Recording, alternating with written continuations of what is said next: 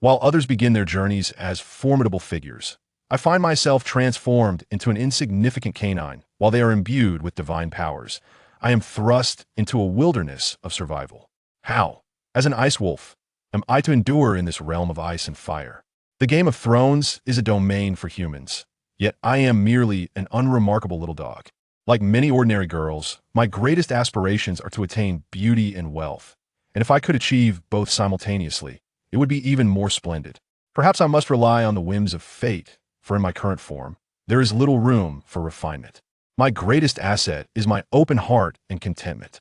Aside from the absence of a romantic partner, I am quite satisfied with my present circumstances. Sharing a name with the beloved pet of a protagonist from a poorly executed drama, I have pondered how I might exploit the advantages of a time-traveling heroine should I find myself in the world of Westeros. However, upon deeper reflection, I reconsider such a brutal battleground is no place for mere mortals. Modern life is indeed wonderful. We have hot pot and lobster, computers and card games. Marvel and Daenerys, what more could one desire? Ah, my favorite mystery series, voiced by my beloved Jean Shu, has concluded, leaving me utterly content. Yet, as I later reflect, I realize I've become the sovereign of unfulfilled aspirations. Yesterday was Christmas. I can still vividly recall binge-watching the first season of Game of Thrones for the sixth time and searching for numerous compilations of Daenerys and Jon Snow, laughing into the night. I eventually wrapped myself in 3 layers of blankets and drifted into slumber while donning a down jacket. Upon awakening, it seems I have transformed into a non-human entity, most likely a fluffy husky.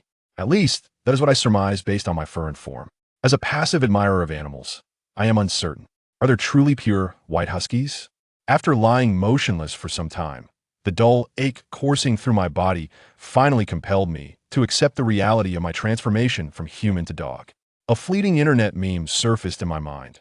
Though I am not human, you are indeed a dog. I stifled a laugh, opening my mouth to emit a soft rather melancholic sound.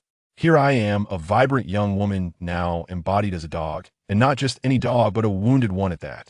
I cannot fathom who could be so cruel as to inflict harm upon it, disregarding the economic implications. Huskies are undeniably adorable. I cautiously lifted my head, staring at my flexible paws, and found solace in the notion that my pristine, fluffy coat should render me quite endearing. However, those claws are far too sharp and require trimming. I strained to stretch my front paws and gently press my soft belly. My disheveled fur was stained with blood, dirt, and various remnants of nature. The wound on my abdomen, based on the intensity of the pain, did not seem particularly grave. Suddenly, a thought emerged unbidden. I yearned to lick it. I froze, realizing my thoughts were beginning to caninify. Slowly, I propped myself up, inadvertently disturbing the injury and emitting a soft whimper. I appeared to be in a wild forest, surrounded by towering, snow-laden conifers. An injured creature must rely on gradual recovery. In this desolate wilderness, one can never be certain of the presence of larger predators. I must seek a safe haven. Everything around me feels surreal. I must first acclimate to my new reality. Bai Ling gradually rose, experiencing the novel sensation of her limbs touching the ground.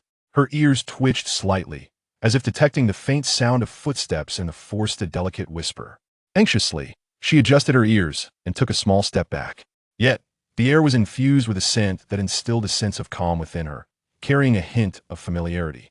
With wide eyes, Bai Ling fixed her gaze deep into the woods, where several creatures emerged from the underbrush, resembling her in form. Their fur was a melange of white, gray, and tawny, and their round, golden eyes bore an icy gaze indicative of apex predators. With elongated snouts, robust tails held high and swaying leisurely, and ears that were small with slightly rounded flaps, they stood in stark contrast to the comically erect ears of a Siberian husky. A sudden realization struck Bai Ling, illuminating her previous misconceptions. This was a pack of wolves. Indeed, how could there possibly be huskies in the mountains? Did that mean she was a wolf too? Paralyzed with trepidation, she locked eyes with the leading wolf as it slowly approached. Fortunately, the anticipated violence did not ensue. The wolves merely approached her one by one, sniffing her, encircling Bai Ling before settling down around her. The largest wolf, the alpha, extended its snout to sniff at Bai Ling, shaking its head in a remarkably human-like manner. In its gaze, she discerned a flicker of confusion. Then, the alpha lowered its head, gently licking the fur around Bai Ling's wound, emitting a mournful whine. Bai Ling pondered uneasily. Was her situation truly as dire as she feared? Draped in the guise of a wolf, she found herself concerned about her future purity.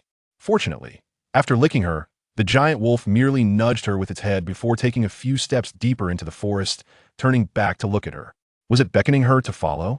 Bai Ling hesitated, her paws still unfamiliar with the ground beneath her, her vision low and peculiar.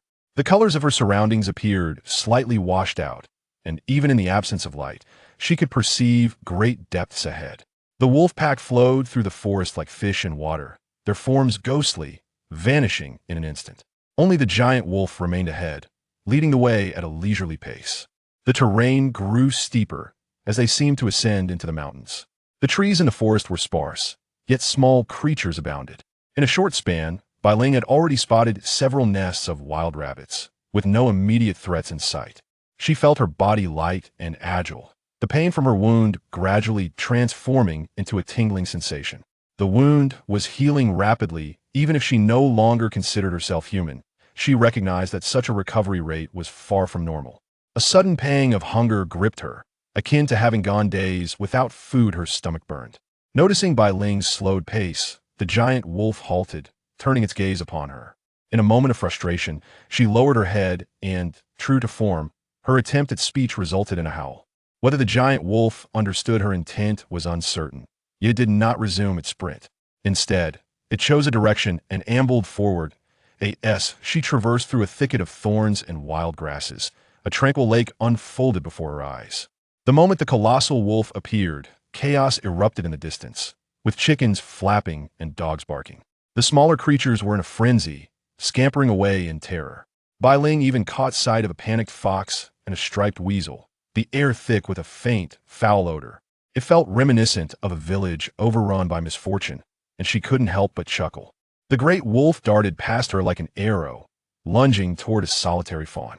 Bai Ling had never witnessed how wolves hunt in reality, yet she was certain that none could match the speed of cheetah. The ruthless cruelty of nature unfolded before her. The young deer met its swift demise at the jaws of the wolf.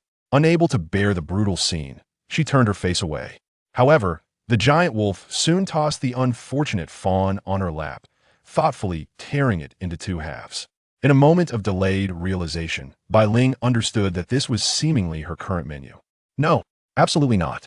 I can only stomach a medium-rare steak. We must reject wild game. Is there any way to cook this meat? Did I cross over just to consume raw flesh? But she didn't want to starve. A barrage of thoughts flooded her mind, and even the wolf's expressionless face seemed to reveal a hint of despair. Noticing Bai Ling's hesitation to eat, the giant wolf emitted a threatening growl that gradually intensified. She sensed that it would not harm her. Resolutely, she turned her back on it, choosing to ignore the beast. The growling ceased, replaced by a peculiar sound of bones and flesh tearing. Was the giant wolf eating? The noise sent chills down her spine. It didn't sound quite right. There was a crackling that suggested bones were breaking. Regardless, she was human and would never consume a freshly killed animal. The strange sounds soon subsided, only to be replaced by a man's voice from behind her. "You are quite troublesome." The voice that emerged was an odd language, resonating deeply from the chest, rich and sonorous. It was melodious, igniting a thrill within her. Bai Ling could find no reference to this language in her memories, yet she comprehended its meaning.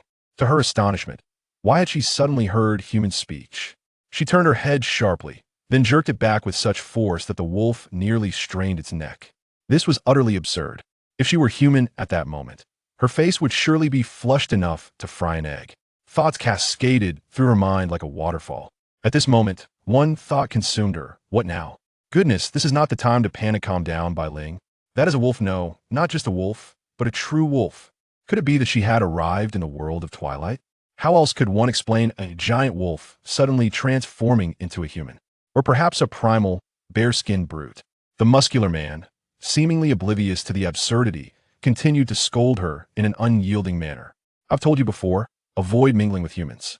Not only do you pick up their stench, but your mind becomes as foolish as theirs." Wait, does this wolfman know me? Is pretending to have amnesia a viable option? Can wolves suffer from amnesia? Help! I do not wish to be devoured. Yet, it appears that the wolf pack has some interaction with humanity. Their connection with humans seems rather profound. What manner of world is this? If a muscular man can transform from wolf to human, might I also possess the ability to change? Are they werewolves, or perhaps human wolves? Or are they neither fully wolf nor fully human? Could it be that there are vampires lurking in this world as well?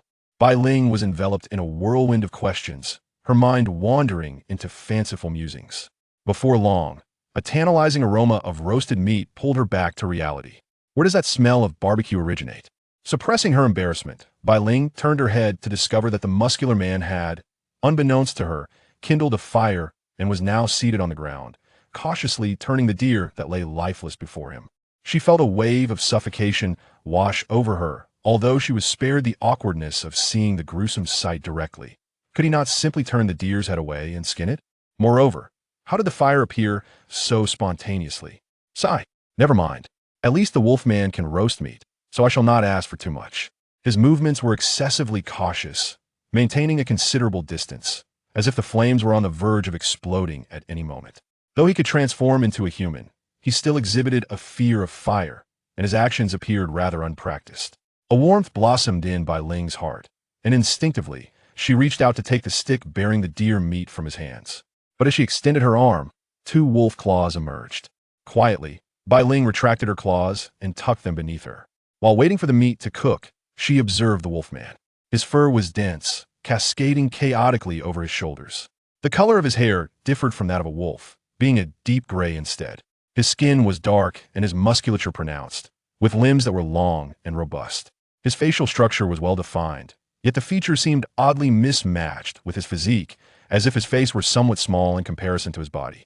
The proportions appeared peculiar, with characteristics that straddled the line between European and African, lending him an exotic allure. Though not unattractive, his countenance evoked in Bai Ling an inexplicable sensation akin to a failed attempt at shaping a visage. Curiosity piqued. The wolfman paid no mind to Bai Ling's gaze, tossing her a piece of the half-cooked deer, while he seized the other half, still dripping with blood, and began to devour it voraciously. He might as well have consumed it in his wolf form. As a human, Bai Ling felt a wave of nausea rising within her, yet the wolf's instincts dominated her physical form. The taste of blood awakened her appetite, and she could no longer resist. She seized the half-cooked deer and began to tear into it. In the throes of extreme hunger, Bai Ling paid little heed to her surroundings. The wolf's sharp teeth effortlessly rent the flesh and sinew. The half-cooked deer meat mingled with the sweet taste of blood, and she found herself having consumed it in mere moments. The 2 beings devoured the entire deer at an astonishing pace, truly embodying the phrase wolfing down. Bai Ling observed the wolfman, now in human form, sprawled comfortably on the ground with his forelimbs resting beneath him, yawning lazily as he remarked, "The humans who harmed you have been captured. It would be wise for you to refrain from descending the mountain again. Return and offer these few wrongdoers to the Grand Snow Mountain." Bai Ling was filled with questions, yet she was not foolish enough to directly inquire about her relationship with the wolfman or the nature of this world. For the time being, she could not find a way to return to her original world. She would ponder it later. For someone like her, who was both physically inactive and severely myopic, transforming into a wolf was an exhilarating experience. She felt an immense curiosity towards this peculiar wolf clan. Bai Ling, in a state of urgency, howled restlessly. Her only desire was to discover how to revert to human form. The wolf's body proved to be rather inconvenient. As she listened to her own howls, the wolfman's expression turned slightly perplexed. "You claim you are injured and unable to transform? What does injury have to do with it? Isn't it simply a matter of envisioning the human form in your mind?" Bai Ling thought triumphantly. The wolf seemed rather easy to deceive. The wolfman scratched his chin and grumbled in a stiff tone, "Honestly, I shouldn't have let you wander off alone. I told you to limit your interactions with humans. You've become quite foolish." "Where have I been foolish? This is merely my first experience as a wolf," she retorted. After a hearty meal and a brief respite, the wolfman interrupted Bai Ling's attempts to transform. "We must return. We need to reach the Great Snow Mountain before the sun rises tomorrow." Bai Ling nodded and stood. While the wolfman charged ahead, she tried her best to resist the urge to look, but the wolf's field of vision was simply too expansive. In his human form, the wolfman maintained an impressive speed, moving with the agility of a primate. Bai Ling exerted all her strength on her 4 legs, barely managing to keep pace with him. Perhaps it was simply that Bai Ling was too weak. Just as she wondered why he was running in human form, the wolfman leaped from a low ridge, soaring through the air for a brief moment, seamlessly transitioning from human to wolf.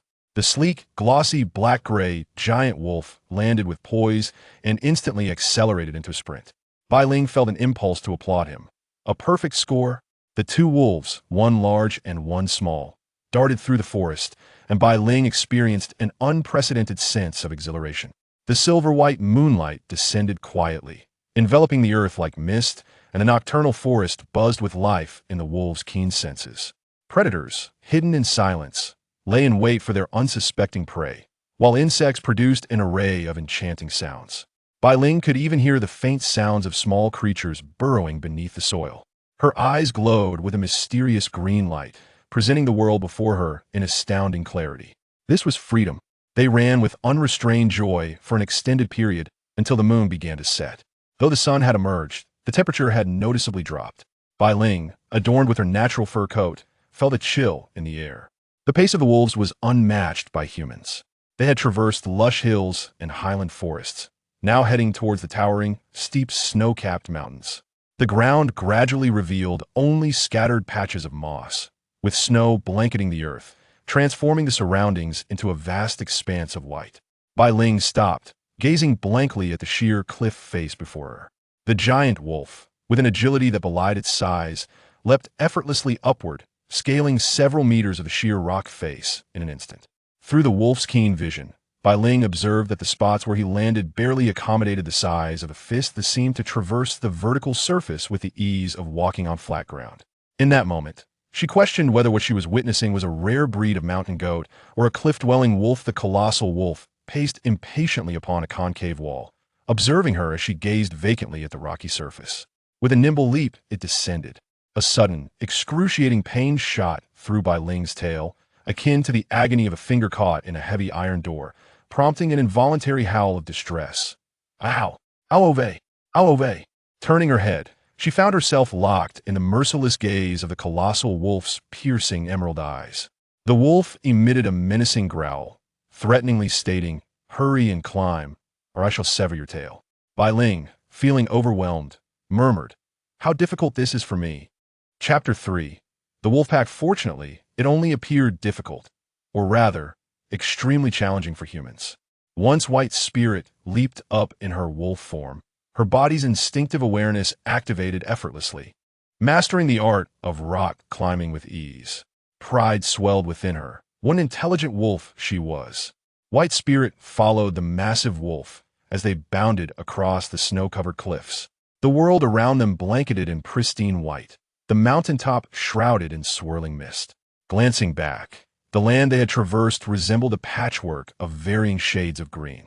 Like strokes from an oil painting, tiny black dots moved sluggishly across the vast, pale green plains. A piercing eagle's cry sliced through the sky, echoing endlessly among the peaks. Everything before her pulsed with boundless vitality, as if painted by nature's own hand. How vast this world was! Climbing was exhilarating, so much so that one could never get enough. Yet the aftermath was inevitable, soreness and exhaustion. Perhaps it was due to her changed core, but by the time they reached their destination, a cave near the mountaintop, White Spirit's four legs felt utterly detached from her body. All she wanted was to collapse. Just as White Spirit swayed, on the verge of flopping down like a lazy dog, the massive wolf circled behind her, jaws agape with razor-sharp teeth, feigning a bite. White Spirit darted forward in a flash, tucking her tail tightly against her hind legs. "We're almost there," the great wolf spoke in human tongue. The cave's entrance lay hidden beneath a crooked, overhanging boulder, easily overlooked without careful inspection. The path sloped downward, its walls lined with transparent ice of indeterminable thickness. The ceiling bristled with glistening stalactites of various shapes, their dagger-like tips sharp enough to serve as weapons, densely clustered overhead. In the cavern's hollow silence, only the rhythmic drip of water echoed. As they descended, the temperature rose slightly, but the path grew narrower and more treacherous. Countless branching tunnels stretched into the darkness, their depths unknown. Faintly, White Spirit caught the sound of human wails and pleas. Suddenly, the space opened into a vast chamber, revealing a steaming crimson spring. Kneeling beside the spring were two ragged, bloodied humans, resembling wild savages. They dared not move, for not far away lay two more enormous wolves. One man's ear had been torn, the blood long dried, leaving only a gruesome wound and the remnants of cartilage. Broken sobs escaped his lips. The other was worse off, his right hand severed clean at the wrist, his face deathly pale. His hollow gaze fixed on the great wolf to his right, eyes brimming with venomous hatred. Beneath them, thin streams of blood trickled into the spring, dissolving into crimson threads. The black-furred wolf waded through the scarlet waters toward a raised stone platform at the center, where he settled comfortably, rolling onto his side with a contented sigh. White Spirit's mind swarmed with confusion, unable to comprehend the scene before her. A golden and white wolf approached, affectionately licking the black wolf's face and neck. Their foreheads pressed together in an intimate gesture, reminiscent of human lovers. This must be the black wolf's mate, meaning the shape-shifting male was likely the pack's alpha. Suddenly, the black wolf spoke again, his voice deep and commanding. "White, these filthy humans are yours to deal with. Kill them." The two savages had barely recovered from the shock of hearing a wolf speak when those chilling words reached their ears. Immediately, they began wailing and begging for mercy. Bai Ling was stunned. For a moment, she doubted her own ears. "Why? I don't want to. It's so filthy." The words that left her mouth were not the usual growls, but a crisp, delicate, almost musical voice, like that of a young girl. "This voice is too lovely. I could die." But how had she suddenly gained the ability to speak? Was it because of this strange cave? One must settle their own grudges. That is the law of the Great Snow Mountain. Perhaps Bai Ling's words had kindled a sliver of hope in the two men. They wept and screamed, their faces streaked with tears and snot, mingling with the grime and blood caked on their bodies. Their frenzied appearance sent Bai Ling stumbling backward in fear. Too filthy. She refused to let them stain her pristine white fur. A gentle female voice spoke up. Bai is still young. She needs more experience. Perhaps it's time for her to leave the pack. Your sister shouldn't be this week. The black wolf remained silent, deep in thought. The tender-hearted she-wolf nuzzled her mate before rising to her feet, slowly parting her jaws, revealing razor-sharp fangs still glistening with shreds of fresh meat. Bai Ling turned her head away, unable to watch. Two agonized shrieks pierced the air, followed by a spray of scalding blood that drenched her from head to toe. Thud! Thud! The severed heads rolled to the side. She had never known a human body could contain so much blood. Her once snowy fur was now completely drenched in crimson. Her vision blurred into a haze of red. All sound gradually faded into silence. Absolute, deafening silence. The last thing she heard was a single farewell. Goodbye. One by one. The wolves followed the black alpha pair as they departed. Bai Ling sat motionless by the spring, numb, unaware of how much time had passed. When she finally regained her senses, she found the blood had been completely washed away by the water. The pool was warm, soothing. If not for the gnawing hunger in her stomach, she might have stayed there forever. But this was the territory of the black wolves. She had to leave quickly. A lone wolf cast out from the pack would be killed by the alpha pair if it lingered. The two human corpses and their heads were already gone. Only streaks of blood remained on the ground, dragged away into the wilderness. In the unforgiving Great Snow Mountain, food was scarce. It wasn't too hard to guess what had become of the bodies. Even if they could take human form, at their core, they were still beasts. Bai Ling's mind felt sluggish, her emotions in turmoil. The excitement and wonder she had felt upon first arriving in this world had vanished without a trace. All that remained was fear. Fear of the present, fear of the future. Even more terrifying was the primal bloodlust that had stirred within her as the humans were torn apart. Saliva had pooled in her wolfish mouth without her realizing it. Suppressing the dread in her heart, Bai Ling repeated to herself like a mantra, "I am human. I am human. Yes, I am human. My name is Bai Ling. I come from the 21st century. I adore watching dramas, savoring spicy hot pot, and indulging in lazy mornings. I'm not a wolf, nor am I white. My name is Bai Ling." A prolonged howl suddenly pierced the air, a warning for Bai Ling. It was time for her to leave. She must venture into human territory. She must become human. Retracing her steps, Bai Ling surmised that human settlements were likely concentrated in plains and rolling hills. She contemplated returning first to the place where she had been injured to investigate. On another note, The two wild men who had perished in the wolf den felt eerily familiar. Surely not. If her suspicions were correct, then she might have no choice but to hide in the mountains forever. For in this world, wherever humans dwelled, no place was truly safe. Growl. Food first. In the woodland where she had once picnicked with the black wolf, Bai Ling was fortunate enough to stumble upon a stream teeming with fish. The current was swift, and she dared not wade too deep. Unlike the native wolves, she was all bark and no bite, utterly inexperienced in hunting. For a while, fish leaped in the water while she watched helplessly from the shore, her stomach rumbling like thunder, chasing the fish along the bank. Bai Ling discovered a narrow, downward slope where countless plump fish leaped high before plunging back. Yet she hesitated to approach, for in this natural dining hall crouched a brown bear. The bear wasn't particularly massive by any standard, but Bai Ling was timid. Back home, she couldn't even best a toy poodle, let alone a wild, full-grown bear. Noticing Bai Ling, the bear grew wary. It rose onto its hind legs, adopting a threatening stance. Unwilling to back down, Bai Ling bared her teeth with a low growl while subtly inching backward. The two sized each other up cautiously, neither certain of victory. After a tense standoff, they eventually returned to their own affairs, watching one fat fish after another leap willingly into the bear's maw. Bai Ling burned with envy and resentment. So unfair. So hungry. Damn gluttonous bear. How much do you even need to eat?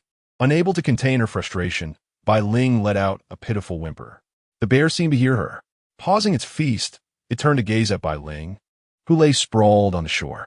Bear. Oh, Bai Ling, ki gravu. The bear lowered its head, raised a massive paw, and, splat, a plump fish landed at Bai Ling's feet. Starving and desperate, she pounced on it with a ravenous bite, tears of gratitude welling in her heart. Forgive me. I am truly the shame of the wolf clan. From now on, bear, you're my big bro. Ah, this fish is divine. Chapter 4. The wolf's arduous wilderness survival after enduring a harrowing nightmare. Bai Ling finally mastered the art of transformation. This nightmare deserves mention. In her dream, Bai Ling became the mother of dragons, wed to Khal Drogo, and joyfully bore a litter of huskies. The huskies wreaked havoc, yapping, "Mom, join us." When she turned to complain to Drogo, she found the once handsome and mighty warlord transformed into a horse-headed humanoid, sputtering, "My moon, what troubles you?" By the grass. Jolted awake, Bai Ling's heart raced, her mind unsettled for a long while. The dream's imagery left deep psychological scars. How utterly terrifying. Then, she realized she had inadvertently transformed into a human. Cheers. Her human form appeared to be that of a 7- or 8-year-old girl with platinum blonde hair. Her voice was melodious, her face adorable, somewhat resembling a gender-switched Draco Malfoy from Harry Potter. I'm too adorable. I slay myself. She discovered her human transformation couldn't last long, merely tens of minutes. Yet, Bai Ling quickly grasped the trick to control it. When her emotions surged intensely, visualizing her human form in her mind triggered the transformation. To revert, she simply emptied her thoughts and repeated the process. Her human appearance offered no hint of how she might look as an adult. But for now, she was quite satisfied. The transformation process differed slightly from what the Black Wolf had described, but Bai Ling believed her human form still reflected her subconscious desires. Admittedly, her curiosity about the werewolf species grew, but further experimentation was needed to prolong her human state. The mountain forest, rich in resources and devoid of particularly dangerous beasts, became her temporary sanctuary. She found a dry, cozy cave, just spacious enough to conceal her, close to a stream. She plundered birds for feathers and gathered large, smooth leaves to line her nest, crafting a snug little den. She once fantasized about building a treehouse or a thatched hut, but abandoned the plan due to sheer ineptitude. Oh well, no need to torment herself. As for food, her friendship with the bear flourished splendidly. Since the fish-sharing incident by the stream, Bai Ling had grown fond of this simple-minded giant. Every time the bear headed to the fishing spot, Bai Ling trotted eagerly behind. Once the bear finished eating, she swooped in for leftovers or waited hopefully for charitable offerings. Initially, the bear attempted to shoo her away, but ultimately succumbed to her shameless persistence, tacitly permitting her freeloading. Mooching meals, such a disgrace to wolfkind. Or not. Bai Ling, what's dignity? Is it edible? With a human soul, Bai Ling understood reciprocity, sort of, and treated the bear with warmth. A wolf's claws excelled at digging. She often excavated nutrient-rich larvae nests for the bear or daringly scaled trees to fetch honeycombs and golden sweetness. Or perhaps from a place far, far away, bringing back a cluster of sweet berries for the bear. Unknowingly, the two became good companions at the little dining table. With the bear by her side, it brought some solace to the lonely Bai Ling, temporarily easing the fears and worries buried deep in her heart. Logically speaking, a lone wolf separated from its pack has an extremely low survival rate. Yet Bai Ling managed to survive in these wolf-populated mountains in her hybrid form. One must admit, Bai Ling was quite fortunate. If not for the overwhelming scent in the bear's den, she might have even tried cuddling with the bear, experiencing the bliss of snuggling against its fur. But good days never last. The leaping fish in the stream were seasonal. As winter approached, food became scarcer for Bai Ling. The weather grew colder. Small animals had already stored enough provisions for the season, and Bai Ling now had to consider the food supply for both of them. Wolf? Bear. Before hibernation, the bear needed to store enough nutrients for the winter, and Bai Ling, still growing, couldn't afford to starve either. She even considered disguising herself as a pet to mooch meals from humans. While searching for traces of human activity, Bai Ling consciously expanded her patrol range. She remembered watching a documentary that said wolves had exceptional endurance. A lone wolf could trek thousands of miles in search of a new pack. Moreover, an adult wolf could consume up to 18 pounds of meat in one meal and then go days without eating. She had already begun to appreciate the advantages of this wolf body. Not only could she run steadily for dozens of hours, but a single full meal could sustain her for a long time. Memories of indulging in daily feasts as a human gradually faded into obscurity. She was slowly adapting to this wolf form, but as a lone wolf, she rarely ate her fill, lacking survival skills in the wild. She couldn't even start a fire and refused to eat raw meat. By wolf standards, Bai Ling spent most of her time hungry. In the mountains, her human form wasn't as convenient as her wolf form. As a wolf, she was agile and full of stamina, making it easy to find food. But in human form, she was weak, lacking endurance, and couldn't even get close to the bear. Once, she tried approaching the bear in human form and nearly became its impromptu snack.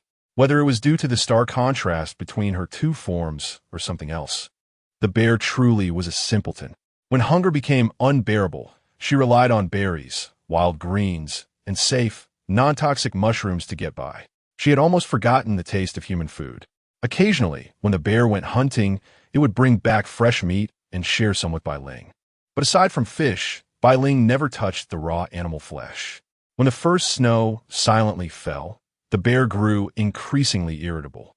Bai Ling knew she had to leave. Before departing, she wanted to ensure the bear had enough food to hibernate peacefully. Through her long treks, Bai Ling had already mapped out areas where humans lived and frequented. Yet she dared not make contact, unable to take that final step. After all, she was neither fully human nor fully wolf. As the saying goes, rare goods are worth hoarding. Once humans discovered her secret, she feared she would meet a tragic fate. She had only just mastered transformation and hadn't yet unraveled its mysteries, nor determined the maximum duration she could maintain human form. If she reverted to her wolf form in public, it would be disastrous. But now she had no choice but to gamble. Bai Ling feared becoming the first transmigrator in history to starve to death. Her chosen target was a remote pasture, far from the area she inhabited, nestled in the southeastern plains. It would take her from dawn till dusk to reach it. She selected this location because its seclusion made it less likely to draw attention, with the nearest village several miles away. Moreover, after long observation, she noted the pasture owner led a simple life, just a couple and their son, 3 people in total. The owner kept a large flock of plump sheep, suggesting a comfortable livelihood where losing a few wouldn't spell ruin. The lively lambs wiggled their hindquarters, transforming in Bai Ling's mind into roasted legs, ribs, skewers. Droplets of blissful tears welled at the corners of her mouth. What kind of wolf would I be if I didn't steal sheep? I, gray wolf, shall return. Delicious mutton skewers. If they're not tasty, They're free. Her first lamb heist went smoothly. Silently slipping through the fence, she shifted to human form, tied 2 lambs with rope, then opened the gate from inside before reverting to wolf form to drag them away, all in one fluid motion. Before leaving, she noticed the owner's stash of dried cheese, cured meats, sausages, and even some unpalatable sour wine. In for a penny, in for a pound. Bai Ling feasted until her belly was round. Though the flavors were mediocre, it was her first taste of human food since transmigrating. A 5-star review for this buffet. The journey back was arduous, the lambs exhausted, and she had to fend off potential thieves along the way, leaving her equally spent. Big Bear adored the new lambs, sleeping beside them every night. Though reluctant, Bai Ling knew it was time to bid farewell, licking her lips at the memory of sausages. Perhaps, just one more trip? This time, however, after slipping in with practiced ease, she found the gate wouldn't budge. The lambs, unlike before, bleated incessantly at the sight of her. Soon, barking dogs and shouting voices echoed outside. Damn, screwed. Knowing the fate awaiting her wolf form, Bai Ling remained in the guise of a little girl, hoping to bluff her way out. She could sustain this form for 2 hours, enough to talk her way free. If discovered, escape was her only option. Time to act. Wrapping a tattered cloth around herself, she pinched her thigh hard, summoning tears that shimmered in her striking emerald eyes. Her delicate face and radiant platinum hair, albeit slightly greasy and unkempt, made her appear heartbreakingly pitiful. The ranch owner barged into the sheep pen with 5 or 6 burly men and 2 large dogs, expecting to confront a vicious sheep thief. Instead, they found a pitifully thin child huddled in the corner, clutching a lamb for warmth, her tattered clothes barely covering her shivering frame. Terrified, the girl seemed on the verge of tears, desperately trying to hide among the flock. The men exchanged bewildered glances. This fragile creature hardly resembled a thief. With her delicate limbs and malnourished frame, she couldn't possibly have carried off a sheep.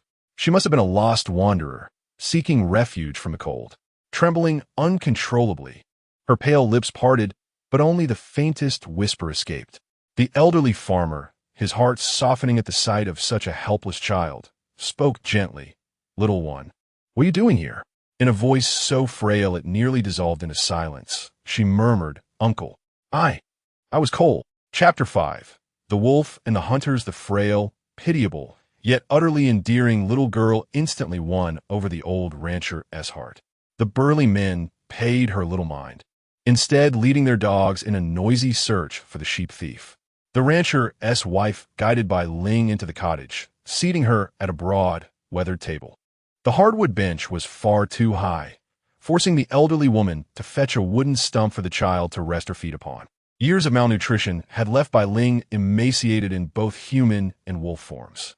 While her lupin frame concealed it somewhat in human guise, she appeared no older than 8, so painfully thin, her skin as pale as the first snow of winter, veins tracing delicate patterns beneath like brittle twigs buried beneath the frost.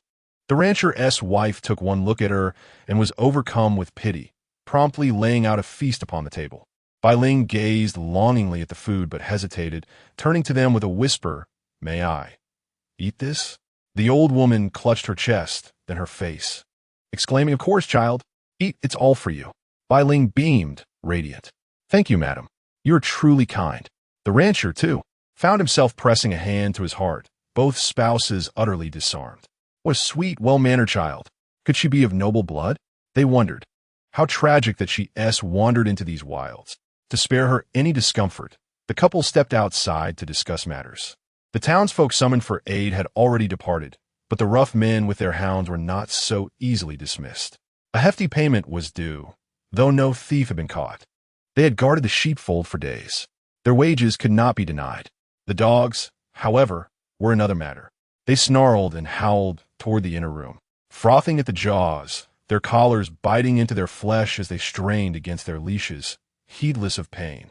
The handlers struggled to restrain them, nearly dragged off their feet. When the 7 hells is wrong with these beasts? One cursed, Damn it, did you forget to feed them again? By the gods, I tend to them better than my own sons. With reluctance, the rancher and his wife handed a grimy pouch of coins to the man bearing a longbow and quiver.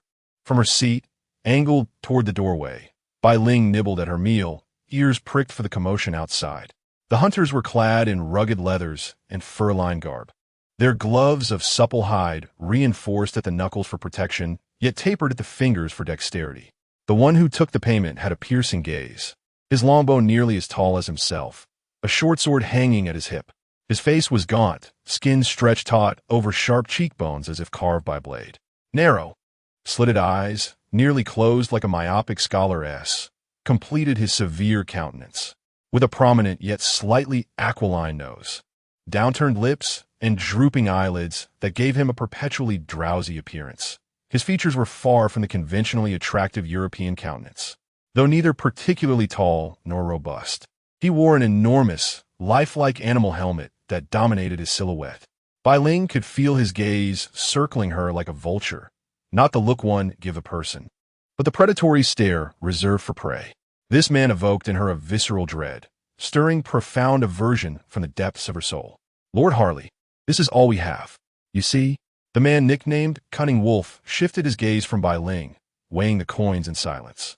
His two dog handlers immediately took the cue, bellowing theatrically. Old Bill, is this some kind of joke? Think we're beggars? This pittance wouldn't even buy us a round of ale. Look at my frost-bitten foot. I'll need to visit the city's maester. One thug thrust forward a leg clad in pristine fur-lined boots, the leather gleaming conspicuously new. Harley pocketed the coins with a sigh. Fine. Old Bill's had it rough. We'll take the sheep instead. Ignoring the elderly couple's desperate pleas, he shoved the door open and loomed before Bai Ling. Though her heart pounded like a trapped hare, Bai Ling maintained perfect composure, flashing a sweet smile complete with a stray vegetable leaf between her teeth. Harley responded with a mirthless smirk, roughly tousling her hair before striding out. Gradually the barking hounds, hunters' shouts, and faint bleating of sheep faded into the distance. That smile was terrifying. Bai Ling exhaled, patting her chest. The elderly couple asked simple questions, her origins, age, whether she'd eaten, before insisting children needed rest and leading her to sleep. Having no spare bedding indoors, they prepared a nook in the storage shed beside the sheepfold. The old woman layered straw and coarse fabric into thick padding, instructing Bai Ling to cuddle the lambs if cold. Nodding obediently, the girl thanked her with perfect courtesy before bidding good night. What a darling child, the woman murmured after planting a kiss on Bai Ling's forehead and extinguishing the oil lamp. In the absolute darkness, two eerie emerald lights gleamed where Bai Ling's eyes should be. The lambs huddled fearfully in a distant corner. After listening intently to confirm safety, Bai Ling gradually resumed her lupin form. Maintaining human shape was akin to cramming oneself into a suffocating vessel, agonizing to endure, with every muscle and bone protesting. Though never fatal, the discomfort was excruciating. Learning she'd caused the shepherd's loss and inconvenience filled her with profound remorse. It was evident that the elderly couple were decent folk, and from their pleas for mercy, it became clear that the flock of sheep did not belong to them. They were merely tending the livestock for some noble lord. The hunters had likely been hired by the shepherd couple for assistance, yet confronting humans wouldn't require such numbers, nor the accompaniment of two hounds. She must have inadvertently revealed some clue that betrayed her true nature. That man named Harley unsettled her profoundly, especially the wolf's head cap he wore, which sent chills down her spine. A premonition whispered within White Ghost that Harley would return, and when he did, he might bring calamity in his wake. Next door, the old couple murmured in hushed tones, discussing this year's harvest, the nobles' relentless taxes, the wretched weather. Only when speaking of their son did their voices brighten.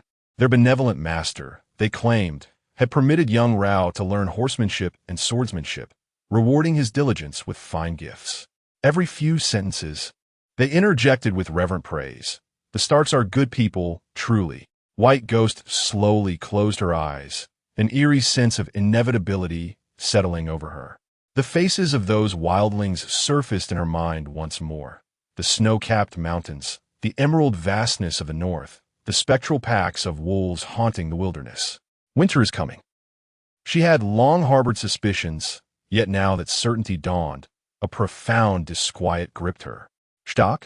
Winter is coming, but what era is this? The hunters, having departed Old Bill's pasture, made straight for the tavern to indulge in revelry.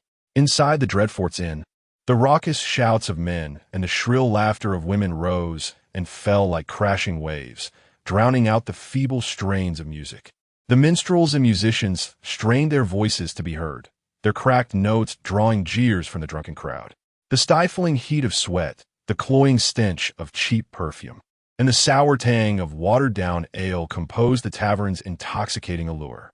When idle, Harley the Cunning Wolf whiled away his hours here, generous with coin and silver-tongued. He was usually surrounded by a flock of giggling women. Yet tonight, for the first time, no companion graced his side. All who approached, man or woman, were brusquely dismissed. With painstaking care, Harley plucked a few strands of platinum blonde hair from the seams of his glove, studying them intently before bringing them to his nose for a deep inhale. His body jerked forward violently, nearly snapping the delicate strands.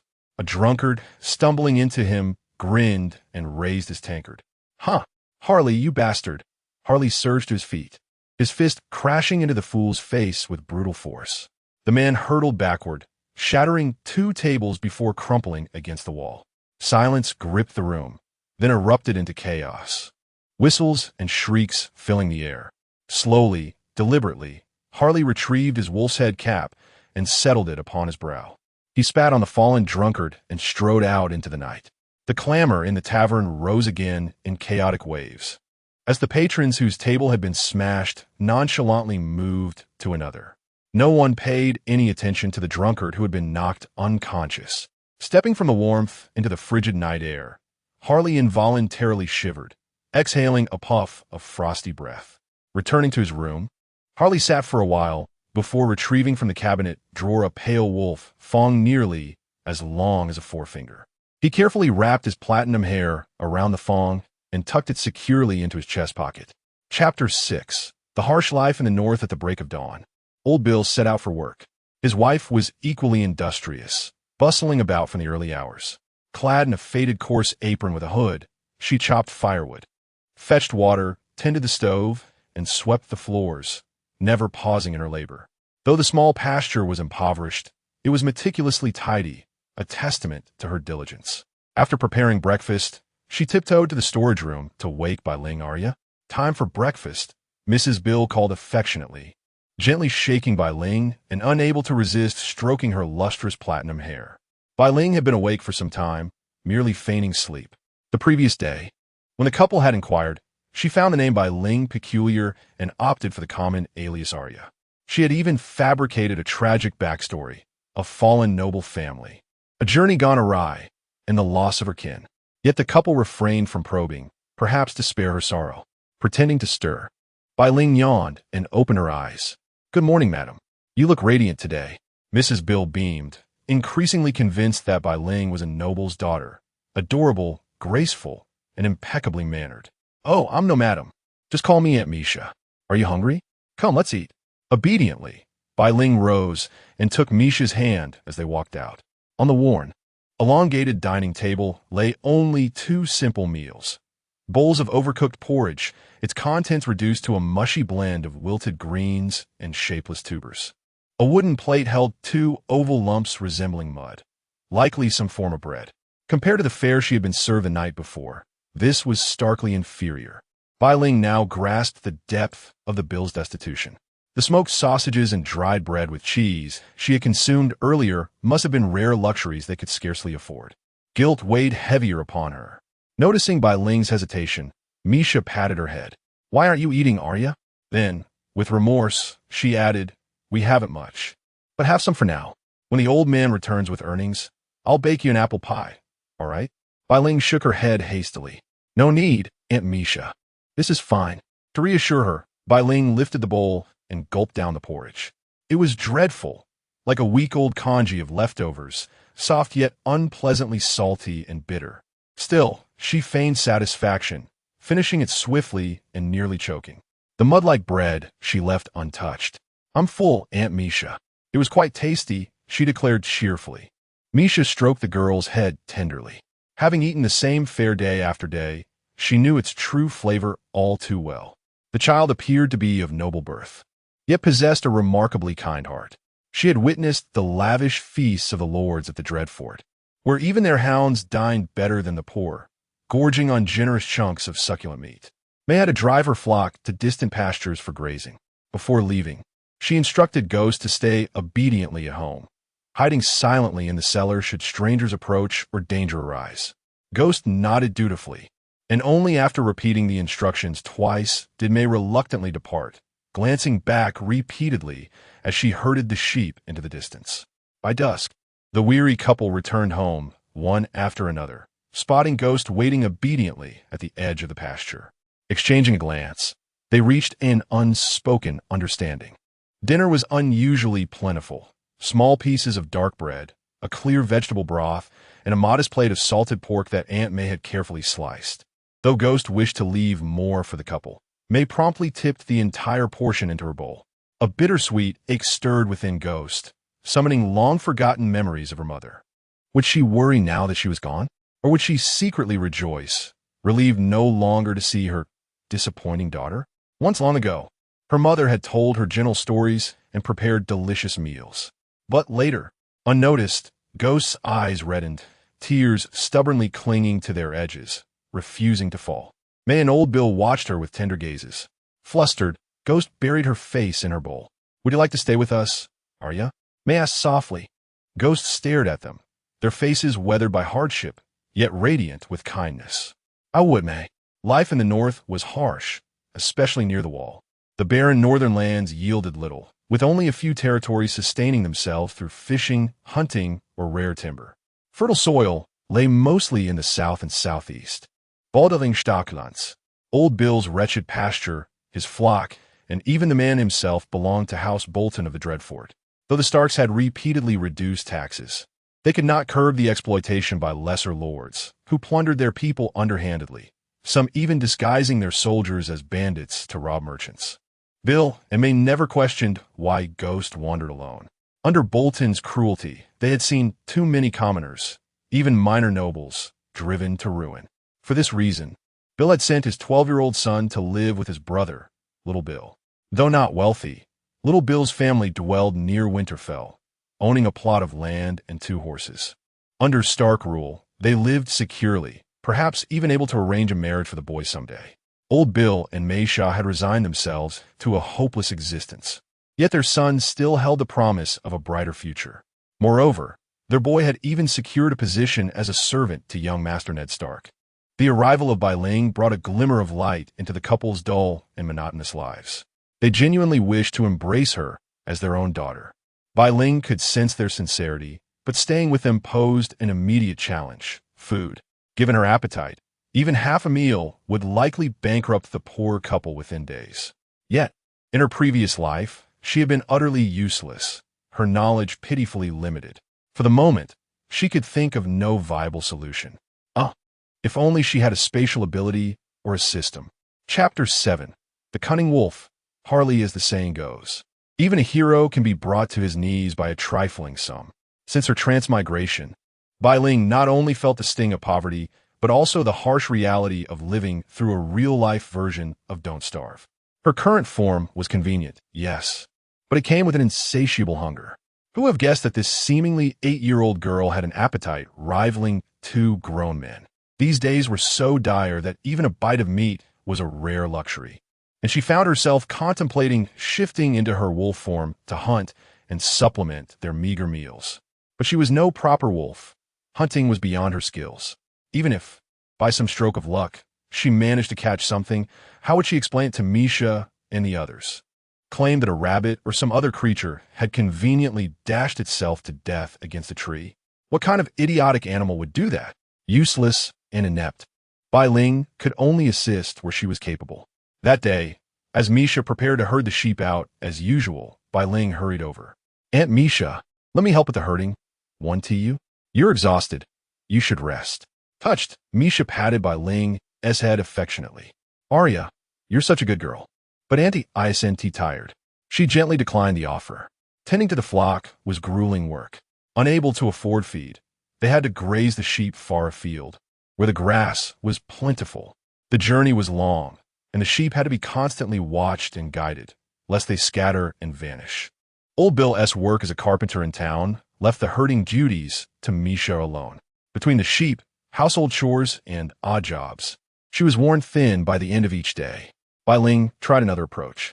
Then let me come with you and learn. I want to help. Thinking it might be a pleasant diversion, Misha agreed.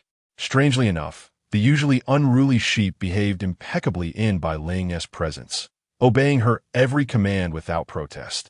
Misha was astonished, once again attributing it to Bai Ling's noble upbringing. She clapped her hands in exaggerated praise. Arya, you're so clever. The lambs adore you. Bai Ling. Noble lady reputation in shambles. Auntie, your bias is showing. Those lambs aren't fond of me. They're trembling in fear. After accompanying Misha a few times, Bai Ling was entrusted with the flock. Poor children matured early, and if Bai Ling could ease the burden, all the better. With her newfound free time, Misha turned to mending clothes, tending the fields, and sewing new garments for Bai Ling. Beyond simply helping, Bai Ling had another motive, scouting for food. But the lingering cold left the wilderness barren, save for the numerous mole tunnels she stumbled upon. I wonder if these taste as good as bamboo rats. Bai Ling licked her lips, contemplating how to catch them. While Bai Ling plotted her mole-hunting schemes, Harley the cunning wolf sought out Old Bill in town. Slipping up behind the unsuspecting man, Harley slung an arm around his shoulders with false camaraderie. Old Bill, how've you been? Lost any livestock lately? Old Bill shrank his neck in flattered surprise. Thanks to your grace, Lord Harley, no more sheep have gone missing from our home. Huh, that's good to hear. And what of that child from the other day? At the mention of Bai Ling, Old Bill's face broke into a simple, honest smile. My wife and I have grown quite fond of her. She lives with us now. Harley narrowed his eyes slightly. That is good news indeed. Tell me, have you noticed anything unusual lately? Seeing Old Bill's blank expression, he added, for instance, have you heard the howls of beasts in the night? And no, nothing like that. The nights have been quiet, Old Bill replied, straining his memory. Harley chuckled, gave Old Bill a firm pat on the back, and turned to leave. Emerging from the bustling alleyways, Harley made his way toward the inner city, where the red banners of the flayed men fluttered. The guards at the gate swung open the iron doors without hesitation, allowing him passage. Inside the inner city, countless eyes followed Harley's every move, accompanied by hushed whispers. Bastard, that low-born whelp. Harley Snow, the filthy hunter. Harley paid them no mind. With long strides, he entered the fortress, a towering structure built from massive blocks of marble, where the lord resided. Within the chamber stood a rare, expansive table carved from solid black stone. Seated on either side were nobles, their meeting abruptly interrupted by Harley's unannounced entrance. Honorable Lord, I have urgent matters to discuss, Harley declared, removing his wolfskin cap with a gesture that bordered on insolence. Who gave you permission to barge in here? A youth beside the lord sprang to his feet, his face flushed with anger. Guards! Guards! Roose Bolton, sit down. The withered old man at the head of the table spoke softly, his measured tone carrying an inexplicable weight. The rest of you leave. Soon. Only 3 remained in the vast chamber. Harley propped his boots onto the table without ceremony. Next month's 100-man melee, I will represent House Bolton. Impossible, the youth snarled. You filthy! Roose, you may leave as well, the lord cut in sharply. Trembling with fury, the young man dared not protest further. With a sweep of his sleeve, he stormed out, casting a venomous glare at Harley as he went. The old man spoke slowly. You have 5 minutes to convince me. Harley Snow let out a derisive snort. This old vulture won't lift a finger without a prize in sight. I found a true skin changer. Is that enough? The lord, draped in opulent furs despite his frail frame, lifted his eyelids slightly. Turning with deliberate slowness, he tossed a few logs into the roaring hearth. Harley Snow. Children in the north stop believing in old wives' tales by the time they're out of swaddling clothes. Or did that drunken fool of a foster father of yours truly witness skin changers, or beast speakers, lurking in haunted woods? Are you certain it wasn't just the delirium of fear and ale? The cunning wolf Harley clenched his fists, a surge of heat flushing his face as he perceived the profound humiliation in the elder's words. Though this man was his own flesh and blood, he regarded him with the same contempt as everyone else, even believing he had tainted the lineage of the flayers. Harley abruptly rose to his feet, his voice icy as he declared, I shall uncover the evidence. And you'd best warn your little whelp to cease harassing me, lest one day my arrow slips its leash and finds its way to him. Unfortunate that would be. The elder fell silent, his head drooping as though he had drifted into slumber. Chapter 8. A kindred spirit in the wilderness, Harley Snow stepped out of the council chamber when a figure emerged like a specter from the shadows.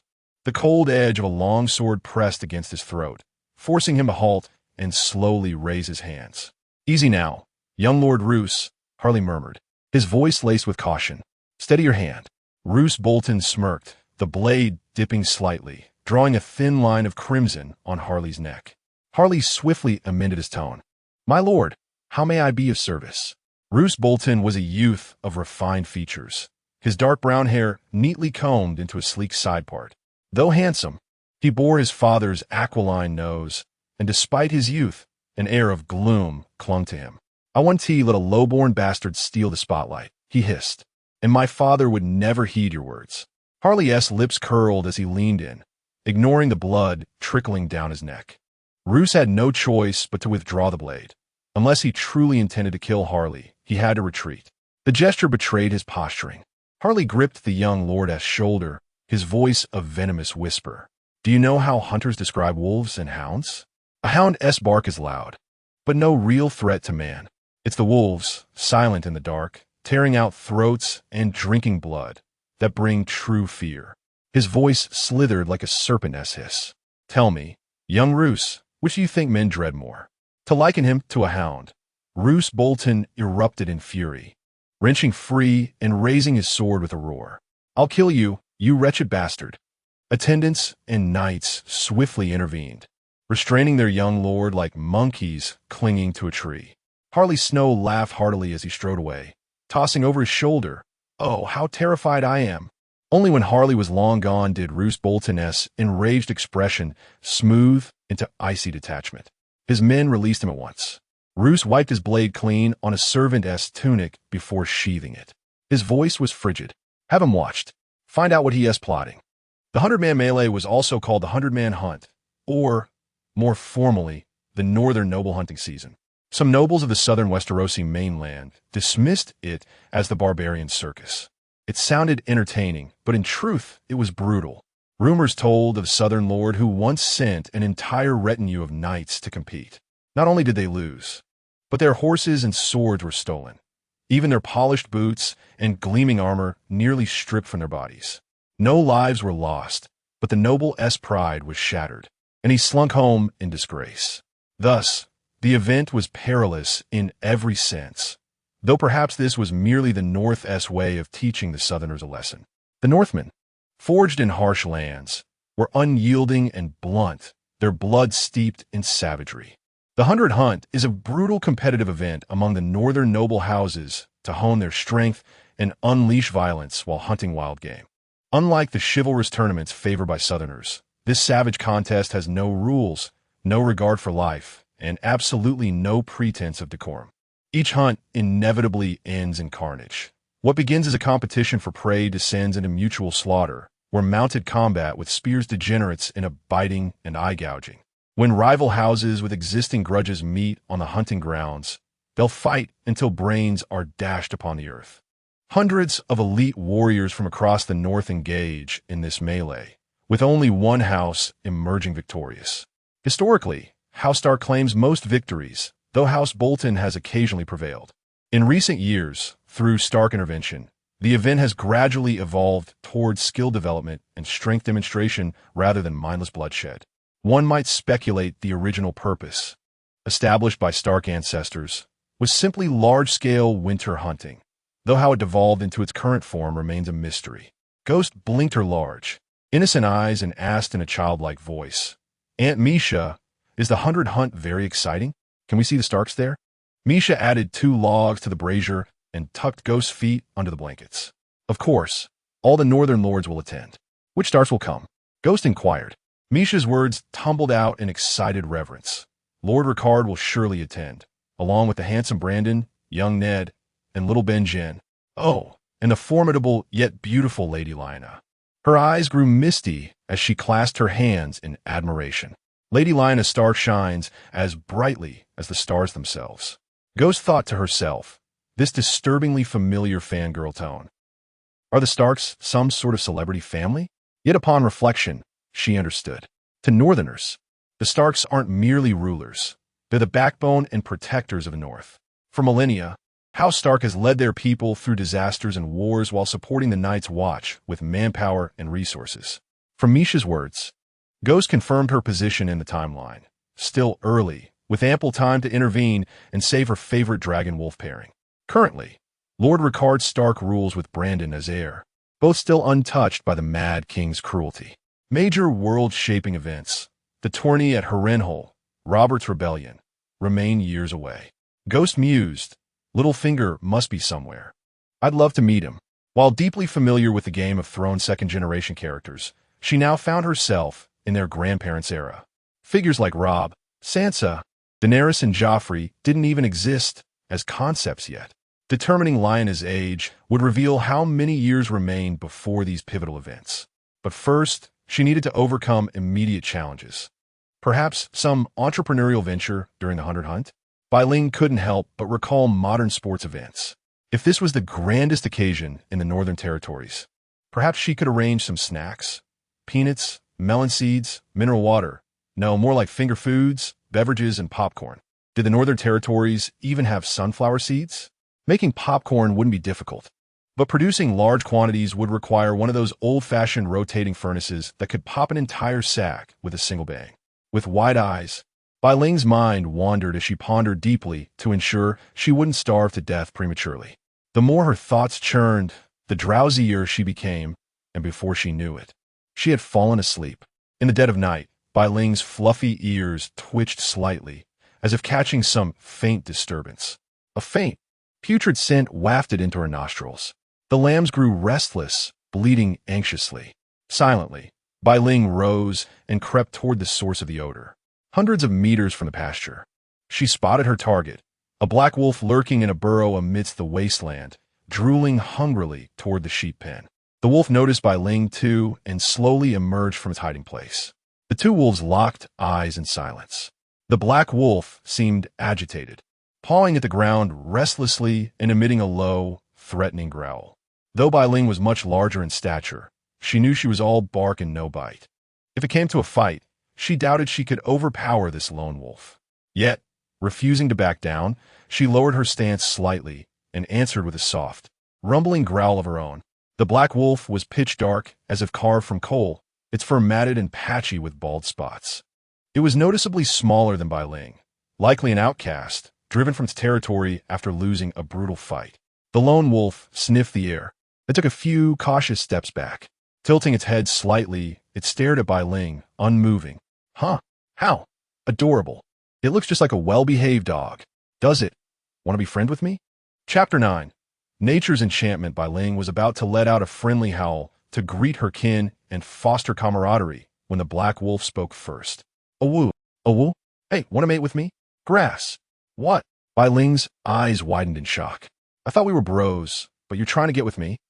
Receiving no response, the black wolf switched communication methods. A smooth yet arrogant voice echoed in her mind. Hey, I asked you a question. Want to be my mate? Don't judge me by how I look now. I used to be the strongest in the pack. Bai Ling, mind-blowing shock. JPG, this is enough to stun my mother for a whole year. Forget the bizarre courtship. She understood animals could be blunt. But this telepathic communication? What was this? This black wolf, isn't ordinary either. She faintly recalled the werewolves in Twilight having such mental abilities, like how an alpha could command the pack remotely. Who knew such mystical natural magic existed in the world of ice and fire? The black wolf continued yapping shamelessly, giving Bai Ling a headache. Seems like an idiot. Never mind. I don't want my superior bloodline tainted. What a pity. Pretty but dumb, huh? You look like a pup. Why did your mother abandon the pack? Were they all killed? Guess you really are stupid. Can't even speak a word. The hell? Do you ever shut up? Rage surged through Bai Ling, clouding her judgment. Her white form lunged like a phantom, her fangs clamping down hard on the black wolf's tail. She shook her head violently, tearing at it. Caught off guard, the black wolf yelped in pain, tears nearly springing to its eyes. its own ferocity flaring in response. No more words. The two wolves instantly locked in a vicious brawl. Whether due to Bai Ling's superior physique or the black wolf's poor condition, the latter was no match. Its remaining intact fur was nearly ripped off, and its tail almost severed. What baffled the black wolf most was its inability to overpower a juvenile she-wolf. Bai Ling had never learned proper wolf combat, but the more she fought, the more primal strength surged within her. Her emerald eyes faintly glowed with a bloody hue. "I surrender. Stop biting me." "Awoo." The black wolf desperately rolled away, breaking free before collapsing, panting heavily in submission. Gradually regaining her senses, Bai Ling surveyed the brutal scene, completely unexpected. I'm actually pretty strong. But now, exhaustion and ravenous hunger overwhelmed her. She could devour an entire cow. The black wolf weakly muttered, "You've conquered me. If you wish to ravage me, go ahead." Bai Ling. "What the hell? Trying to freeload now?" With disdain, she retorted, "You're the one with issues." Shouldn't T-normal wolves exchange greetings and backgrounds first? The black wolf raised its head slightly, casting an odd glance at her before lowering it again in silence. It seemed to have fainted, its breathing growing faint and shallow. "Bai Ling, this isn't good. Is it dying? Was she really that fierce?" Shifting back into human form, Bai Ling cautiously approached and discovered old wounds on the black wolf's body, torn open during the fight. Serious injuries indeed. The earth beneath it had already been stained crimson with blood. Panicked, Bai Ling hurried off to find something to treat its wounds. Before leaving, she hid the wolf in an abandoned farm west of Rotten Root Farm, a desolate stretch of wilderness, rarely visited by humans but free of dangerous beasts. The area teemed with small rodents, especially wild mice, scattered like potatoes in the soil, easy to dig up in clusters. Carrying the wolf in human form had been effortless, though she nearly toppled backward from the sheer force of lifting it. Glancing down at her slender arms and legs, Bai Ling couldn't help but marvel. "Ever since crossing over and becoming something not quite human, I've grown increasingly peculiar, haven't I?" First, she needed to tend to the wolf's injuries. She also wanted to understand the strange telepathic connection between their kind. Fortunately, though its breathing was weak, the wolf was stubbornly clinging to life. It was a bit an oddball, but she couldn't just leave it.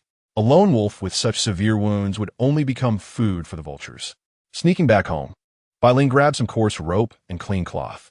After a moment's thought, she also poured a bit of alcohol from Old Bill's secret stash hidden in a wall crevice. Disinfecting the wounds before bandaging them might help. And the rope? Well, to keep it from moving around too much. She wondered if this soot-black wolf could shapeshift into human form. If it woke up and ran off while she was gone, what then? Might as well tie it up properly. A cold gust of wind snapped her out of her thoughts, and she shook her head vigorously, dispelling the indecent notions swirling inside. Being single for too long really does things to a person. Even a dog starts looking handsome. The priority now was keeping it alive. Treat this dying wolf as if it's still kicking. Dabbing a cloth with a small cup of alcohol, she cleaned its wounds.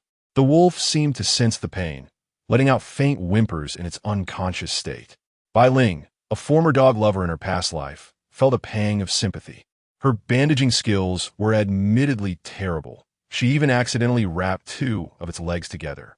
If not for the wolf's upper body, it might have resembled an oversized silkworm cocoon. Dawn was approaching. This will have to do for now. Bill and Mesa rose early, so she had to hurry back and play the obedient child, returning at nightfall with food to check on it. Wolves are resilient creatures. It'll pull through. No sooner had she slipped back into the small pasture than Bill and Mesa stirred awake. Bai Ling heard Mesa cursing in the fields. Filthy little thieves stealing again, even rope and cloth. May you freeze to death in the cold night. Bai Ling saw the QQ lately. Strange things have been happening. While working in the wild, Mesa kept stumbling upon half-dead critters, hares, moles, squirrels, strewn about. It made her wonder if some mischievous woodland sprite was at play. The white wolf covered its face. Those were the scratches left when she transformed into a wolf. Indeed, she could only catch small animals now, unable to hunt larger prey. The household's meals improved slightly with the addition of some meat, and Old Bill even took the pelts to town to sell, easing the couple's burden somewhat.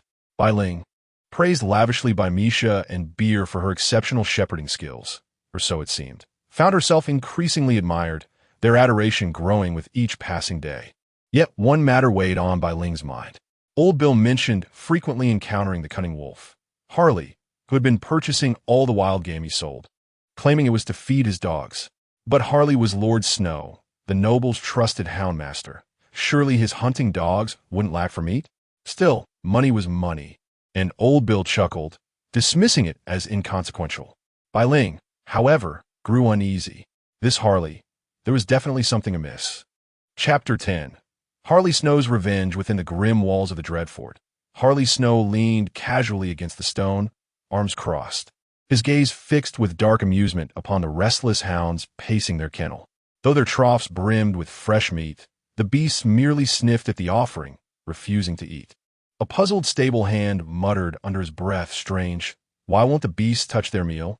The kennel keeper, his face stretched into an obsequious grin, bowed slightly. "My Lord Harley, are we hunting today? Which hound shall I prepare for you?" With a bored flick of his wrist, Harley pointed to one of the beasts. "Bring out Little Loose. I feel like taking a walk." The servant's sycophantic smile never wavered as he swiftly untied a tawny-furred hound, handing the leash to Harley with a rough pat on the dog's head. "A fine choice, my lord. This one, Little Loose, is the fiercest of the pack." Harley met the man's eyes with a knowing look before swinging onto his horse and spurring out of the castle, the hound loping alongside. From the shadows, a handful of watchers stirred. Two peeled away to follow, while the others slipped deeper into the fortress. The north was vast. Riding westward from the Dreadfort, one would need days to reach Winterfell, and beyond that, the treacherous expanse known as the Wolfswood stretched into the northwest. The Wolfswood was immense, its dark embrace swallowing the northern and western borders of House Stark's domain. Deep within its heart lay jagged, shadowed peaks, merging with the frost-crowned mountains of the far northwest. Hunters who ventured too far never returned, and the folk of the north spoke of the place in hushed dread. Some claimed the depths of the Wolfswood still harbored the bloodline of ancient direwolves, beasts of unnatural cunning, turning the hunt upon the hunters. Others whispered of far darker things lurking beneath the twisted boughs, though such tales were merely the stuff of old wives' fables. Yet for all its dangers, the Wolfswood teemed with game and riches, its hidden veins yielding ore, its bounties feeding Winterfell's halls. Harley's foster father had been a bold and cunning hunter in his youth, surviving a lifetime within the Wolfswood's grasp, though not without cost.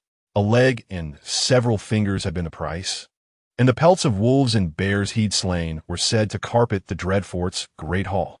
A man who had defied winter and beast alike, only to meet his end in a tavern, felled by a single mug of ale.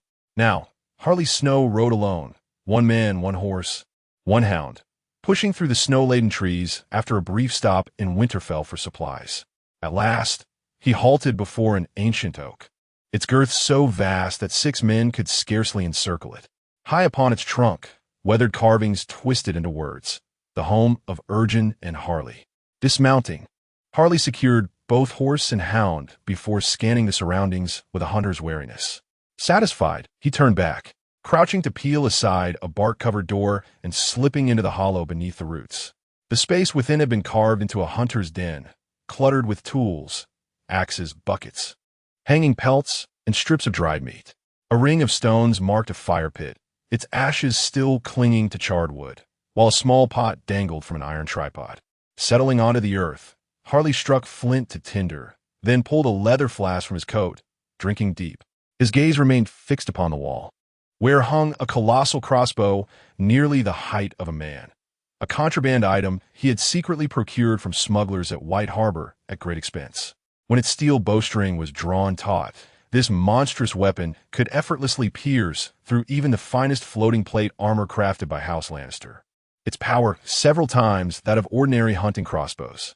Whether slaughtering wolves or men, it would be as effortless as tearing paper. Harley's eyes grew distant, glimmering with an inscrutable light.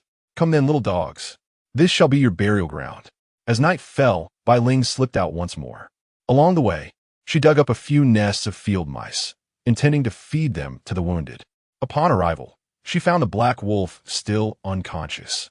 though his wounds had ceased bleeding. Now, we can only wait. May fortune favor your survival. A pang of remorse struck Bai Ling.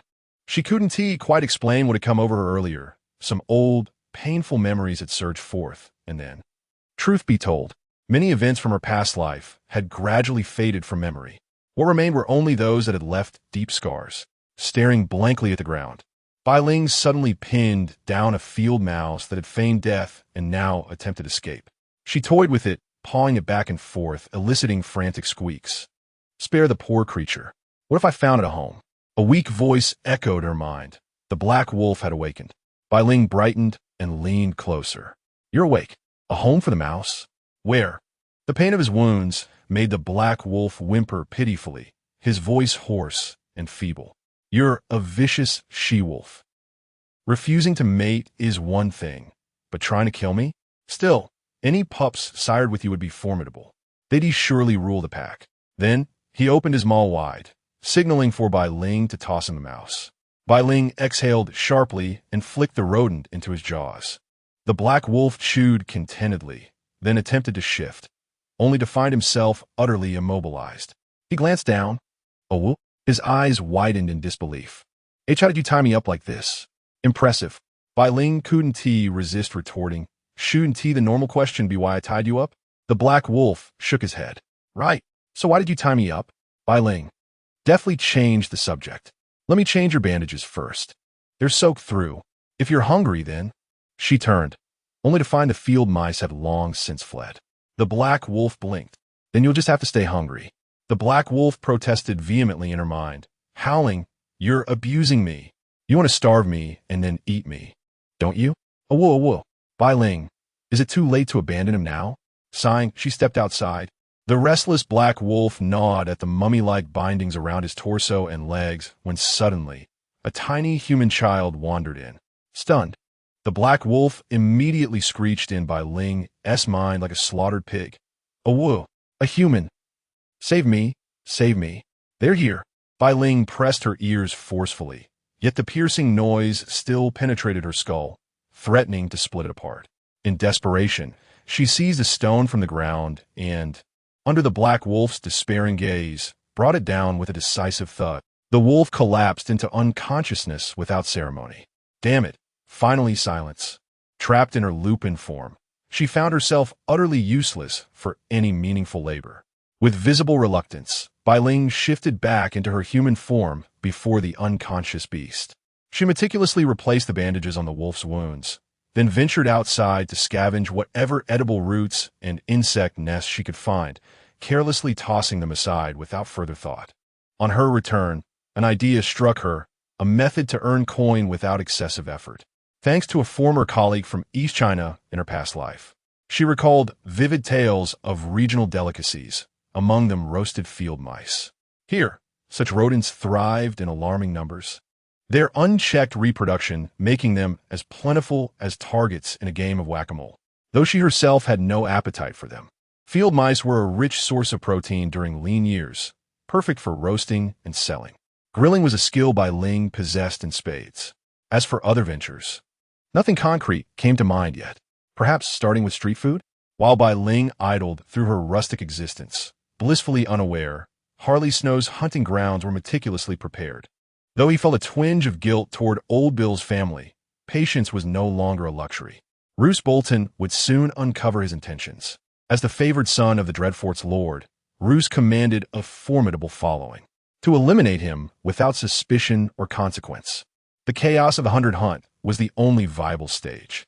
But to command Bolton's elite soldiers and orchestrate an accident during the hunt, Harley first needed the old lord's appointment. His objective? To deliver this untamed shapeshifter, alive and unharmed, straight to Lord Bolton. And then, Harley Snow traced his fingers lightly over a small drum wrapped in yellowed leather, murmuring softly, "Old man, I will avenge you." Chapter 11. The trap. The overly tranquil and uneventful days had dulled Bai Ling's already limited vigilance. Early that morning, Misha and Bill had herded the sheep out, claiming they needed to deliver taxes and livestock to the city, cautioning her to stay safe at home. With nothing better to do, Bai Ling wandered off to check on the black wolf. There were still questions left unanswered, all because that cowardly creature had been too skittish. Upon arrival, she found only frayed ropes and discarded filthy rags where the wolf had hidden. Not a scrap of food remained, wasted on an ungrateful beast. Bai Ling seethed. That thankless wretch, gone without a trace. Sullen, she trudged back to the decrepit rootweed farm, alternating between fury at the wolf's reckless escape and self-reproach for her own impulsiveness. By the time she snapped out of her brooding, night had fallen, yet Bill and Misha still hadn't returned. Had something happened in the city? Or had they been ambushed by bandits on the road? The more Bai Ling dwelled on it, the more anxious she grew. Tying up her hair, smearing dirt on her face, and draping herself in a tattered cloak, she bolted toward the city. Meanwhile, Bill and Misha had long since settled their dues, herding the sheep into the Lord's pens. Though a few sheep had gone missing, paying the penalty should have sufficed. Yet the tax clerk insisted the numbers didn't add up. Old Bill, timid as ever, stayed silent, but Misha erupted in protest. Amid the argument, the elderly couple was shoved into a reeking poultry shed. The clerk secured the door with a heavy lock, patted the bulging coin purse at his waist, and sauntered off, humming a tune, ready to indulge in debauchery. He barely turned the street corner before a gang of armed brutes pinned him to the ground. Roose Bolton approached with delicate distaste, lifting his dainty deerskin boots to avoid sullying them in the filthy muck.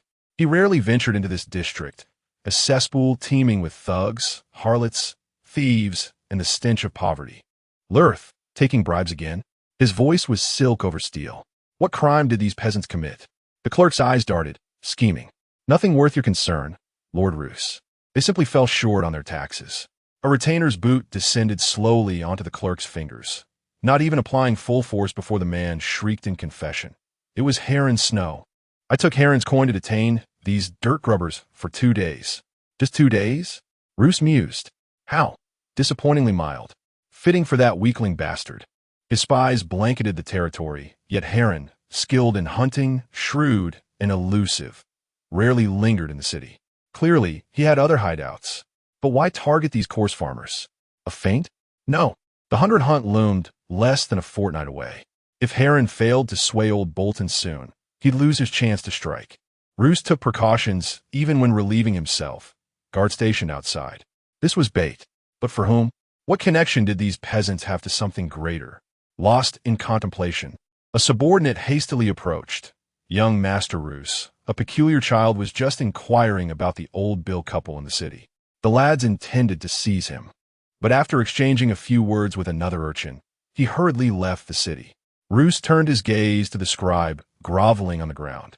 Without waiting to be questioned, the scribe stammered, I truly know nothing. Harry merely instructed me to detain them for 2 days. Nothing more, young Master Roose. I swear it's the truth. With a subtle glance from Roose, his menacing subordinate barked, what new developments have occurred in the old Bill household recently? Speak truthfully. They seem to have taken in a child, rumored to be a minor noble, raising him as their own. After a brief pause, Roose decisively mounted his horse and commanded, We follow. Summon more men, bring crossbows and hounds. My lord, what are these 2 old wretches? Bring them along. They may prove useful. Moreover, he now knew how to locate Harry. Unbeknownst to Bai Ling, peril lurked behind her. Nor did she realize she had become a pivotal figure in the deadly feud between the legitimate heir and the bastard of House Bolton. The mere thought of Misha and the others in danger drove Bai Ling to desperation. She longed to fly to their side. Yet, for the sake of conserving strength and ensuring her own safety, she refrained from assuming her wolf form. Instead, she seized a horse outside the city and galloped westward. Earlier, while inquiring about old Bill and Misha in the city, a small, filthy child had relayed a message. A man told me to tell you, if you wish to save them, go to the Pointed Forest by Long Lake. The Pointed Forest lay west of Rottenroot Pasture. To ensure she found it, Harry had even left her a crude map. Bai Ling had nearly no experience riding, only a few guided trots in her past life. Merely maintaining balance was a struggle, let alone speed. Fortunately, the horse was remarkably docile, unperturbed by her clumsy handling of the reins. This sluggish pace allowed Roose Bolton and his men to easily overtake her. The hounds were frenzied, their 4 legs a blur as they nearly outpaced the horses. Were it not for their iron muzzles, their baying would have shaken the heavens. Roos, however, maintained a cautious distance, neither too close nor too far, shadowing Bai Ling. After a full day and night of exhausting travel, hunger gnawing at her, Bai Ling finally reached the towering, shadowed expanse of the forest, cold and foreboding. Among the trees, narrow paths carved by hunters wound through the undergrowth, marked at the entrance by a warning sign, "Beware the Great Bear. Hunting Company." Upon the bark of the entrance tree, a clear arrow had been carved with a blade. Bai Ling inhaled deeply, her heart heavy with dread. What traps lay ahead, she could not fathom. Tethering her horse at the entrance, she trudged forward along the hunter's path, each step uncertain. At intervals, arrows etched into the bark guided her way. Then, at the edge of a small clearing, the arrows vanished. An inexplicable sense of danger prickled at Bai Ling, as though something ominous awaited her in that open space. She halted cautiously. Glancing around, she spotted a withered tree root and tossed it forward. Nothing happened. A derisive chuckle suddenly echoed from above. "Relax. There are no traps." Looking up, she saw Harley Snow perched on a tree branch about 5 meters overhead, swinging one leg nonchalantly. There was no point in feigning ignorance now. White Spirit tried to maintain an air of composure, but the tremor in her voice betrayed her emotions as she spoke. "Aunt Mesa and Uncle Bill, where are they?" Chapter 12. The caged beast Harley Snow remained silent, gazing down at the ethereal little girl who seemed too beautiful to be real. The mud mask she had used as a disguise had dried and crumbled away, revealing that despite her youth, she had already resorted to crude methods to conceal her appearance. Yet even the exposed parts hinted at the breathtaking beauty she would grow into. Her platinum blonde hair cascaded like silk, framing skin as smooth and luminous as alabaster.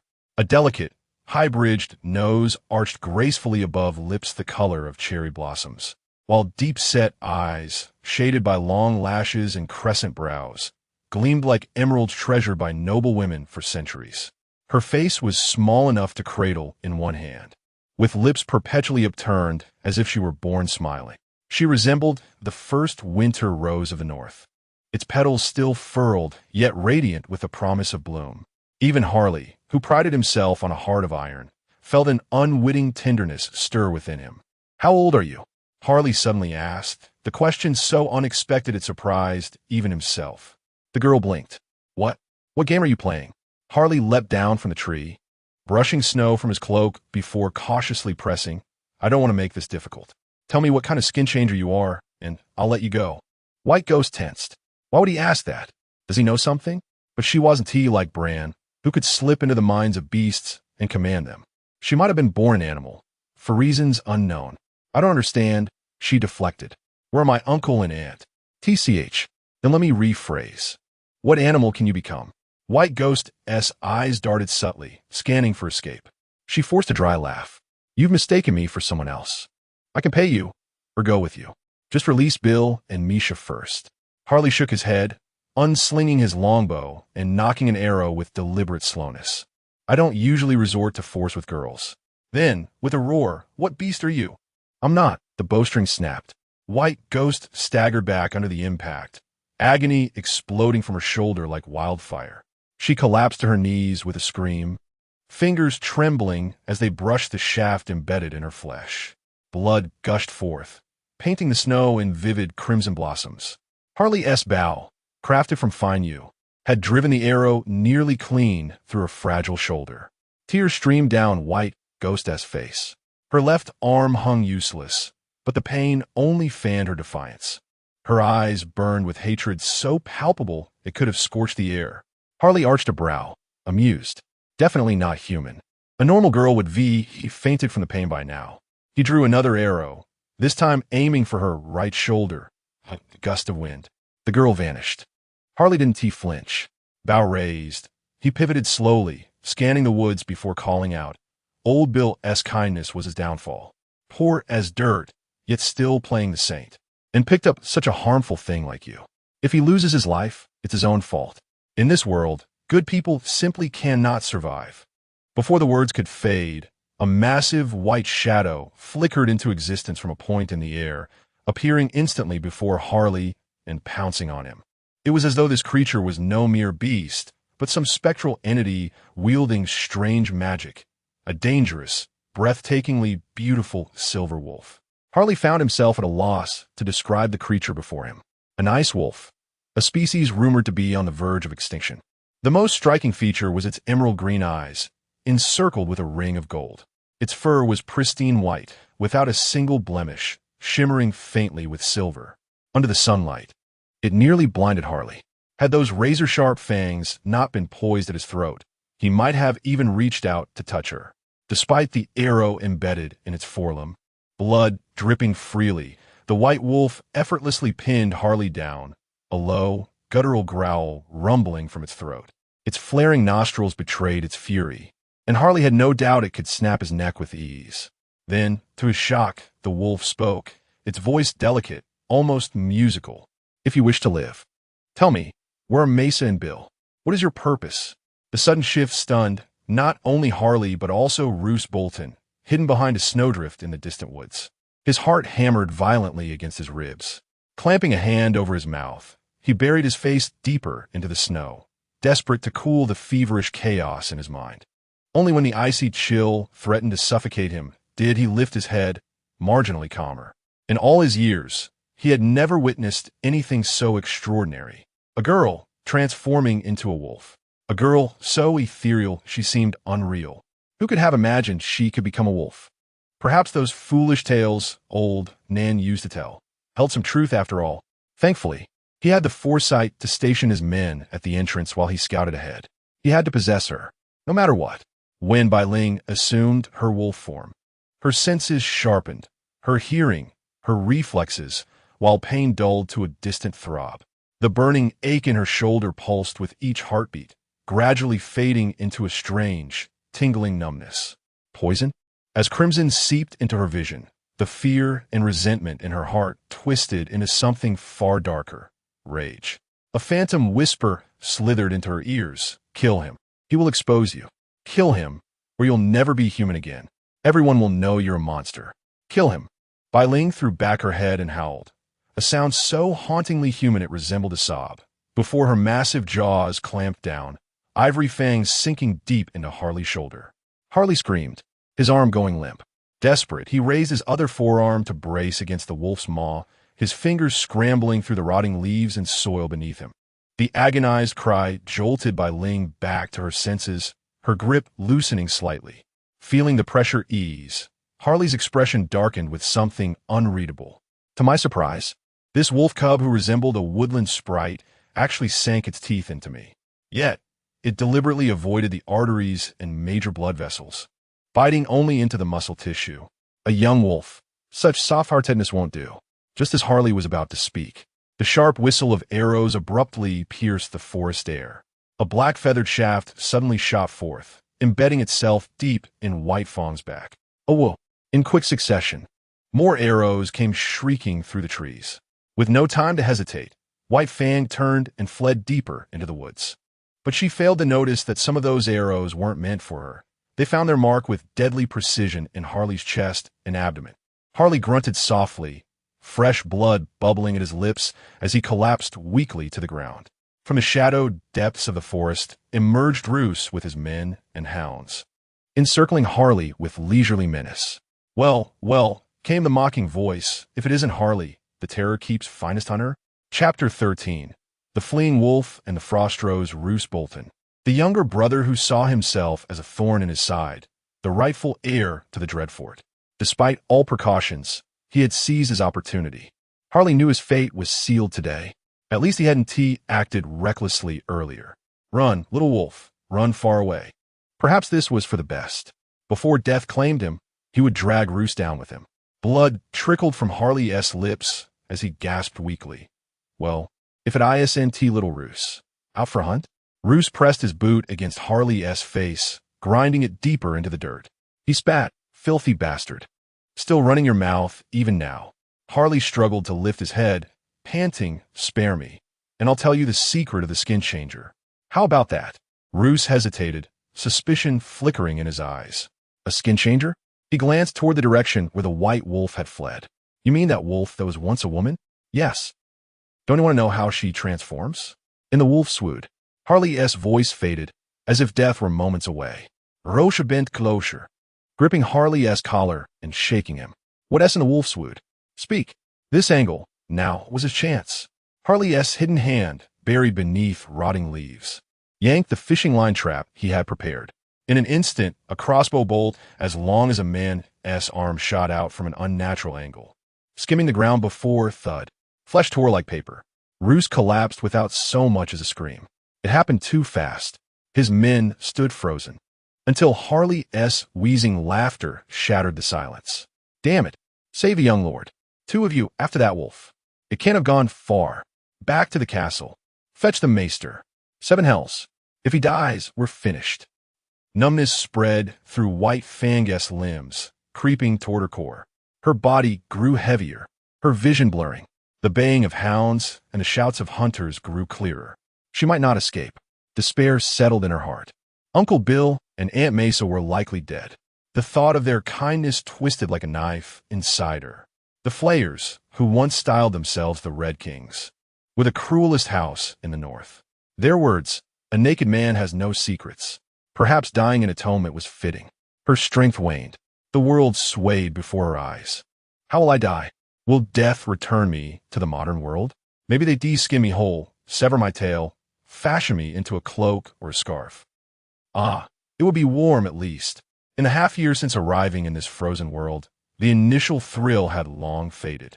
The North's bitter desolation, the gnawing hunger, it had all made her want to flee, to surrender. She wasn't he like those bold, decisive souls who faced adversity head-on. When hardship came, her first instinct was always to run. In her previous life, she had been much the same, occupied with mundane trivialities while watching colleagues ascend the corporate ladder, drifting aimlessly through her days. Were it not for her carefree, indolent nature, a stroke of serendipity, and the kindness of Mesa and Bill who took her in, she might have perished alone in some forsaken corner of the north. Now, as death loomed near, she had even dragged 2 good souls into her misfortune. The world was vast, yet she remained rootless, without refuge or kin. Across the center of her vision, a golden-tailed meteor streaked obliquely through the heavens, as though some celestial hand had swept a luminous brushstroke across the inky canvas. Its glow mirrored in by Ling's emerald eyes, and an inexplicable intuition stirred within her. That direction. Something awaits me there. Yes, this was the world of ice and fire, a realm of magic of the others. The future held dragons, 3 of them. How could she allow herself to die here? I must witness the dragon and the stallion, she vowed inwardly, refusing to let her fate end with Daenerys weeping over Drogo's corpse. Gritting her teeth, Bai Ling twisted her head and clamped down on the arrow embedded in her shoulder, wrenching it free in one brutal motion. Her consciousness teetered on the edge of oblivion. This wretched arrow had to go. Agony, such agony. Even the fractures and sutures of her past life paled in comparison. Yet the pain sharpened her focus, clearing her vision. With renewed resolve, she sprinted toward where the meteor had fallen. Lyanna Stark swung her axe with furious abandon, hacking at the log before her, as though it were the detestable fool who had provoked her wrath. Nearby, a sturdy camping tent stood erected, while 2 towering horses grazed leisurely upon the grass. Splinters of wood scattered wildly, nearly striking Lacen Karstark, who sat a short distance away. The beleaguered squire edged back with a sigh. Lyanna, Lord Robert, surely meant no offense. With a resounding thunk, she buried the axe into the stump and glowered. Whose kin are you? Mine or his? Read his letter again. The words are nauseating. You are the maiden I hold dearest. To wed you would be a dream, and though my heart is prone to wander, I shall strive to reserve its most sacred chamber for you. Ugh! The incensed maiden, her features vivid with indignation, planted one hand on her hip while leaning on the axe with the other. Even the chicken-tending crones of the Stormlands whisper of his exploits. Yet he dares pen such drivel to me? Disgusting. As Lyanna vented her outrage, Lacen Karstark suppressed a rueful chuckle. Lyanna, mind your tongue. Matters of political marriage were beyond his counsel. This was the decree of their liege lord. Rickard Stark, Lord of the North, was a man unyielding as stone. None could sway his will. He shifted the subject. At dawn, we ought to return. Your lord father and Lady Mother will fret. Lyanna fell silent, settling cross-legged before the fire. With an oiled cloth, she meticulously polished her sword, the warm glow softening the sharp contours of her striking face. Lady Lyanna, Layson called. I'll hunt some snow hares. Their pelts will make fine boots for Ned and Benjen. At the tender age of 14, Lyanna Stark possessed cascading locks of soft auburn hair, interwoven with strands of wine-red hues, a natural ombre that lent her a distinctive charm. Her piercing, gray-blue eyes mirrored the crystalline clarity of the northern ice lakes. So transparent, they seemed to reflect one's very soul. A wild and spirited girl, unmatched in horsemanship, she carried herself with untamed vigor, though her thick, deliberately darkened eyebrows could have used some refinement.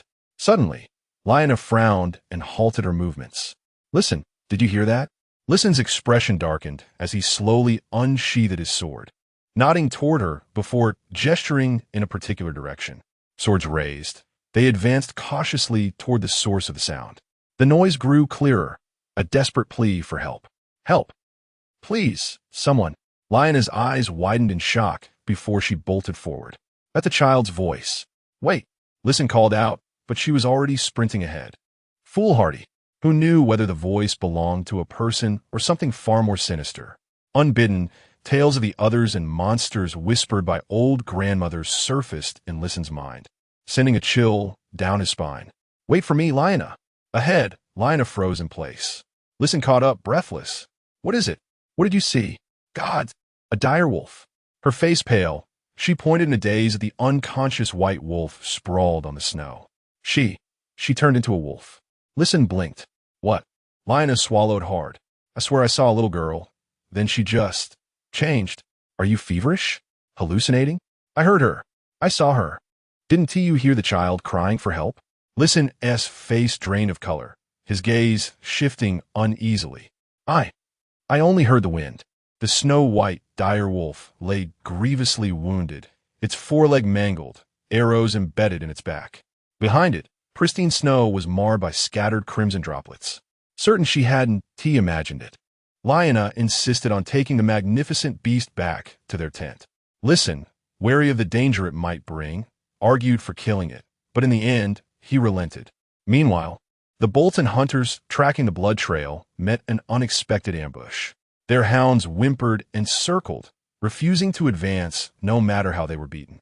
Then, from the shadowed depths of the forest, pairs of glowing red eyes ignited in the dark. A black wolf, its fur uneven but its gaze lethally cold, emerged with deliberate, prowling grace. Chapter 14.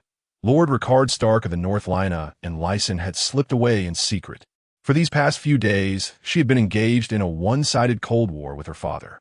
Recently, a raven had delivered a letter from the future Stormlord, Robert Baratheon, who seemed positively delirious with joy over the betrothal arrangement, even to the point of careless words.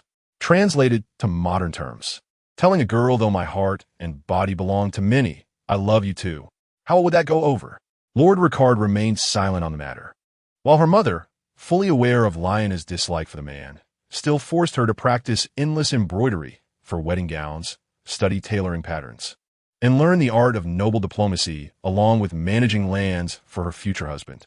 When the young girl expressed her romantic dreams and aspirations, the Lady of Winterfell merely patted her head with pitying affection. Furious, Lyanna had mounted her horse and ridden off with her friend. Who could have predicted that very night? Amidst the dark and silent wilderness of the Wolfswood, they would rescue a snow-white direwolf. Upon returning to Winterfell with Ghost, Lyanna found her mother frantic with worry. Lord Rickard remained unaware of her overnight absence, though even had he known, he likely wouldn't have intervened. Ned and young Benjen were training in the yard when Lyanna came galloping back. Benjen threw down his wooden sword and ran toward her, shouting, "Sister's back! Sister's back!" Ned dared not abandon his drills, not with Ser Roderick watching. He could only call out stiffly, "Ben, come back. You've barely practiced at all," with skillful reins. Lyanna turned her mount in a tight circle, the horse snorting as she leapt lightly from the saddle to stroke its muzzle.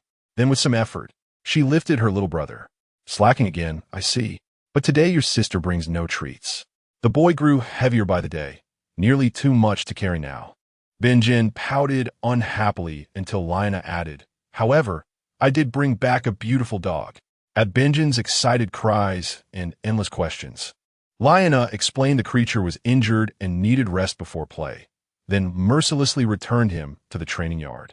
After instructing Lyson to take Ghost to her chambers, Lina hurried to find Maester Lewin. The Maester's quarters perpetually carried the peculiar scent of raven droppings mingled with bitter potions. The room overflowed with ancient tomes and scrolls, many as old as the Maester himself. Countless volumes never saw daylight, decaying from bookworms and mold. Beyond a narrow cot, the chamber contained only his work essentials: herb tables, tool benches, and most prominently, shelves and piles of books. Perhaps all maesters trained at the Citadel were this rigid and dull, Lina often mused. Yet she remained fascinated by his raven-keeping methods and his vast knowledge of Westerosi legends. As a child, she'd constantly pestered him with questions, particularly about tales of legendary kings. Maester Lewin was bent over a scroll, carefully transferring finely ground powders into small vials while making notations. The hardwood corridor echoed with hurried footsteps as Lina burst in like a spirited foal, swinging the door open with a gust of cold wind. "Maester Lewin, please help. My little wolf is injured." The Maester looked up in surprise, his heavy black metal chain clinking softly. "I wasn't aware you had a wolf. It seems I've been indoors too long."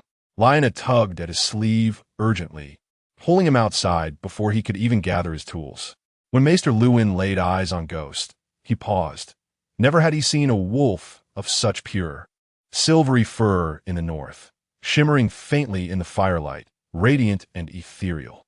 Moreover, this wolf was far larger than any ordinary breed. An ice wolf? It had been years since such creatures were sighted near inhabited lands in the north. The white wolf was gravely wounded. 2 arrow wounds were the least of its troubles. The main issue was the crude removal of 1 arrow from its foreleg, which had caused severe blood loss. The Maester examined the injuries carefully, extracting the embedded arrow with precision.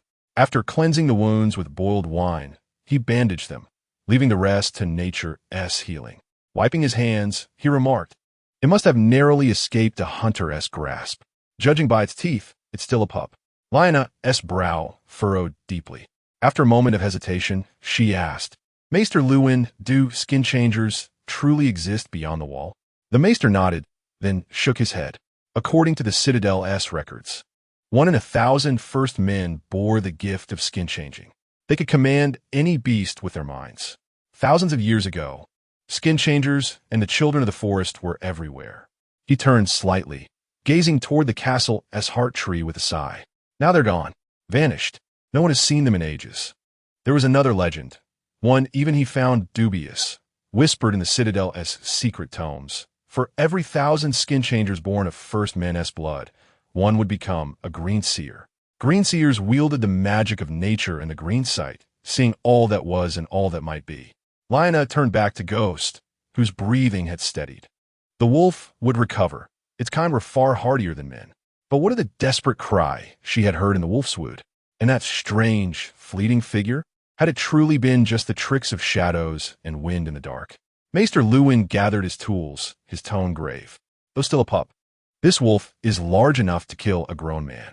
It would be wise to keep it confined until its wounds heal, then release it back into the wolf's wood. Lina hesitated before asking one last question.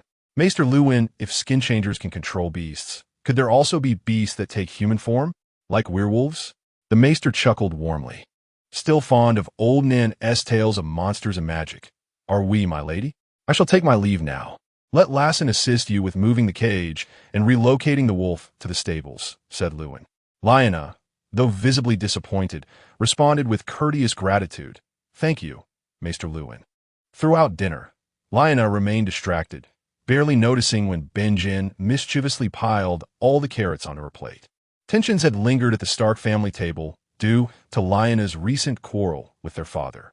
Only the boisterous Brandon and the carefree young Benjin continued their usual antics, oblivious to the strained atmosphere. "Lina, I heard you captured a magnificent direwolf?" Brandon asked between voracious bites. Brandon, who bore a striking resemblance to their father, his features angular, his brows thick, and his eyes large, was a robust and towering figure, his demeanor rough yet undeniably formidable. A skilled swordsman, he was the favored pupil of Sir Roderick Castle, who often held him up as an example to chastise the less diligent noble youths during training. Only after Brandon called her name several times did Lyanna snap out her thoughts and nod. Yes, I rescued it in the wolfswood. I wish to keep it. Lord Ricard Stark, chewing vigorously on a tough piece of beef, interjected. Maester Lewin mentioned it was a rare ice wolf. Before Lyanna could respond, Ned widened his eyes in astonishment. Truly? An ice wolf? Yes. Lyanna turned to face Ned. I'm quite fond of it. Her tone made it clear. This one is mine. Do not even think of claiming it. Brandon muttered something about her being stingy, while Ned visibly deflated. Benjen, however, clamored excitedly to see the white doggy. Their mother, Lady Lyanna Stark, voiced her concern. What if it harms you? The stable master mentioned that unless raised from birth, such creatures are difficult to tame. Mother, do not worry. If it proves untamable, I shall release it back into the wolfswood. Lady Lyanna opened her mouth to protest further, but Lord Ricard cut her off brusquely. Enough. It is merely a wolf. The children of House Stark are not so feeble. At his stern expression, the children fell silent and obediently resumed their meals. Lord Ricard regarded Lyanna thoughtfully. The thought of his beloved daughter one day leaving the north for that wretched, storm-laden place filled him with reluctance. Finally, he spoke in a measured tone. If you're truly fond of it, you may keep it. Have the stable master assist you. Lyanna's face brightened, her voice as light as a songbird's. Thank you, father. The moment dinner ended, Lyanna rushed to her chambers, sketching and scribbling as she pondered a name for her wolf. Her brothers soon joined in, suggesting an array of peculiar names. Benjen even proposed white sweetberry, his favorite fruit. Lyanna sighed at the chaotic list. Perhaps I should let the wolf choose for itself. That night, Lyanna dreamed a dream that set her heart racing. In it, she rode through endless fields of frost-kissed roses, golden lilies, and daisies, her beloved steed beneath her and the white wolf running wild by her side. Beneath the resplendent golden sunlight, a towering figure emerged, leading a white steed down the hillside toward her, silhouetted against the radiant glow. She strained to discern his features, but suddenly the earth beneath them split asunder, and they both plunged into the abyss. Lyanna jolted awake, finding herself tangled in blankets upon the cold floor. The sky still cloaked in darkness. She scratched her head, yawned drowsily, and clambered back into bed, hoping to reclaim the fleeting remnants of her dream. Yet the vision shifted. Now she dreamed of that fickle Robert Baratheon transformed into a monstrous black boar, chasing her relentlessly through shadowed woods. By dawn, Lyanna's countenance remained stormy. That wretched Robert Baratheon, even in dreams, he tormented her. Her disdain for him deepened. A soft rap at the door announced the entrance of a handmaiden bearing fresh water and garments. Lady Lyanna, she murmured, steward Orpha waits you outside. Lyanna's spirits ignited. Barefoot, she sprang from bed. The previous eve, she had instructed the stable master to alert her the moment the direwolf pups stirred. Quickly, dress me, swiftly, swiftly. She could scarcely contain her eagerness to behold her precious little darlings. Chapter 15. The Northern Predicament and a Maiden's Thoughts by Ling regained consciousness 2 days later. She found herself confined within a cage, surrounded by warmth yet permeated with the pungent odor of livestock. The arrow wounds upon her body had been meticulously treated and bandaged. Outside the enclosure stood orderly wooden stalls and stacks of hay, where majestic steeds roamed leisurely, grazing with noble composure. Though the stable appeared relatively clean, the musky scent of the horses proved overwhelming, sending her into a fit of sneezes. Fragments of memory surfaced. She recalled being rescued before losing consciousness. Yet her mind had been too clouded to discern whether she had been in wolf or human form. Judging by her current predicament, it must have been the former. The cage was spacious, furnished with fresh water and a terrified rabbit cowering in a corner. Bai Ling blinked. A live rabbit? A self-serve meal? It seemed she was in no immediate danger, though that did not rule out the possibility of her captors coveting an intact wolf pelt. Unease prickled at her as she instinctively drew the trembling creature into her embrace, her fluffy paws securing it protectively. The poor rabbit stiffened in terror. Too many secrets weighed upon her. Even now, She could feel the telltale itch of healing along her wounds, evidence of her unnatural recovery. For now, she resolved to play the part of an ordinary canine and observe. Footsteps approached, one heavy, the other light. A youthful, spirited voice soon followed. "Olaf, has it awakened? Has it eaten?" "Not yet, my lady. You may see for yourself." Bai Ling tensed, clutching the rabbit tighter as a crisp, delicate fragrance wafted into the space. A striking young woman stepped inside, her presence both elegant and bold. Poised between the innocence of girlhood and the bloom of youth, her figure was slender yet subtly defined. Taller than most maidens, she stood with the grace of a willow, her legs long and straight as reeds. Dressed in a fitted hunting attire, her bearing was both regal and untamed. Dark chestnut hair cascaded down her back, interwoven with strands of wine red, an arresting contrast. Deep-set eyes, the hue of glacial ice, gleamed beneath a delicate, high-bridged nose. Her lips held the faintest blush, and though her features bore the sharp angles characteristic of House Stark, their harmony was nothing short of artistry. In truth, she bore an uncanny resemblance to an actress Bai Ling had once admired, the very star of Twilight. Bai Ling stared, utterly enchanted. There was something irresistibly compelling about such fierce beauty. Lyanna Stark, however, found the sight before her endlessly amusing. The pale wolf lay curled on the ground, wide-eyed and bewildered, its bushy tail wagging fervently as it clutched the flailing rabbit between its paws. The entire tableau was nothing short of adorably absurd. With a laugh, Lyanna turned to her companion. "Olaf, are you quite certain this is a wolf?" The man frowned, equally perplexed. Had been a dog, such behavior would be unremarkable. Yet he and Maester Luwin had verified its species beyond doubt. This was indisputably a wolf. Yet, a wolf that does not devour rabbits, but instead plays with them? A wolf that wags its tail? He had never encountered such a creature in all his years. Ulf was equally perplexed. He cautiously edged closer to the cage for a better look. The delicate fragrance of frost-blue roses was instantly overwhelmed by the pungent stench of animal waste, nearly causing Bai Ling to faint from the assault. Never before had Bai Ling despised his acute sense of smell so intensely. With a sudden jerk, he bared his fangs and snarled viciously at Ulf, only to collapse with a pained whimper as his injuries flared. Ulf recoiled in alarm, while Lyanna laughed delightedly. "It dislikes you, Ulf, but it seems fond of me." Lyanna knelt and slowly extended a hand toward Bai Ling. Ulf paled in horror. "Lady Lyanna, it's dangerous." "Shoo."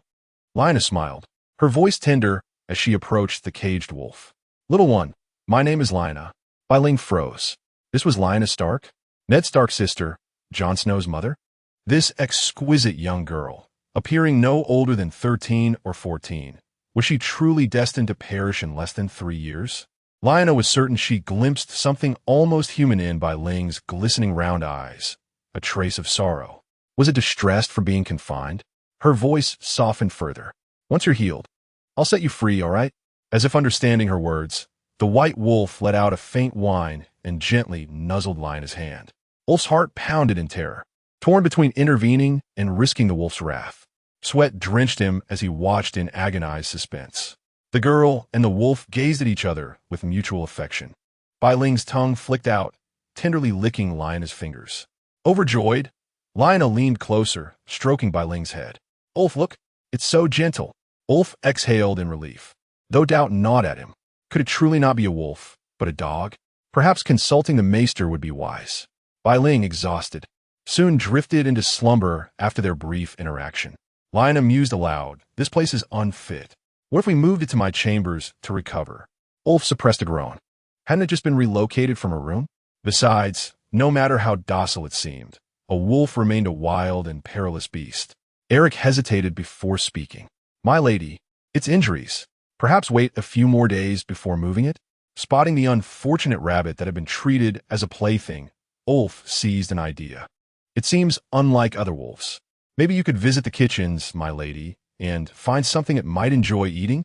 Lyanna clapped her hands. "You're right. It needs nourishment." And with that, she dashed away like the wind. Ulf wiped the cold sweat from his brow. Restraining Lady Lyanna was beyond him. Only Lord Ricard and his lady wife held such authority in Winterfell. Resolved, Ulf decided to seek the Lord's counsel without delay. Lyanna directed the kitchen hands to bring forth an abundance of provisions: roasted beef, dark bread, charred onions, crisp apples, and raw poultry, methodically offering each to Ghost. The direwolf, famished beyond measure, devoured the human fare without hesitation. The kitchen boy gazed in astonishment at the remnants of bloodied meat left untouched and inquired, "Lady Lyanna, is it a hound or a wolf? Never have I witnessed a beast with such a taste for man's sustenance." Satiated, Ghost curled into slumber once more, while Lyanna wore an inscrutable expression, pondering the boy's words. Wolf or hound? Is it truly an animal at all? Is it a he or a she? Retreating to her chambers, the question lingered in her mind. Vivid recollections of that desperate cry echoed within her, the memory of that moment refusing to fade. Lyanna, a deep, resonant voice severed her reverie. Her father, Ricard, clad in a heavy bearskin cloak over an aged jerkin of supple leather and wool. Ricard Stark bore the weathered countenance of the north. "Old man tells me you've tamed the white wolf." "Well done," he remarked with paternal pride. "Truly, you are my daughter." Lyanna stared at his face, etched by northern winds, and realized with a pang how the towering figure of her memory now bore the marks of time. "Father," she ventured hesitantly, "must I truly wed Robert Baratheon?" Ricard exhaled inwardly. The North, vast and untamed, had sheltered his children from the venomous intrigues of the South. They had been raised with honor, valor, and integrity, noble virtues. Yet like their father, they lacked the keen perception of the realm's shifting tides. Even he had required the counsel of his dear friend, Jon Arryn, Lord of the Vale, to grasp the truth. Had the North remained untouched by the maelstrom of power, he might have granted Lyanna the freedom to choose her own path, allowed Ned to roam as a sword-swinging hero of bardic tales, and entrusted Brandon with the mantle of Warden of the North, confident in his strength and the Stark name. But Westeros grew ever more perilous. The young dragon prince spread his wings, no longer content to linger in the shadow of the aging king. He bided his time, gathering strength. Since the defiance of Duskendale, King Aerys had spiraled deeper into madness, and the realm yearned for their beloved prince to ascend the Iron Throne. Yet would the Mad King permit his sons rise unchallenged? The Lannisters, the Spider, the Queen of Thorns, and all those hungry, ambitious souls, would they allow the North to remain aloof? Ricard sank into brooding silence. Lyanna, noting her father's distant gaze and prolonged silence, burrowed into her furs with displeasure. Rousing himself, Ricard chose not to burden her with such grim truths. Instead, he offered only gentle reassurances. Though Robert Baratheon was somewhat promiscuous, he remained a valiant and skilled knight, a man of trustworthy character. As for his deficiencies in governing the realm, could she not assist him in that regard? Lyanna merely buried her head beneath the blankets, seething inwardly with the thought. "You understand nothing." Ricard continued speaking of House Baratheon and the Stormlands, yet Lyanna offered no response. With a resigned sigh, he tucked the blankets more securely around his daughter before departing. Lyanna's thoughts drifted back to the dream she had. How could that towering oaf Robert possibly be the one? Yet uncertainty gnawed at her. Though there were boys in the North who harbored secret affections for her, none had ever stirred her heart. What choice did she have but to submit to her father's political match? Beneath Winterfell, beyond the ancestral crypts of House Stark, lay troves of ancient manuscripts, some dating back millennia. Maester Luwin, with Lord Ricard's permission, had immersed himself among these dusty tomes for 2 full days. His young apprentices had long since collapsed onto the stone floor, fast asleep. It was only when he delved into records from 2,000 years past that Luwin uncovered faint traces of forgotten truths, whispers of the children of the forest, the old magics, skin changers, and of the Wolf King and the power of the old gods. Chapter 16. The Joyous Life of the Wolf a Millennium Ago. The children of the forest and the first men waged war over land and faith. After prolonged bloodshed, they forged a peace treaty to end the conflict. Yet calamity struck unexpectedly. An endless winter descended, with brutal blizzards and the emergence of the White Walkers shrouding the land in darkness. The long night had come. Wherever the White Walkers tread, all life perished. The first men and the children of the forest had no choice but to unite against this common foe. Among the children, alongside the skin changers and green seers, another spectral figure joined the battle, the Wolf King and his pack of direwolves from the frozen wastes. The Wolf King was blessed with a divine gift. His kind underwent a transformation.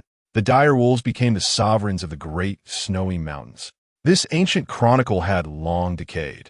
The passages concerning the Wolf King reduced to dust. Only the end of the scroll remained intact, though marred by indelible stains. Maester Lewin exhausted every method, but could only restore half a sentence. The world called him the beast form. The beast form. Like a reader ensnared by an unfinished tale, the maester's curiosity gnawed at him until he nearly scratched his head bare. Clutching the manuscript, he began composing letters to the citadel. Days later, Ghost fully recovered from his injuries and officially took residence in Lyanna Stark's chambers. The direwolf displayed an extraordinary fondness for Lyanna alone. To others, save for a few members of House Stark, Ghost permitted no approach. He adored curling up on Lyanna's soft, fragrant bed to sleep, now inseparable from her, resting at her feet each night. Lyanna, endlessly amused, held up slips of paper scrawled with names, urging him to choose. Frost? Too cold. Snow? Too plain. Sweetberry? That must be been Benjen the gluttonous idea. Snowball? She is not a dumpling. After hours of fruitless searching, Ghost yawned lazily, his eyes narrowing to slits. Lyanna sighed. You're so picky. She reached for the books by her pillow, flipping through them for better inspiration. As she absent-mindedly opened the history tome lent by the maester, her gaze caught on a passage. The children of the forest believed all things possessed a spirit. A thought struck her. She tentatively called, Ghost? Shall I name you Ghost? The white wolf lifted his head, round eyes fixed on her, tail wagging vigorously. Lyanna laughed in delight. You like it, then? Ghost it is. Ghost became Lyanna's closest companion. Together, they explored every hidden corner of Winterfell, the ancient stronghold nearly as old as House Stark itself, brimming with untold stories. Their favorite pastime was scaling the highest towers to gaze upon the endless northern tundra and emerald green plains beyond. When whimsy took her, Lyanna would ride to the Wolfswood to hunt. Her horsemanship was unmatched. At full gallop, scarcely any household knight could keep pace. And each time she returned from a hunt, her spoils were greater and more plentiful than before, for Ghost was ever at her side, driving and seizing prey with effortless grace. Nearly every soul in Winterfell had received game hunted by Lyanna's own hand. From elders to children, none could resist her charm, or so they claimed. Particularly the love-struck youths who secretly vied for her attention when she wasn't looking. Even exchanging a few words with her would set their hearts aflutter, flushing their cheeks crimson. Yet none dared overstep openly, for Lyanna's brother was Winterfell's little tyrant, and their lineage noble indeed. Love me. Love my wolf. Ghost living standards in Winterfell soared as well. Boiled chicken, mutton, stewed beef. The feast made the direwolf balloon like a puff of air, growing plump and fluffy, increasingly endearing to behold. Lyanna had always sensed Ghost was no ordinary beast. His intelligence mirrored that of men, evident not merely in comprehending human speech. As a wolf, his habits were peculiarly aberrant. He would only consume cooked human fare and was fastidiously clean. Each time she bathed, Ghost would mischievously splash about, drenching them both, compelling Lyanna to wash him alongside herself. Sometimes Lyanna would abruptly speak to Ghost, gazing into his emerald golden orbs, cradling his massive lupin head. She'd repeat the same question. You understand all our words, don't you? Ghost would respond with innocent whimpers, feigning ignorance before licking her chin. Ah, that tickles. Lyanna would think. Never mind, such a companion was fine as is. With Lyanna, every day brimmed with joy. Ghost not only ate his fill and stayed warm, but the fair maiden also cuddled and petted him daily. Apart from a monotonous diet, it was practically paradise. She'd nearly forgotten her original human self, content to peacefully guard Lyanna's growth and thwart her romance with Rhaegar. If only Lyanna never loved Rhaegar. If only Rhaegar could be stopped from spiriting Lyanna away due to prophecy, then she wouldn't perish in childbirth at the Tower of Joy. Then Jon Snow, the realm's foremost scoundrel, would never be born. Thus, the tragic conclusion of the Dragon Queen's betrayal might be averted. Plan secured. Now Ghost needed to recall the pivotal plot points, details, and timelines from the prequels, then identify key figures whose fates required altering. According to the tale, Lyanna would die in childbirth at 18. Her ill-fated encounter with Rhaegar during the false spring occurred a year prior at the tourney at Harrenhal. Lyanna was now 14, freshly betrothed to Robert Baratheon. 3 years hence, the chain of events that would shake the continent would unfold. The optimal solution was preventing Lyanna from meeting Rhaegar. But alas, too arduous a task. She was but an innocent, adorable little direwolf. Why must she bear the weight of altering the world's destiny? Pondering left Ghost no wiser. Every approach seemed unreliable. Curse her past life's scant reading and dull wits. Life's hardships drew canine sighs. The idle days slipped away like sand through fingers. The North's grand event, the Hunt of 100, loomed imminent. The rules of the 100 Hunt are elegantly simple.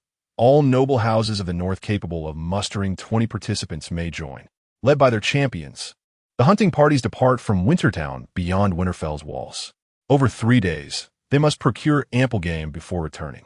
Participants may focus solely on hunting or lie in ambush to plunder other spoils. So long as no lives are taken, even grievous injuries are permitted. Ghost muses, PvPv, quite inventive indeed. Ultimately, the house returning with the most game and fewest casualties claims victory, judged by Lord Stark and other venerable lords. Should contenders prove evenly matched, the matter is settled through honorable combat in the enclosed grounds outside Wintertown. The prize? All hunted game from the event, crowned with a title of glory bestowed by the lords. Traditionally, a portion of the spoils would be tithed to the liege. But Lord Stark's fairness in waiving this has ignited fervent participation. After all, every northerner knows their deadliest foes are but two, the cruel winter and gnawing hunger. House Stark naturally fields Brandon as their champion, while Lyanna appears disinterested. Ghost, perplexed, gleans the truth from the excited chatter of handmaidens. Firstly, the 100 Hunt is considered a brutish, violent affair, particularly unfit for noble maidens. Past events have seen weapons and garments shattered, leaving burly men brawling bare-skinned. How? Spectacular, no. Indeed barbaric. Secondly, Lyanna, a highborn maiden awaiting marriage, ought not parade herself where blood may be spilled. Lastly, Ghost suspects Lord Rickard seeks to bolster Brandon's prestige, paving his path to inheriting the North. Thus, younger siblings must cheer from the sidelines, though Ned, as a future bannerman and knight, must participate. Lyanna accepts this gracefully. Rather than jousting amidst sweaty men, she prefers spectating from the town. Yet her gaze drifts to Ghost, whose idle days have softened his frame. Time to unleash the direwolf. A foreboding chill grips Ghost. Ned, overjoyed, beams like the dawn. He has long coveted Ghost's prowess, never dreaming Lyanna would lend him for the hunt. Clutching the direwolf, he buries his face in Ghost's pristine, luxuriant fur. Ghost whimpers indignantly at Lyanna, who resolutely avoids his gaze, before relenting with maternal fuss. Brother, Ghost is fastidious. Mind he doesn't gnaw filth. He shuns raw meat. Roast or boil his portions. And should you encounter a bear, let others charge first. Ned? By Ling, knees struck by arrows. JPG, an inexplicable sense of shame lingered. Ned, ever patient, acquiesced to each request, though several times he seemed on the verge of speaking, only to hesitate. Finally, unable to restrain himself, he posed a question. Lyanna is by Ling. Truly a wolf? Lyanna sighed, casting her gaze skyward. Presumably, yes. Then perhaps I should take her along?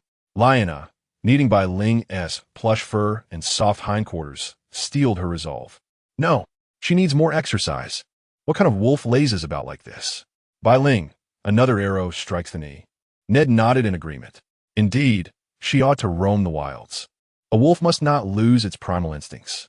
With reluctance, Bai Ling trailed after Ned, glancing back every few steps. Had she been in human form, she might have stretched out a desperate hand, howling dramatically. Have you forsaken your precious one? Watching Bai Ling's dejected droop, Ned softened. After a moment's thought, he offered, if you behave well, I'll prepare honey-glazed roast meat for you. My skills are passable. Bai Ling lifted her head, moved, her round eyes glistening as if sparkling with starlight. Ned couldn't help but chuckle. Yet as his smile faded, a peculiar detail resurfaced in his mind. Lyanna had referred to Bai Ling as she. Chapter 17. Ned Stark. Your virtue has vanished young. Ned bore no resemblance to the somber, burdened man he would later become. In his teenage years, his features could only be described as delicate, his cheeks so tender they seemed to glisten with youthful dew, radiating the naive exuberance and spirited confidence unique to adolescence. Beneath his outwardly calm and composed demeanor, Ned was secretly a chatterbox. He prattled incessantly to Ghost throughout their journey, discussing everything from the long winter of the North to the traditions of the Great Hunt. He recited the rules of the event and the optimal hunting routes with the familiarity of a seasoned expert. The Karstarks will undoubtedly send Layson. Though he trails after my sister like a shadow, he is a skilled warrior. Is it proper to speak of your sister's sworn knight like that? This year, the Boltons will be troublesome. Their bastard is a seasoned hunter, and Roose Bolton is as cunning as a red fox. The Boltons stand no chance. Those two are too busy scheming against each other. They'll likely perish together. Ghost mused silently. The Mormonts, never mind. They probably can't even muster enough men and weapons. Ned chuckled to himself, his voice brimming with confidence. This year, victory will belong to House Stark once again. As they approached the encampment outside Winterfell, participants and spectators from across the north steadily converged upon Wintertown. Tents emblazoned with the sigils of various houses stood in stark contrast against the landscape, numbering in the hundreds. The camp buzzed with activity. Blacksmiths hammered away at weapons. Men sharpened their tools while exchanging crude, boisterous jests, and women wove gracefully between the tents, carrying steaming pots of stew and jugs of water. The north was vast. Beyond the bannermen sworn to House Stark, free folk from remote corners of the land arrived, eager to claim their share of the hunt. Not just men, but many spear wives, fierce and formidable, would partake in the grand event. Life in the harsh, barren north forged its people into resilient survivors. From the moment children could wield a weapon, they were taught to fight and hunt, regardless of gender. As Ned walked, he pointed out each house's sigil and shared amusing anecdotes, as though deliberately explaining them to Ghost. The direwolf couldn't help but feel a pang of melancholy, knowing that decades later, these very loyal houses would march with Robb Stark to their doom. Meanwhile, Ned subtly observed Ghost's reactions. He noticed the wolf's instinctive glances toward certain banners. House Mormont of Bear Island, House Karstark of Carhold, House Umber of the Last Hearth. Does Ghost recognize these sigils? Can a wolf truly be so perceptive? Lyanna's deliberate use of she lingered in his mind. Was it intentional? Did she know something? The mystery coiled around Ned's thoughts like a tangled thread, fueling his curiosity. Outside Wintertown, a wooden platform had been erected. Once the hunt began, the noble houses would set forth while the rest of the small folk gathered for revelry, a celebration beneath the vast northern sky. Feasting, dancing, placing bets at the gambling stalls, or venting excess energy by stepping into the ring for a brawl. Merchants from distant lands clustered together, peddling all manner of peculiar wares. Enormous antlers, the pelts of white bears, blackened and broken weapons. There were even fingers said to belong to the legendary others. Damn the others. Everyone knew they were just myths. The open-air taverns were nearly ready, stocked with ale, sweet wine, even summer reds and homemade fruit wines. It felt like the bustling temple fairs of another life. Brandon, clad in full armor, swept past with a retinue in tow, spotting Ned and Ghost. He reined in his horse, his brow furrowing with displeasure. "Ned, why aren't you practicing your swordplay?" "I've already finished my drills for today," Ned replied, his smile fading. "Then you could be out riding or honing your archery. You don't want to be a burden during the great hunt, do you?" Ned lowered his head, silent. Brandon raised his voice sharply. "Ned, did you hear me?" "Yes, brother." The encounter soured Ned's mood entirely. The lively scene no longer held any appeal. With a sullen expression, he led Ghost back to the gardens of Winterfell, warmed by the hot springs beneath the castle. The gardens thrived in lush greenery, dotted with nameless blossoms. At its heart stood a towering weirwood, its carved face solemn and ancient. Young Ned leaned against the tree, brooding, while Ghost circled the weirwood with curiosity. She had never seen this particular heart tree before, the very place where Bran would one day face the Night King in their final battle. With a sigh, Ned stretched out beneath the tree, resting his head on his arms. In that moment, his greatest worries were his brother's harshness and the thought of his sister being wed far away. Who could have foreseen that this tender youth would one day shoulder the fate of the entire North and House Stark, only to meet his end in King's Landing? Ghost remembered reading somewhere. How would you evaluate Eddard Stark? One passage stood out. More than winter is coming. Ned seemed to embody the high as honor of the Vale. He had no desire to play the Game of Thrones. He would have preferred nothing more than to return to his cold homeland. Ghost padded over to Ned and settled beside him, resting her head on his stomach. Ned reached out, gently stroking her back until she rolled on her side, offering her soft belly for his touch. Before long, both had drifted into slumber. Ghost saw her dream clearly, or rather, she knew she was dreaming. She remained in the same place, beneath the weirwood, but the gardens were blanketed in snow. Ned, the grass, the flowers, all had vanished. Winterfell around her lay in ruins, as if the Night King had already stormed its walls. The human ghost sensed something amiss. She lifted her gaze to the weirwood, its branches now tangled with serpentine vines. Amid the dense foliage, a pale face emerged, like aged bark, gaunt and haunting. Ghost froze, then began climbing the vines, determined to see that face up close. And there it was, the same visage as the three-eyed raven who had once deceived Bran. She couldn't help but murmur, the three-eyed crow. The pallid, bark-like face slowly opened its eyes. Everything before Bai Ling began to spin, blurring into indistinct shapes. Her body felt as though it were plummeting endlessly, until she jolted awake from the dream. Was this a vision sent by the three-eyed raven? No, it didn't seem so. She must have stumbled into it unintentionally. What was happening? Why did it feel like the mysteries surrounding her were only deepening?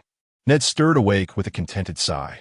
Ah, slept well, he murmured, stretching before reaching out to stroke Bai Lingham. Your fur all puffed up. Did you have a nightmare? Indeed, Bai Ling thought. Dreaming of dark ravens was never auspicious. It reminded her of the terrifying legions of the undead from the show, those ghastly mountains of bones and corpses. Instinctively, she licked Ned's hand, nudging him to return for supper. As an external hirewolf, she was bound to stay with Ned until the end of the 100 Hunts. Currently the Stark family's beloved mascot, Benjen in particular couldn't resist cuddling her. Though his small frame meant she often ended up half dangling, half dragged along, as if enduring some form of torture. Lyanna would laugh until she pounded the table, while Ned was the only one who'd step in to rescue her. Bai Ling rather liked him for that. Ned's children were far luckier, each with their own direwolf. How she longed to be the one petting fluffy pups instead of being constantly petted herself. That evening, Ned returned to his chambers and, with lightning speed, stripped bare before diving under the covers. He lifted the thick fur-lined blanket and patted the bed. Bai Ling, come up here. We'll sleep together. Pupils shaking violently. In her mind, Bai Ling contorted herself into the iconic pose of the scream. Ned Stark, where is your dignity? Seeing her frozen in place, Ned smirked mischievously, rising to tuck her beneath the blankets. A wolf's body was wonderfully warm. Bai Ling, fastidious by nature, carried a faint scent of winter roses. Her soft white fur pressed against Ned's bare skin, an exquisite comfort. With a yawn, he tightened his arms around the white wolf and drifted swiftly to sleep. Bai Ling lay stiff as a board in his embrace, her thoughts a tangled mess. Was she taking advantage of Ned, or was it the other way around? Given Ned's future character, if he ever learned she was a girl, wouldn't he feel compelled to atone with his life? Still, Ned's bed was so warm. Zzz. Chapter 18. Peril on the snowy mountains. The grand northern hunt of 100 participants had officially begun. Brenstock, leading 30 of his family's finest warriors, charged ahead toward the northern wilderness. His target was the fertile valleys south of the Frostfang Mountains. Their party was the most well-equipped, 5 knights and squires, a dozen seasoned hunters and archers, along with experienced guides, scouts, cooks, attendants, beastmasters, and young Ned, who needed tempering, as well as Ghost, the freeloading direwolf. With limited time, Brandon decided to forego smaller prey entirely. Instead, he aimed for the mountains to hunt brown bears, elk, or even a massive Highland bison weighing over 1,000 pounds. Rumors spoke of woolly mammoths roaming the Frost Fangs. If they could bring down such a beast, it would surely earn them universal acclaim. The path to the Frostfang Mountains was riddled with rivers and hills. Their guide urged Brandon to take the northwestern route through the Wolfswood, but he refused outright. The Wolfswood has no mammoths, no Highland bison, not even giant antlered elk. What is the point of hunting mere bears and wolves? But the Wolfswood is more efficient. It saves time. Brandon cut him off sharply. Enough. We go to the Frostfangs. Sensing his own harshness, he added, brothers, think, if we bag a rare beast like a mammoth, just one would secure our victory. The hunters exchanged glances, but had no choice. Spurring their horses, they raced after Brandon. As the snowstorm intensified, Brandon remained undeterred, relentlessly pushing the group forward. Gradually, Ned felt himself stiffening under the biting wind. Then, without warning, the blizzard struck.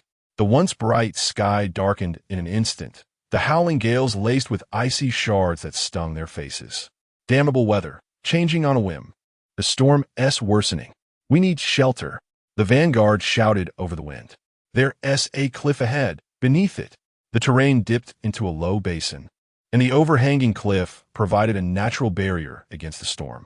The group led their horses beneath it, hastily building fires and pitching tents. Night's falling, and this storm won't let up soon. We'll shelter here, declared the lead guide, a veteran hunter who had long supplied the Starks. Brandon only gave a terse grunt, his expression rigid as paste. No wonder. His grand ambitions of claiming victory had been thwarted by the blizzard before the hunt truly began. Ned and Ghost, however, remained unbothered. The two, Wolf included, had already pulled out dried meat and water, with Ned thoughtfully tearing the strips for Ghost. Brandon turned and saw Ned feeding the direwolf. Anger flared. What use are you? Might as well have brought a pig. Ghost, even lying down, I catch strays. This is misplaced rage. I sent it. Sure, I put on a little weight, but I can still howl. Ghost glared at Brandon, a low growl rumbling in his throat. Ned hurriedly soothed him, offering an excuse. Ghost is a direwolf. The more he eats, the better he'll help us chase down prey. Brandon snorted, hoping it would truly aid them in finding prey. Ned swiftly changed the subject. By the way, brother, when we set off, why didn't we see those two from House Bolton? Speaking of this, Brandon also found it peculiar. The gossip about the Bolton bastard and Roose Bolton vying for the position of heir had nearly spread throughout the entire North. It was said that both had employed all manner of underhanded tactics, yet neither could gain the upper hand. Yet, for such an important event to showcase their presence, the representative of House Bolton turned out to be the captain of the Dreadfort's household knights. Brandon stroked his chin, pondering what major incident might have recently befallen House Bolton. A certain hunter eagerly interjected. I heard from the sister-in-law of my friend's wife at the Dreadfort that the old Bolton-s bastard lured that little wretch into the Wolfswood and had him torn apart by wolves. By the time they carried him back, he wasn't breathing. He didn't die. A Stark household knight choked down a mouthful of dry biscuit, gulping several large swigs of water to wash it down. The young master didn't die. I ran into one of their deserters in Winterfell's tavern. What did he say? A group of burly men, sensing juicy gossip, crowded closer. Even Ghost pricked up his ears, lifting his upper body attentively to listen to the tale. Ned couldn't help but chuckle, stroking the stiff fur along his back. The knight, rather pleased with himself, didn't drag it out and continued. He was a kennel hand at the Dreadfort. After his master was injured, he fled. Said the young master was ambushed by Harley Snow, that bastard. The young master was lucky not to die. They carried him back, and the maester saved him. But he has been unconscious ever since. And the strangest thing is, guess what? The knight deliberately paused, eyeing the circle of eager listeners. Damn it. Stop playing games, just spit it out. The knight, nearly knocked over by the rough jostling, sulkily went on. They say, while unconscious, the young master kept muttering werewolf. What about the bastard? Harley, was it? Probably still at the Dreadfort. If the young master dies, old Bolton would only have one bastard left. The group erupted into chatter, some criticizing House Bolton for its disgraceful behavior, others claiming the Dread Fort had always been like this, its customs twisted, unlike true Northmen. After all, Northmen were known for their straightforwardness, shunning deceit and schemes, let alone such infighting within a family. The knight took a deep swig of ale, frowning. But tell me, do you think the young master might have actually seen some sort of specter? The crowd burst into laughter, slapping the knight's back in mockery. You'd believe the ramblings of drunkard? Looks like you've had one too many. Your brain-s addled.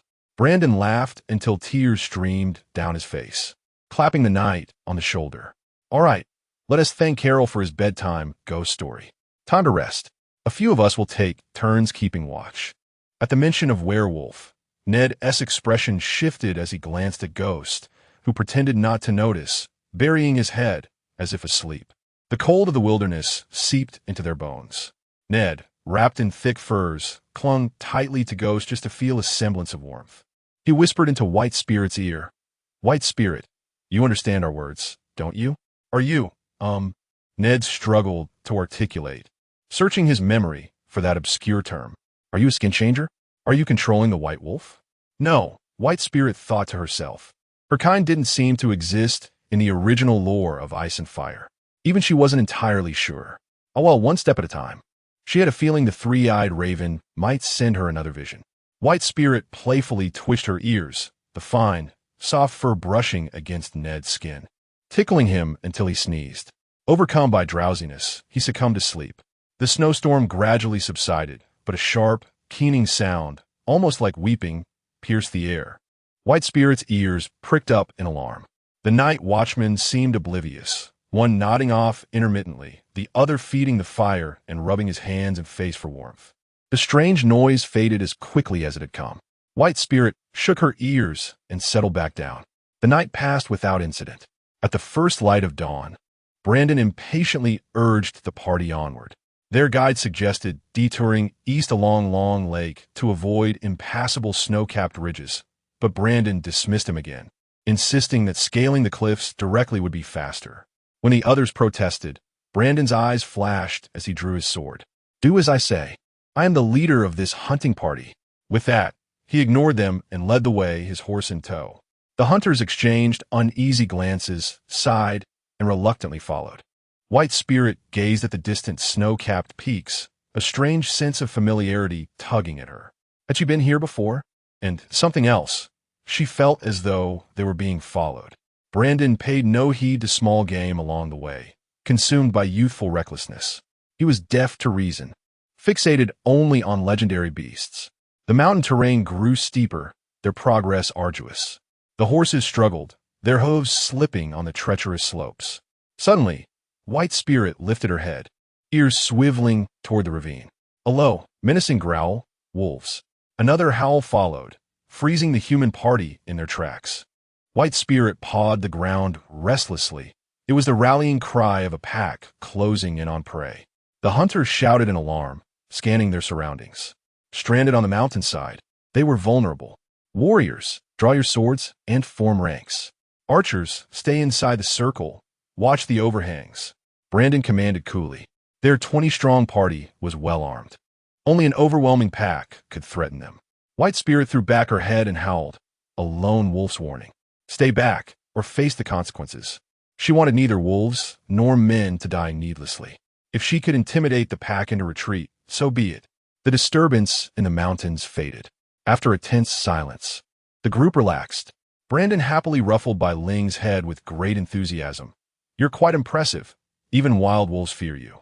Yet Bai Ling's inner unease did not diminish in the slightest. She feared these wolves might merely be scouts, surveying their prey. Though their group was large, they carried ample provisions, and to the wolves, so many humans represented a feast that could sustain them for a long while.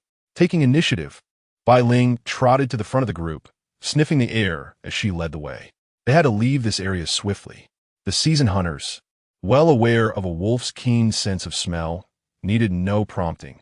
They quickened their pace, following closely behind her. However, fate was unkind. As they descended the mountain, a violent snowstorm began to rage. Forced to take shelter, they split into smaller groups, huddling within snow caves. This night was destined to be sleepless. At first, only a single howl pierced the mountain silence. Then, one after another, the wolves' cries echoed in response. The group fell into a tense hush, dread creeping through them like frost. The pack had arrived. Chapter 19. Where is Bai Ling? Who is this girl? Brandon and his companions could not ascertain the number of wolves surrounding them. Under the cover of the blizzard, the pack moved like the most skilled assassins, ready to lunge from the shadows and tear out their throats without a sound. Pressed against the cliffside, they could only stoke the fire higher. Torches were useless in such a storm. They would be extinguished in an instant. Keep the fire burning. Raise your swords and shields. The old hunter bellowed hoarsely. Archers drew their daggers and hand axes. Close combat was their only option now, as bows were rendered useless in this weather. The wolves' howls echoed unpredictably, as if deliberately designed to shatter their morale. Brandon lowered his visor, shielding his younger brother, who huddled within the cave. Bai Ling knew exactly how these wolves would attack. She also knew they would not hesitate to kill her after slaughtering the humans. But she could not flee. Even for Lionel's sake, she had to protect Ned and Brandon. The blizzard did nothing to dull her senses. Her keen nose caught the scent of at least 30 wolves lurking nearby. The wolves began testing their defenses. The first lunged from above, aiming for Brandon. Bai Ling intercepted it like lightning, sinking her teeth into its throat. Only then did the others snap into action, shouting as they stabbed the beast to death. The metallic stench of blood in her mouth made Bai Ling nauseous, but she did not retreat. Instead, she snarled a warning into the snow-laden night. In this life-or-death struggle, she instinctively defended the humans, clinging fiercely to her own humanity. Ned drew his sword and shouted, "Watch Bai Ling. She knows where they'll strike. Circle up. Form a ring."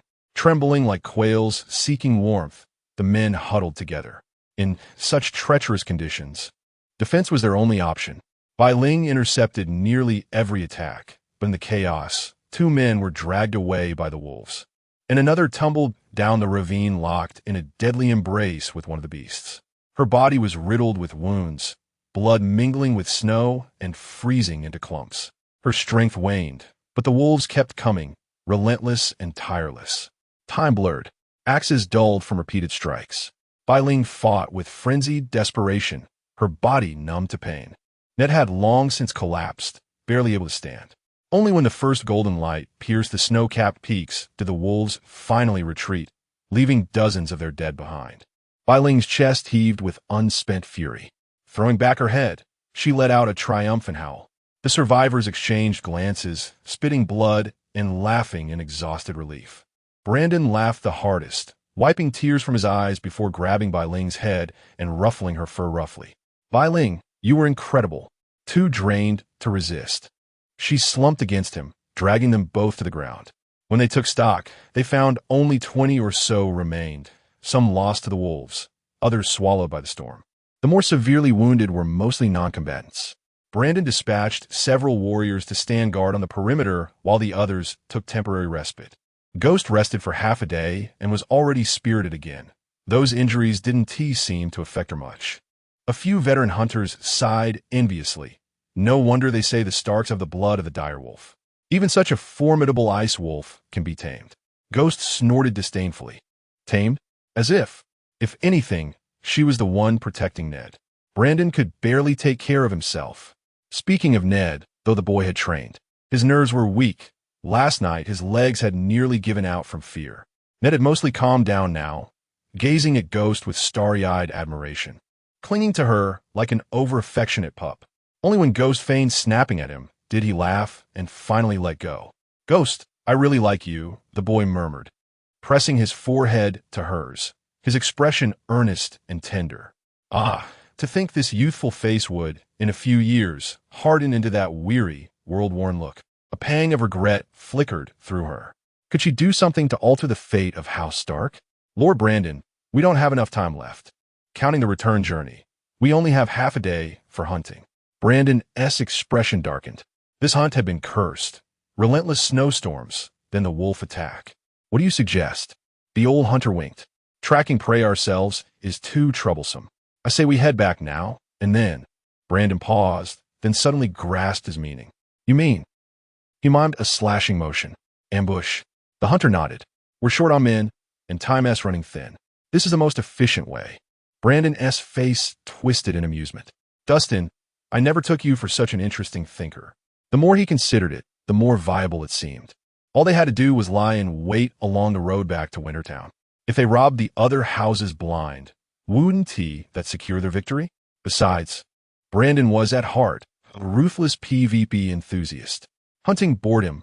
Where was the thrill in killing beasts when you could outwit men? Let us do it. Brandon's eyes gleamed. We'll turn back now and scout the perfect ambush point. Ned bristled. Brother, how can you? This is supposed to be a hunting competition. Brandon waved him off. Hunting, fighting, it's all about honing strength. What's the difference? Time's short. It's decided. You take Ghost back to Winterfell to recover. The rough men around them, ever eager for chaos, roared in approval at the shift from prey to people. One even asked if they could strip the captive's trousers. He had a grudge against a certain house. Ghost rolled her eyes. Minus 40 degrees. And they want to freeze someone else. Sausages off? And so, the Stark hunting party wheeled around, the weather clearing as they moved. Soon, they lay hidden at their chosen spot, lying in wait. Meanwhile, Ned, fuming, marched back to Winterfell with Ghost. He found Brandon's tactics disgraceful and fully intended to tattle to their father. Lyanna was startled by Ghost's pitiful state. As Ned animatedly described their encounter with the wolfpack, her heart ached for the direwolf. Though she didn't understand the dynamics between animals, she knew Ghost wouldn't be happy about injuring her own kind. She resolved to prepare extra treats for her. While Ghost recuperated, Lyanna and Ned busied themselves tending to her. Neither paid attention to the aftermath of the Grand Hunt, for with House Bolton's leadership absent, it ended in Brandon Stark's Pyrrhic victory. The scene was said to be chaotic, dozens of houses, great and small, clashing in a frenzy. Opportunists, grudge-bearers, and troublemakers turned the hunt into an outright brawl. Brandon, ever the warrior, targeted faces and vulnerable spots. Fortunately, no one was gravely injured, a small mercy. Lord Ricard's face darkened with fury, while Brandon, through the fighting, made unexpected new friends. As the hunt faded into memory and winter loosened its grip, another significant event loomed. Lord Ricard Stark, Warden of the North, would soon journey to the Riverlands with his eldest son, Brandon, and daughter, Lyanna, to visit House Tully. This visit wasn't merely for Brandon's betrothal to Catelyn Tully. Lord Ricard also intended for Lyanna to meet Robert Baratheon, the future Lord of Storm's End. Observers recognized his aim, to strengthen ties between the wolf, the stag, and the trout. Yet none could predict how King Aerys, seated upon the Iron Throne, might react. Ghost, however, had no mind for such matters. Lately, she had felt unwell. Her bones ached, her body burned at night, and dizziness plagued her like feverish delirium. Restless and confused, she whimpered to draw Lyanna's attention. The maester found nothing amiss, declaring her perfectly healthy, her wounds fully healed. Frustrated, Lyanna summoned Ned for counsel. He suggested consulting the stablemaster. When old Orf was urgently called, he feared the direwolf was dying. Instead, upon seeing Ghost's condition, he understood. She was coming of age, entering her first heat. Lyanna and Ned stood dumbfounded, struggling to accept that Ghost, not yet two, could experience such changes.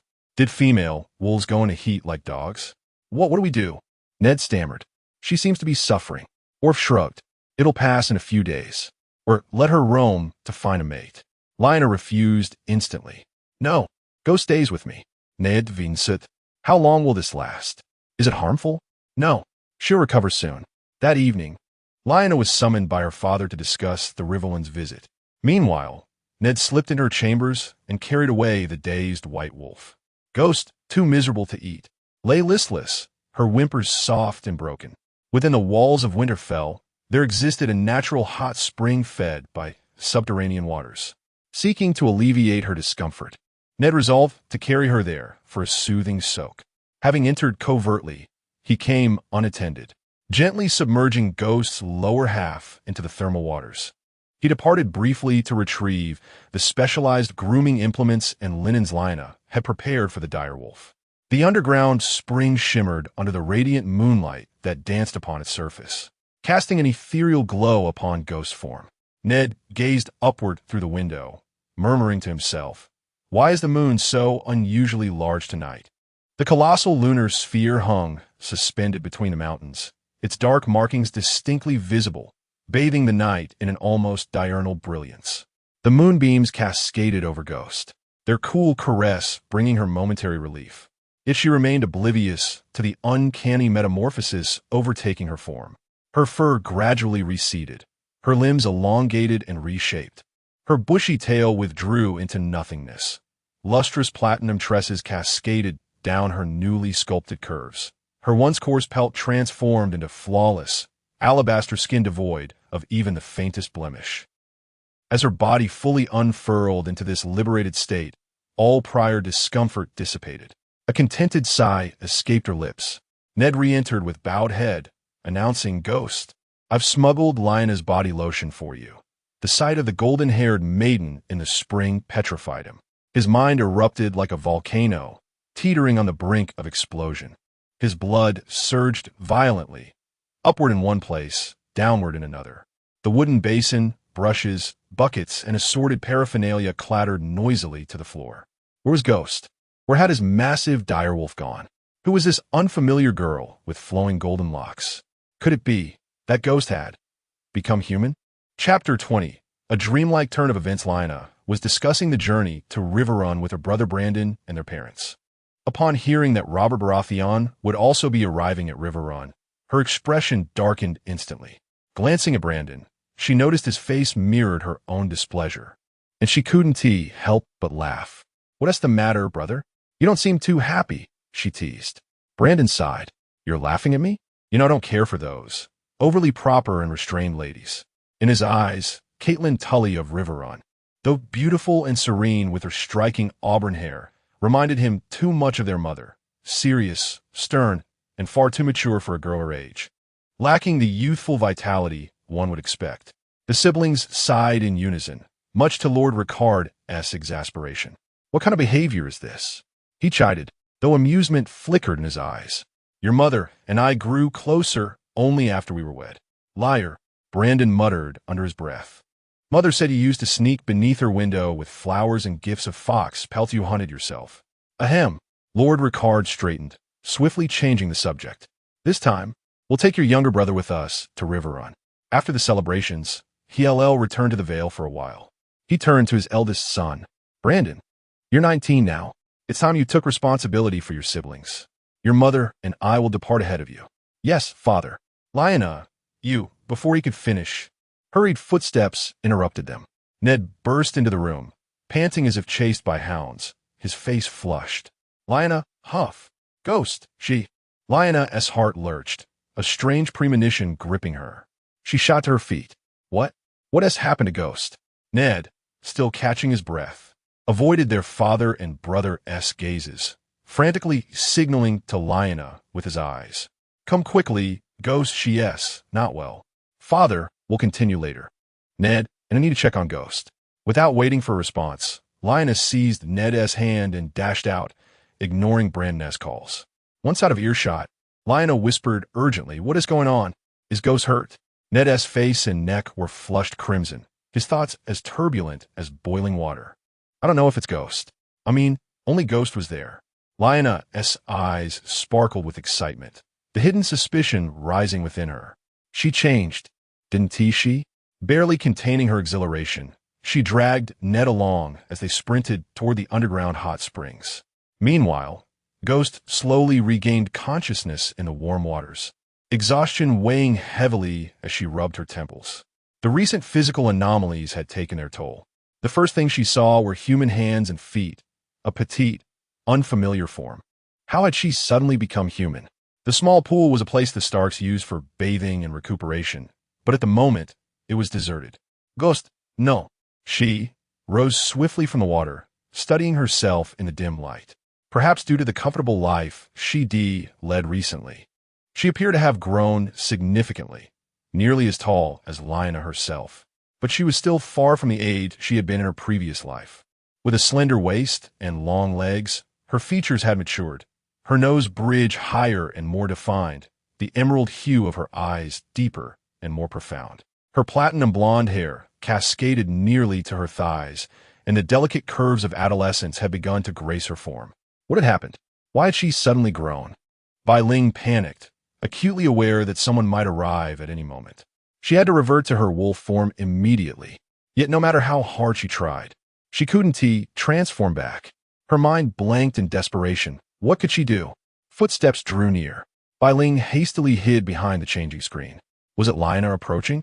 Ned dared not enter, his face burning crimson as he lingered outside the door. Unaware, Lina pushed it open slowly. The pool was empty, but a glimmer of gold shimmered through the gaps in the screen. Cautiously, step by step, Lina drew closer, calling softly, Bai Ling. It's me, Lina. Are you all right? Bai Ling had no explanation for her current state. Unable to shift, she couldn't even flee. What now? Lina was coming. She shrank into the corner, desperate to conceal herself. Lina continued murmuring Bai Ling's name as she rounded the screen.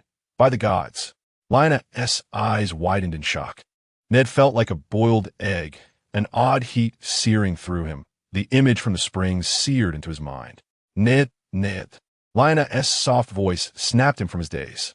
Go to my room and fetch a set of my clothes, undergarments and outerwear, the full set. Why, yes. Ned didn't question it, turning to sprint away. Once settled, the three returned to Lina's chambers, sitting in heavy silence. Ned's gaze remained fixed on the floor as if a golden dragon lay there, while Lina stared at Bai Ling with gleaming eyes. You are Bai Ling, aren't you? That day wasn't a hallucination. You transformed from a little girl into a wolf. Being a pet had been blissful. Returning abruptly to human form left Bai Ling disoriented. She nearly let out a whimper before stifling it. Clearing her throat, she admitted, Yes, it's me. This is incredible. Are you a wolf or a human? Can you shift at will? Is this how your kind lives? I suppose. Truthfully, I don't know much about my lineage. But how did you lie in a wait? Ned finally steadied his racing thoughts, cutting off her eager questions. Perhaps we should first consider how to explain Bai Ling's disappearance and the sudden appearance of another person. Lina froze. In her excitement, she'd forgotten entirely. Both frowned in thought, neither suggesting Bai Ling leave. After all this time together, she was family. Should I go? Bai Ling ventured. No, absolutely not. Lina turned to Ned tentatively. Could we pass her off as a distant relative? Impossible. No one in our family has hair or features like hers. Then what? Hide her in another town? No. Ned shook his head with a frown. Her appearance is far too perilous. Who in the north besides our house Stark could offer her sanctuary? After a prolonged silence, Ghost finally spoke. Let us seek Lord Ricard's counsel. Ghost, are you willing to reveal your secret to Father? Ghost pondered for a moment before nodding. She trusted Lord Ricard, or rather, the honor of House Stark. Moreover, taking human form might make it easier to alter the course of their fates. Don't call me Ghost anymore. Call me Arya. The night had deepened, yet Lord Ricard remained immersed in his study. A diligent and patient lord, he often lost track of time when engrossed in his duties. The door creaked open slightly, revealing a small face peering in. Father, may we speak? Lina murmured softly, outside the Lord of the North's chambers. The guards exchanged curious glances at the sight of young Ned Stark standing stiffly in the far corner, accompanied by a slender maiden. They speculated silently. What matter could be so delicate that Ned required Lina to intercede? Had he taken a fancy to some unsuitable girl? Or worse, had she conceived a child, forcing him to seek marriage?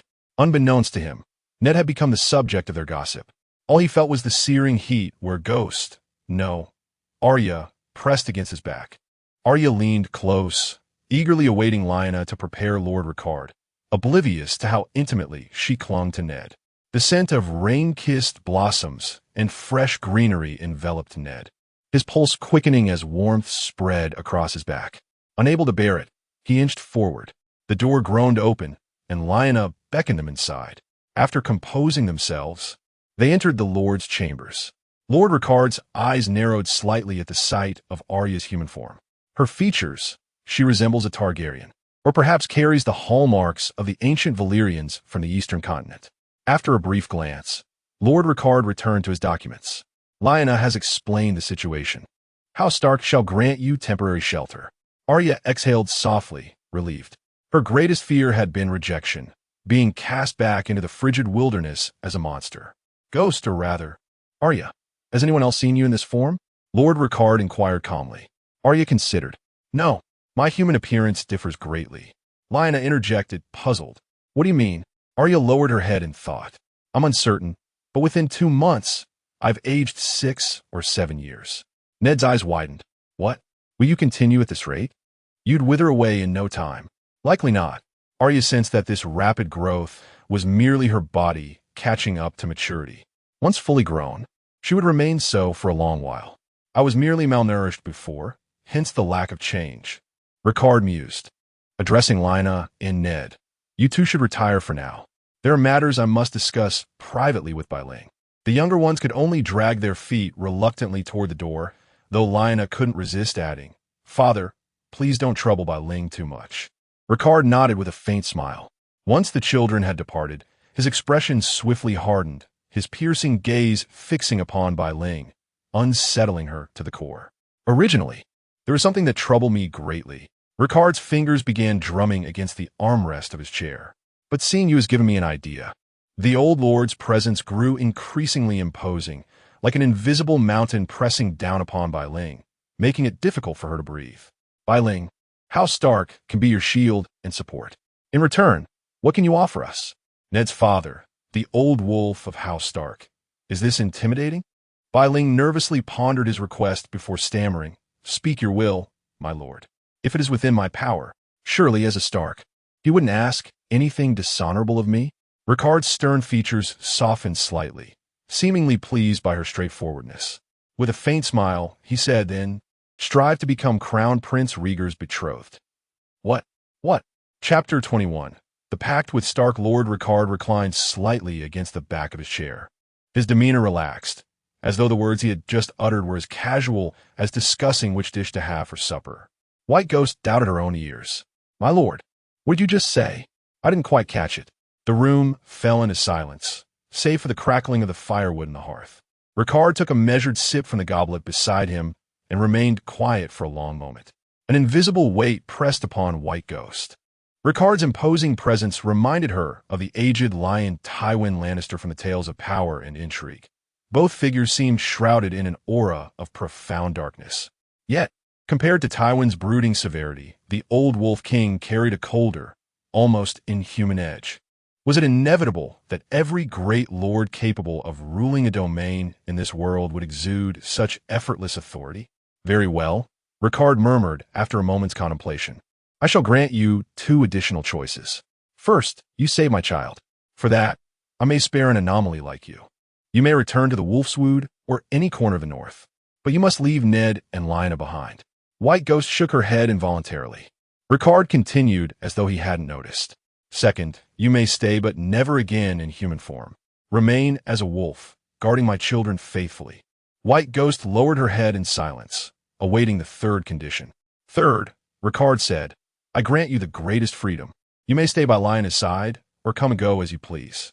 But first, you must serve House Stark. And if I refuse all of them? White Ghost ventured. Do you see that sword?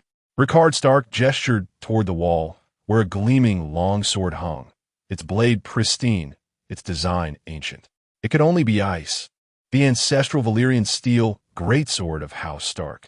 I have wielded it to sever many heads, Ricard Stark said, his voice steady. Men and beasts alike. It is sharp. There will be no pain. Death will come swiftly. A threat.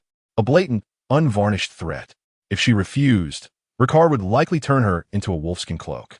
Such was the nature of this world. Even the honorable Starks could be ruthless nobles who killed without blinking. Visions of bloodshed flickered before her eyes. She recalled Sansa and Arya's cold, merciless gazes as they executed Littlefinger. Their expressions eerily mirrored their grandfather's now. White Ghost resolved to uncover Ricard's true intentions before deciding. Something told her this man was different from the previous lords of Winterfell. There was ambition in his eyes. Your third option, becoming the Crown Prince's betrothed? She asked. May I know the reason? It is clear you are no mere beast. You possess human wit. Ricard nodded in acknowledgement. You may attempt to deduce it yourself. Lord Ricard's gaze lifted toward the rafters, as though piercing through the very walls to the distant spires of King's Landing. King Aerys had been searching for a suitable bride for Prince Rhaegar, Yet he rejected countless noble maidens, even the daughter of the hand of the king, Tywin Lannister, ostensibly to preserve the purity of Targaryen bloodline. But one might speculate deeper motives. Ghost widened her eyes and blurted out, "A subject's merit outshines the lord." "What did you say?" Lord Ricard froze, unfamiliar with these foreign words. Ghost carefully rephrased, translating the idiom for Lord Ricard. The lord's eyes instantly gleamed with admiration. "I underestimated you," he murmured. "Not only do you possess wisdom, but you surpass most men. Perhaps I ought to reconsider the terms of our cooperation." Ghost bit her lip. Torn. She had no desire to be entangled in the web of power, yet Lord Ricard was not one to be bargained with. From the chronicles she recalled in her past life, these years preceding the Fall Spring were marked by rebellions and wars across the realm, driving King Aerys further into madness. He grew distant from Tywin Lannister, indulging in sorcerers, wildfire, and the resurrection of dragons, just as his ancestors had. Soon, he would strip Tywin of his position as hand, seek Dornish allegiance through a royal marriage, and heed Varys whispers to alienate capable advisors. Within mere years, the Mad King would steadily erode the Targaryen dynasty's authority, plunging the Seven Kingdoms into chaos. Now, Ricard Stark of the North had wed his eldest daughter to Robert Baratheon, betrothed his heir to Catelyn Tully, and sent Ned back to the Vale, and now sought to position Ghost near Crown Prince Rhaegar. No Stark had ever wielded such deft political maneuvering or forged so many alliances through marriage. The more Ghost pondered, the more her unease grew. Unable to restrain herself, she finally asked, "My lord, what is it you seek to gain from me?" Ricard Stark refused to answer, turning away with a dismissive wave. "Return to Lyanna. I grant you 2 days to consider." With no choice, Ghost turned to leave, only for Ricard to call after her. "Oh, and you are not foolish enough to reveal the contents of our conversation, are you?" "No, my lord." Ricard Stark clasped his hands behind his back, moving to stand before the greatsword ice hanging on the wall. He studied its gleaming edge in silence before exhaling softly and returning to his seat. Picking up a quill, he pulled 3 raven scrolls from his desk and wrote swiftly. Once finished, he rolled each tightly, sealed them with the Stark sigil in molten red wax, and waited for the Direwolf imprint to dry. The door opened without a sound, and a gaunt figure draped in gray robes drifted in like a specter. "My lord." His voice was a rasping whisper, like wind howling through cracked stone. Trembling hands reached for the 3 sealed missives. Ricard murmured, "Varys, has your long ailment worsened?" "No matter. This old man has 4 or 5 years left, enough." The hoarse, shrill voice paused briefly before speaking. 2 letters as usual. "And this other one?" "Deliver it to King's Landing for that." "Yes, my lord." With a heavy heart, White Ghost stepped out of the Lord's chamber, only to be met by Lyanna rushing toward her, her face etched with concern. "White Ghost, did father say anything?" Ned appeared visibly nervous, still unable to meet White Ghost's gaze as he hid behind his sister and murmured, "Are you still feeling unwell?" Their genuine worry touched her, softening her voice. She replied, "I'm much better now. Thank you, Lyanna." "Thank you, Ned. Lord Ricard didn't trouble me." Lyanna sighed in relief. "That's good. White Ghost, can you still change back? It's just so strange seeing you like this." Ned muttered something under his breath, too low for either Lyanna or White Ghost to catch. "Brother." "Ned, what did you say?" Lyanna pressed. "In nothing. You should both rest. Aren't you tired?" Ned's face burned with embarrassment, as though he were bewitched by some foolish thought. Lyanna's eyes sparkled as she seized White Ghost's hand. "Come to my room. There's so much I want to ask you." Without waiting for a reply, she tugged White Ghost away, leaving Ned standing alone, his expression conflicted as he gazed after the 2 girls. That platinum gold hair, so beautiful like the radiant moon in the night sky. "Tell me," Lyanna demanded firmly once they were in her chambers. "How did father trouble you? Did he force you to do something you didn't want?" White Ghost's mind was a whirlwind of thoughts, burdened with secrets. The moment she saw Lyanna's face, memories of the Tower of Joy flooded back, herself lying there barely alive, drenched in blood. "White Ghost, are you even listening?" Lyanna frowned, shaking her shoulders impatiently. "Really? It was nothing. You just warned me to be careful not to reveal myself." Lyanna smirked mischievously. "You terrified poor Ned. Did you see his face? Red as a boiled lobster." "Ha ha. Ah." White Ghost faltered. Hadn't she been? unclothed in the hot springs? Surely he hadn't seen, right? Well, Ned was still young by her past life standards, at least a decade younger. She would simply pretend nothing had happened and act naturally. White Ghost, what are you going to do? Lyanna asked, her voice laced with concern. Her sincerity tugged at White Ghost's heart. Lyanna, brave, beautiful, and kind, should never have died so young. White Ghost's gaze hardened with resolve. She would change Lyanna's fate and stop the reckless Rhaegar. If destiny could not be avoided, then she would go to King's Landing herself, to see for herself just what kind of man Rhaegar Targaryen truly was. Chapter 22. The Tullus of the Riverlands. The youth of yesteryear having resolved to serve Lord Ricard, White Ghost needed to devise a way to conceal her plans from Lyanna. Thus, she crafted a plausible excuse. Lyanna, the truth is, I've been searching for answers about my origins. Since birth, I've been a lone wolf without kin or companions. Sometimes, I feel profoundly alone. Lyanna, her striking ice-blue eyes brimming with concern and compassion, believed every word. Then, will you seek out your own kind? In truth, White Ghost wasn't entirely deceiving Lyanna. She did wish to unravel the mysteries of the wolf-blooded. But before that, she intended to protect Lyanna, the Dragon Queen, the Great Call, and others, altering their tragic fates of premature demise. I shall accompany you to Riverrun first to ascertain whether Robert Baratheon is worthy of trust. Only then will I pursue my lineage. Lyanna embraced her tightly. I understand. I support you. White Ghost returned the embrace, an inexplicable sorrow welling within her. Lyanna, we shall meet again. Stay safe until then. Cherishing the remaining days, White Ghost spent every moment cloistered in chambers with Lyanna, conversing endlessly. Ned occasionally visited, though the girls often shooed him away. Still unable to revert to her wolf form, Lyanna furnished White Ghost with gowns and jewelry. Though perplexed, White Ghost attributed this to her lingering estrus cycle. The White Wolf's temporary absence went largely unnoticed.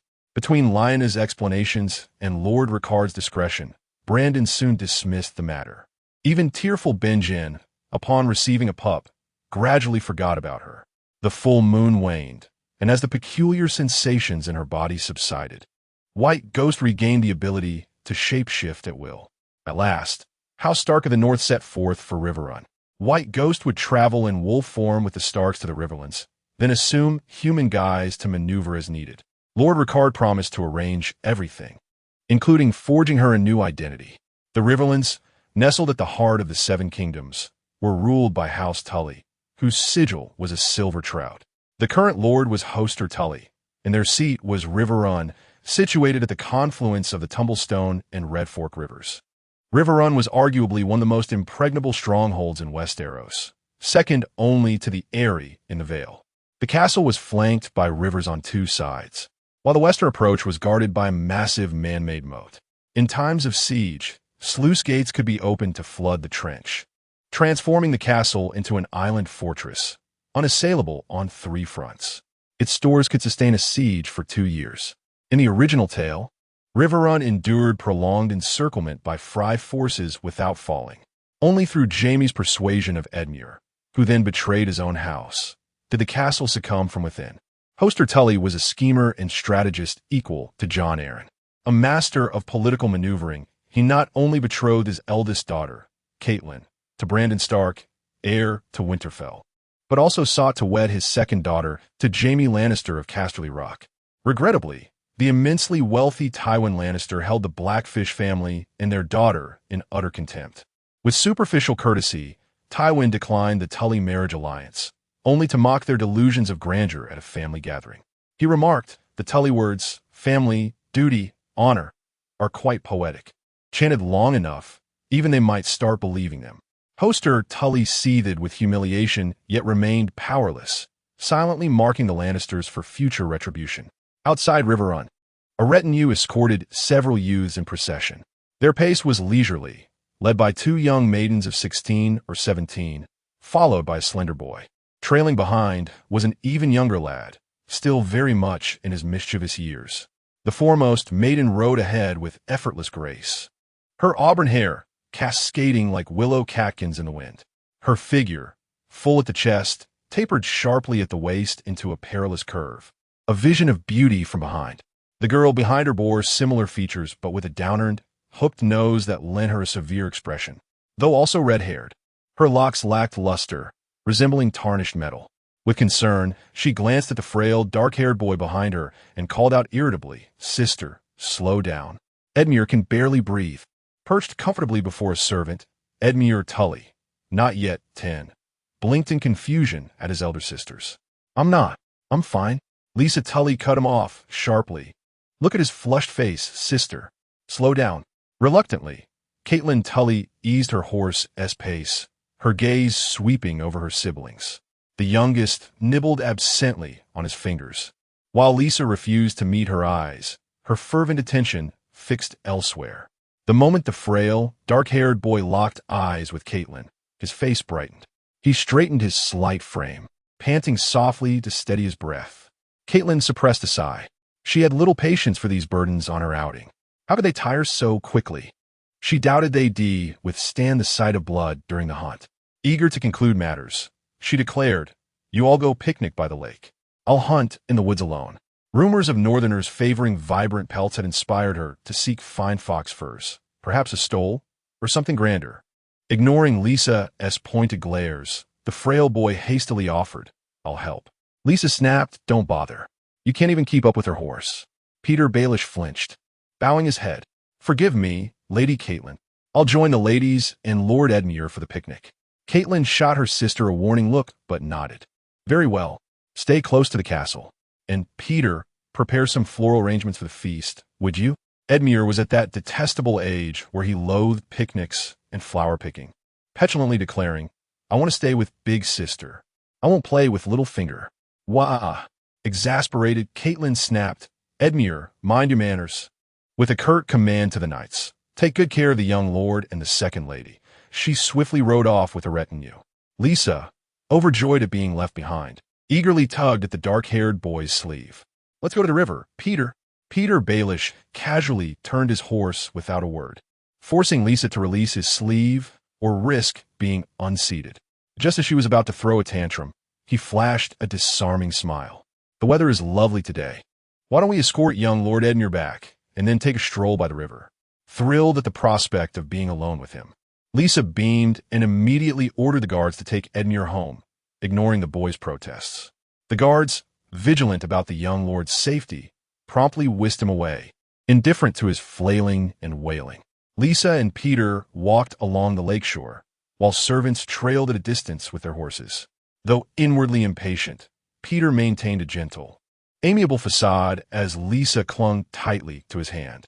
It must be said that in his youth, Peter Baelish, despite his slight frame, possessed striking features. Perhaps due to his humble origins, he carried himself with a maturity and composure beyond his years, coupled with sharp intellect and an air of melancholy. Lisa adored this about him. Lost in thought, Peter pondered the recent flurry of activity in Reborn. The streets were being cleaned and adorned, and even the usual swarms of thieves and ruffians had vanished, save for the lingering bloodstains on the gallows outside the city walls. Lord Hoster Tully had also dispatched men to clear the vagrants and cripples from the King's Road. Whispers suggested that someone of great importance was expected. A sudden sting on his hand snapped Peter out of his reverie. Chapter 23. On the journey, Lisa Tully immediately regretted pricking Peter with her nails, torn between remorse and resentment at his indifference. Stiffly, she demanded, "What occupies your thoughts?" Peter, unfazed, gently squeezed her hand and replied with warmth, "I was contemplating what gifts to prepare for His Grace and you, should a celebration be imminent." Though inwardly delighted, Lisa feigned indifference. "What celebration? It's merely the Starks of the North and the Baratheons of the Stormlands paying a visit. It has nothing to do with you, nor do you need to prepare anything." "The wolves and stags coming to Riverrun?" Peter frowned in confusion. "Do they intend to forge an alliance?" Lyanna Stark is said to be betrothed to Robert Baratheon. But why would they come here? Noticing Peter's distraction, Lisa's expression twisted with excitement as she continued, "Do you know? Father has arranged a splendid match for my sister." Peter halted abruptly, his face twitching imperceptibly. In a voice barely above a whisper, he asked, "Indeed? And who might this distinguished suitor be?" Lisa laughed brightly. Brandon Stark of Winterfell. A gallant and formidable knight, they say.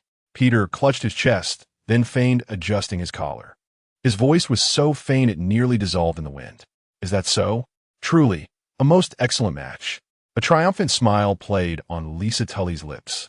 The news was meant to be announced formally by their Lord Father at the feast, but she had deliberately revealed it early, just to shatter Peter's infatuation with her elder sister. Yes, my sister is overjoyed.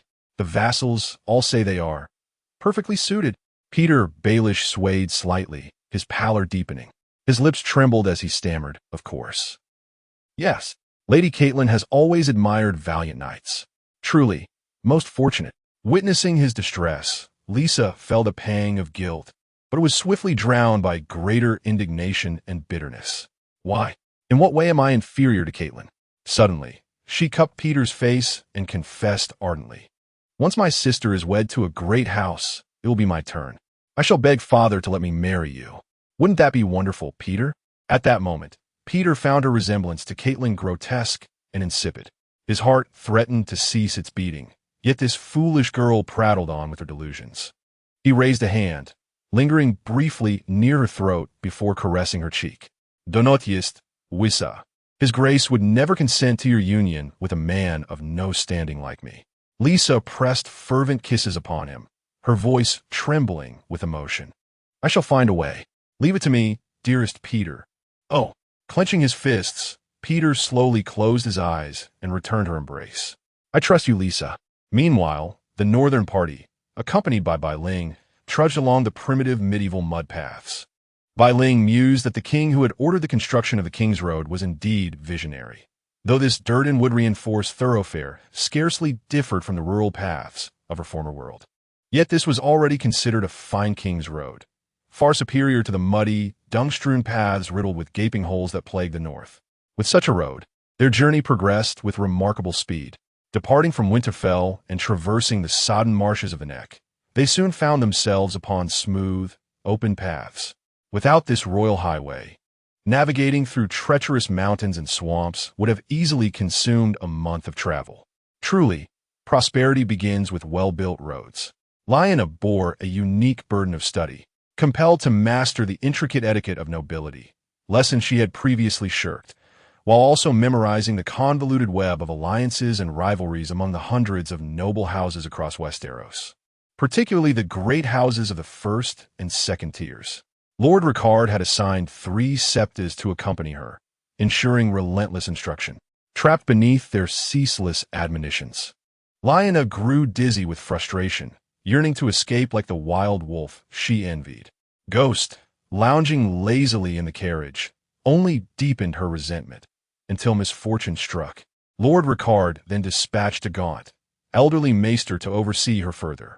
His purpose was twofold: to educate her on the histories of Essos and Westeros, and to solidify the fabricated backstory crafted for her. The maester, already privy to Ghost's true nature, displayed no curiosity beyond his scholarly duties. Ghost, too, was confined to the carriage, forbidden to wander unless summoned, and subjected to the same harsh discipline: no meals without study. With her voracious appetite, hunger swiftly tamed her rebellious spirit, bending her to the will of knowledge. The maester, named Varys, resembled a candle flickering toward its end, frail, his breath rattling like a broken bellows with each cough. Ghost feared he might expire mid-lesson. Yet, to her surprise, Varys proved a font of wisdom. Upon their first meeting, he questioned who had taught her the principle of merit overshadowing the master. Ghost, caught unprepared, claimed it as her own reasoning, for even among wolfpacks, aging alphas must expel rising challengers to avoid their own demise. Perhaps this was the wisdom of beasts. Varys pressed no further, instead burying her beneath mountains of transcriptions. Illiterate, Ghost could speak and comprehend, but not write, until she swiftly mastered the common tongue of Westeros, its resemblance to English easing the task. Varys then introduced her to High Valyrian, the ancient tongue of dragon lords. Ghost, enthralled by the language once wielded by the mother of dragons, embraced the study with fervor. By the time they approached Riverrun, she could stammer through fragments of Valyrian conversation. Chapter 24. the agony of an academic underachiever, the gentle. Fertile plains of the Riverlands provide its people with abundant food and resources. Yet this very geography makes the region vulnerable to invading armies, especially with rivers allowing swift movement downstream. Historically, caught between the Westerlands, the North, the Vale, and King's Landing, the Riverlands have often been the first to be ravaged in great wars. Riverrun stands as the sole formidable fortress in the region, frequently the last stronghold remaining. Today, Bai Ling's task is to memorize the distribution of major powers across Westeros. Archmaester Varys insists she must at least grasp the territories and strongholds of the noble houses, and threatens an examination. Bai Ling. Damn standardized education. I don't understand. Bai Ling clutches her hair in frustration. What is the difference between the Riverlands and the Reach? Why are the Iron Islands considered a kingdom when they're just islands? When King's Landing was built, why should I care? Why must I learn this? Varys lifts his eyelids slightly. Beauty may be a passport, but knowledge and wisdom are weapons. Bai Ling bares her sharp canines. My teeth and claws are weapons too. Unfazed, Varys doesn't even flinch with his quill. The distinction between beasts and men lies in wisdom. His murky gaze pins her, sending a chill down her spine. Memorize 10 more pages today, or no supper. Bai Ling. Damn it. Back in university, she had failed 5 courses in 1 semester and crammed for makeup exams in 2 days. Yet even then, the material was less than half of what she faces now. After graduating, years passed without her opening a book, her shelves lined with untouched volumes still wrapped in plastic. And now, after transmigrating, she is forced to study seriously. After struggling through a few more lines, Bai Ling gives up and changes the subject. Master Varys, how am I to approach the Crown Prince? What identity has Lord Rickard arranged for me? Varys sets down his work. In truth, he had intended to disclose part of the plan. Your features bear the unmistakable mark of House Targaryen. We long suspected your lineage may carry dragon blood. Bai Ling scoffs. Just based on looks? That's reckless. She believes her human form resembles the Targaryens only because, during her first transformation, she subconsciously modeled herself after Daenerys. It has nothing to do with bloodlines. Though King Aerys is indeed fervently seeking maidens with Valyrian heritage, how can they be so confident in deceiving the Crown Prince? Rhaegar? Bai Ling rests her chin on her hand, her platinum hair cascading freely down to her knees. Her skin is translucent, her features nearly identical to Prince Rhaegar's. Sunlight filters through the curtains, casting a hazy glow upon her, her alabaster complexion almost ethereal, beautiful beyond mortal likeness. If only her eyes were amethyst instead of jade. Anyone who laid eyes upon her would instantly recognize her as a true-born Targaryen. Varys gave a slight nod, acknowledging the point. You've grasped this rather well. Now, let us discuss the prevalent bloodline theory in Westeros. The resilience of blood. The nobility were the first to advocate for lineage verification, from kings and hands down to minor lords. None wished to see their bloodlines diluted. Varys coughed softly and murmured, after all, the nobility are but a brood of indolent, avaricious parasites who revel in excess. Ghost noticed the old man seemed somewhat cynical. Did he despise the aristocracy? The Citadel had conducted research on the matter for centuries. Many maesters believe that the older and purer a bloodline, the more distinctly its traits manifested in appearance. We've attempted various methods to identify true-born heirs through blood, bones, even divination, yet none yielded definitive results. Currently, tracing lineage through the resilience of blood theory via noble genealogies remains the most widely accepted method. Thus, with but a slight alteration to your eye color, neither the hand nor the king would doubt your Valyrian heritage. And now, the only remnants of ancient Valyria in both Westeros and Essos are the Targaryens. After this lengthy discourse, Varys was seized by another fit of violent coughing. Startled, Ghost hastily poured him a cup of water. So the resilience of blood is essentially genetic expression? It makes sense, though mutations must occur. Take Robert. He never suspected Joffrey wasn't his son. One wonders how Cersei explained that away. Denial? Yet Jon Arryn and Ned deduced through this very theory that Cersei's children were not Robert's, for all bore golden hair, clear Lannister traits. When Ghost snapped back to attention, Varys had vanished. Septa now sat beside her, watching over her during non-teaching hours. The caravan gradually slowed. The murmur of a river reached Ghost's ears, along with the knight's orders to halt and rest, likely the final respite before reaching Riverrun. A soft knock sounded on the carriage door. Ned's voice, hushed, drifted through Ghost. "Are you hungry?" I brought you something to eat." The Septa cleared her throat. "Oh, Ned," he stammered, flustered. "Apologies for disturbing you." "This." The Septa stepped out and returned with a small woven basket, no larger than 2 palms. Inside lay a few strips of dried beef, an apple, 2 slices of bread, and a bouquet of tiny yellow wildflowers. She handed the flowers to Ghost and confiscated the food. Ghost, devastated, TT left with no choice. She resumed her studies. That wretched Varys, starving me as promised. Then an idea struck her. Lyanna would surely have food. As soon as she made a move to leave, the nun swiftly blocked the doorway with a defiant stance that seemed to say, "Dare to step out, and I shall stand my ground valiantly." "I'm going to find Lyanna. I'll return shortly," she said. The nun merely shook her head in silent refusal. White Ghost sighed in resignation. Lately, the nun had been treating her like a prisoner, though fortunately, Riverrun was now within sight. The nun escorted White Ghost to Lyanna's carriage before stepping away. Once inside, White Ghost transformed into her white wolf form, ready to accompany Lyanna into the city. Throughout the journey, though it was unclear what instructions Lord Ricard had given, no one had shown undue curiosity or prying toward her. The nun assigned to her was also different from Lyanna's. She was mute. White Ghost grew increasingly wary of Ricard Stark's methods. The old Wolf King, Ricard Stark, wielded cunning and strategy unlike any other member of House Stark. After months of arduous travel, with some delays along the way, they had finally arrived at Riverrun, the heart of the Riverlands. Chapter 25. The Tullus announced the wedding. The gates of Riverrun stood wide open, the heavy drawbridge already raised. The Lord and Lady of the North had arrived half a day early, and now the welcoming party at the entrance consisted of Hoster Tully's children and bannermen.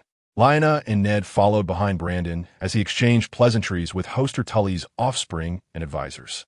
After expressing gratitude and a hint of weariness, they were swiftly ushered into the castle, where they would rest briefly before attending the welcoming banquet specially prepared in their honor. Compared to the Stark boys, Lyanna and Ghost received far more attention. The massive white direwolf's imposing stature left the onlookers pale with fright, and though Lyanna kept a reassuring hand on Ghost's head, no one dared approach. "So it's true. The Starks keep giant wolves as pets," the crowd murmured among themselves. The eldest daughter, Catelyn Tully, possessed both remarkable beauty and impeccable manners, along with considerable courage. She actually reached out to touch Ghost. For a moment, the direwolf was beguiled by her loveliness.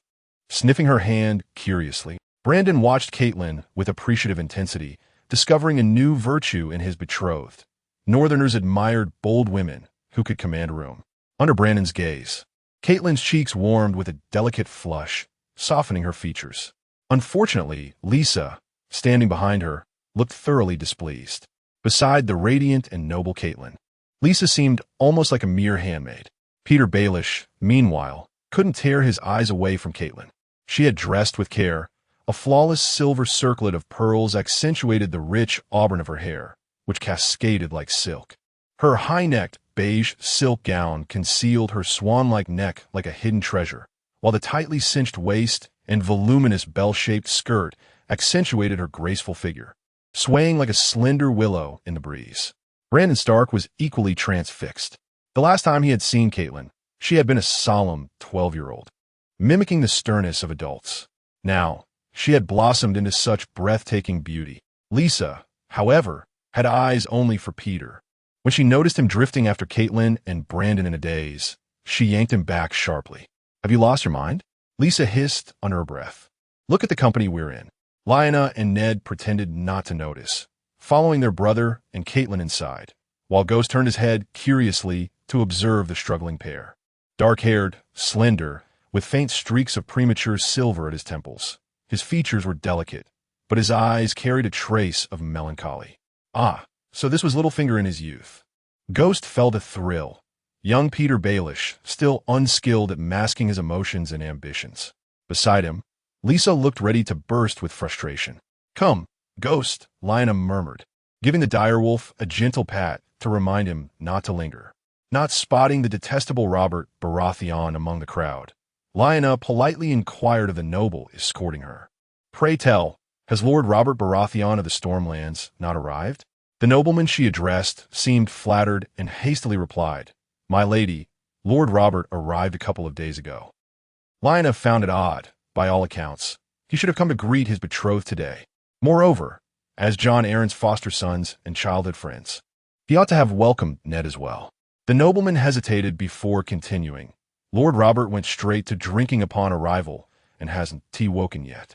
That scoundrel, Lyanna huffed, turning to share her annoyance with her brother. But when she glanced at Ned, she caught him in the act, sneaking dried meat from a pouch at his waist to feed Ghost. Narrowing her eyes, she whispered sharply, "Ned, what are you doing?" Ned instantly withdrew his hand, feigning innocence as he quickened his pace to catch up with their elder brother. Lyanna glared at Ghost and tapped his head. Dinner is about to be served. No snacks.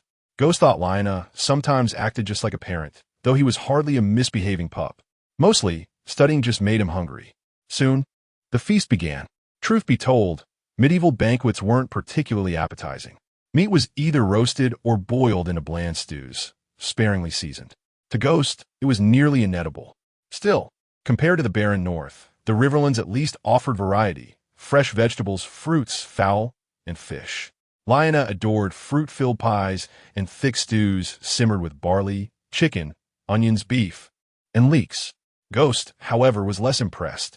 One particularly absurd dish was a roasted swan, presented so lifelike that Ghost initially mistook it for alive. Upon closer inspection, he realized it had been cooked whole, then meticulously re-feathered for display. Ridiculous, Ghost thought, shaking his massive head in refusal. Lyanna stifled a laugh at his reaction. The honey-glazed squab, however, was delightful. Tender meat glazed with a rich blend of fat, honey, salt, and cinnamon. Seeing his enjoyment, Lyanna and Ned fed him every squab from their table. Among their dining companions was a young knight clad in full armor, eyeing Ghost with unsettling intensity. Unnerved, Ghost shrank toward Lyanna's feet. Noticing, Lyanna inquired politely, "Might I ask your name, sir?" The knight had dark, curly hair, thick brows, and a resolute gaze, his hand resting near his sword. His armored presence starkly contrasted the indulgent nobles around him. Raising his goblet, he greeted her, "Brynden Tully at your service." "Lovely Lady Lyanna Stark." Ned's eyes lit up as he eagerly interjected, "Brynden Tully? The Blackfish who led House Tully to victory in the War of the Ninepenny Kings? You're far younger than I imagined." Laughing, Brynden replied, "I'm the Blackfish, but no great lord, I assure you." The Blackfish laughed heartily as he clinked goblets with the two Stark children, downing 2 cups in quick succession. Ned remained exuberant. "Brandon will be overjoyed to see you." "Wait, where's our elder brother?" "He was just here." Lyanna gestured toward the high table. There, drowning himself in wine, Brandon was immersed in endless toasts, roaring with laughter and gulping down drinks. Lord Ricard and Lord Hoster were likewise indulging, while nobles crowded around, fueling Brandon's revelry. Brynden Tully tore off a chicken leg, eyes gleaming as he attempted to feed it to Ghost. "Never mind them. What's this adorable hound called?" Ghost bristled. She was a direwolf, not a dog.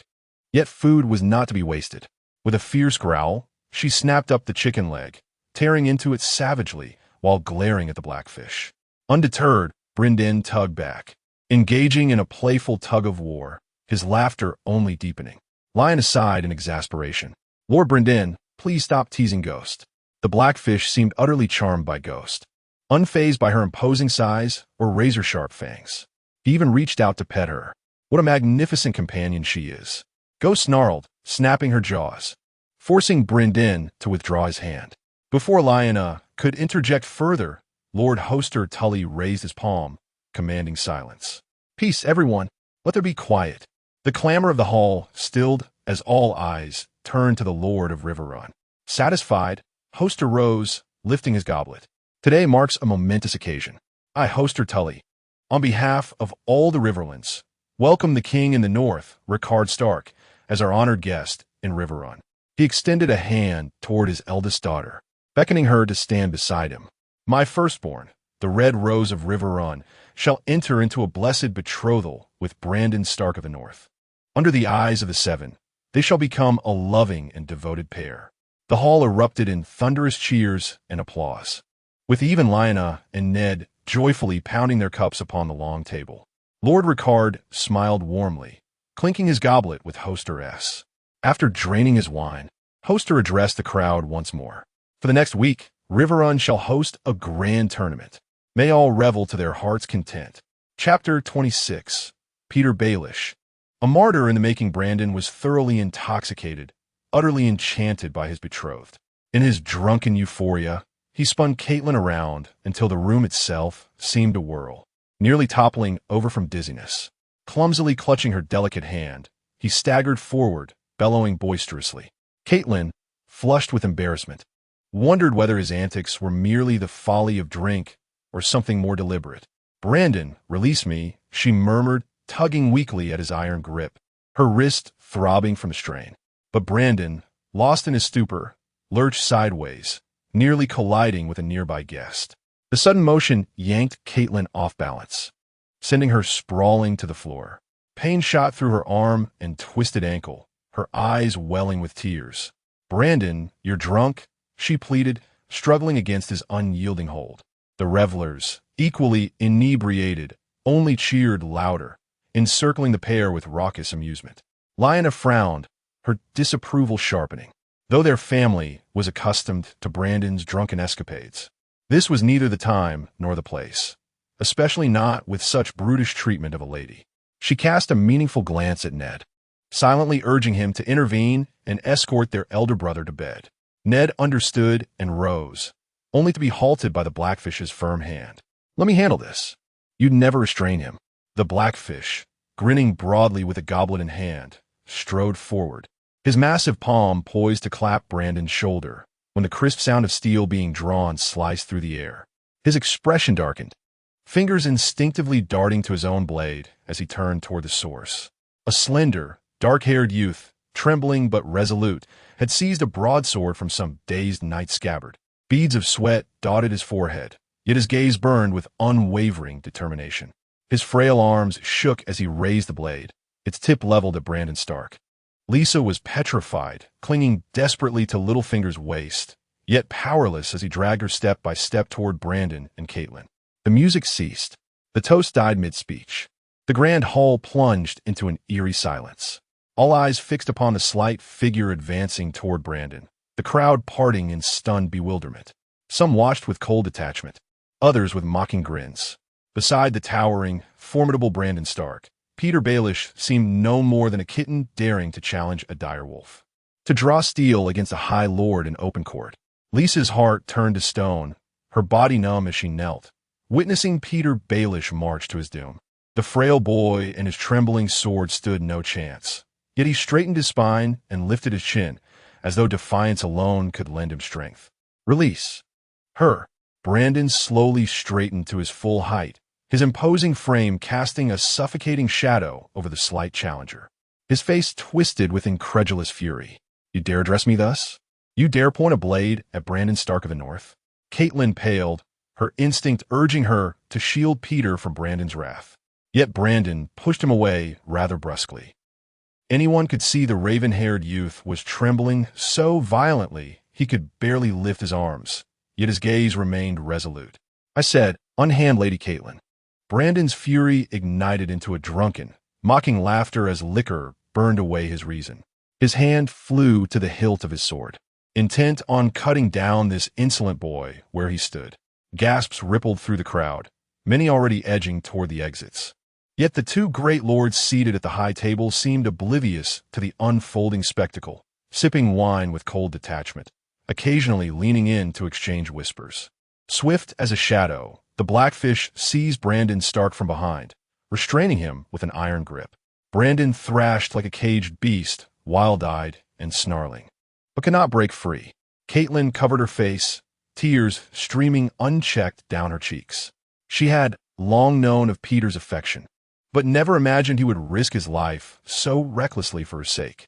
At the sight of her tears, Peter's fear dissolved. Calm settled over him as he met Caitlyn's gaze and declared, loud enough for all to hear, "Brandon Stark, you are unworthy of Lady Caitlyn. I challenge you to a duel."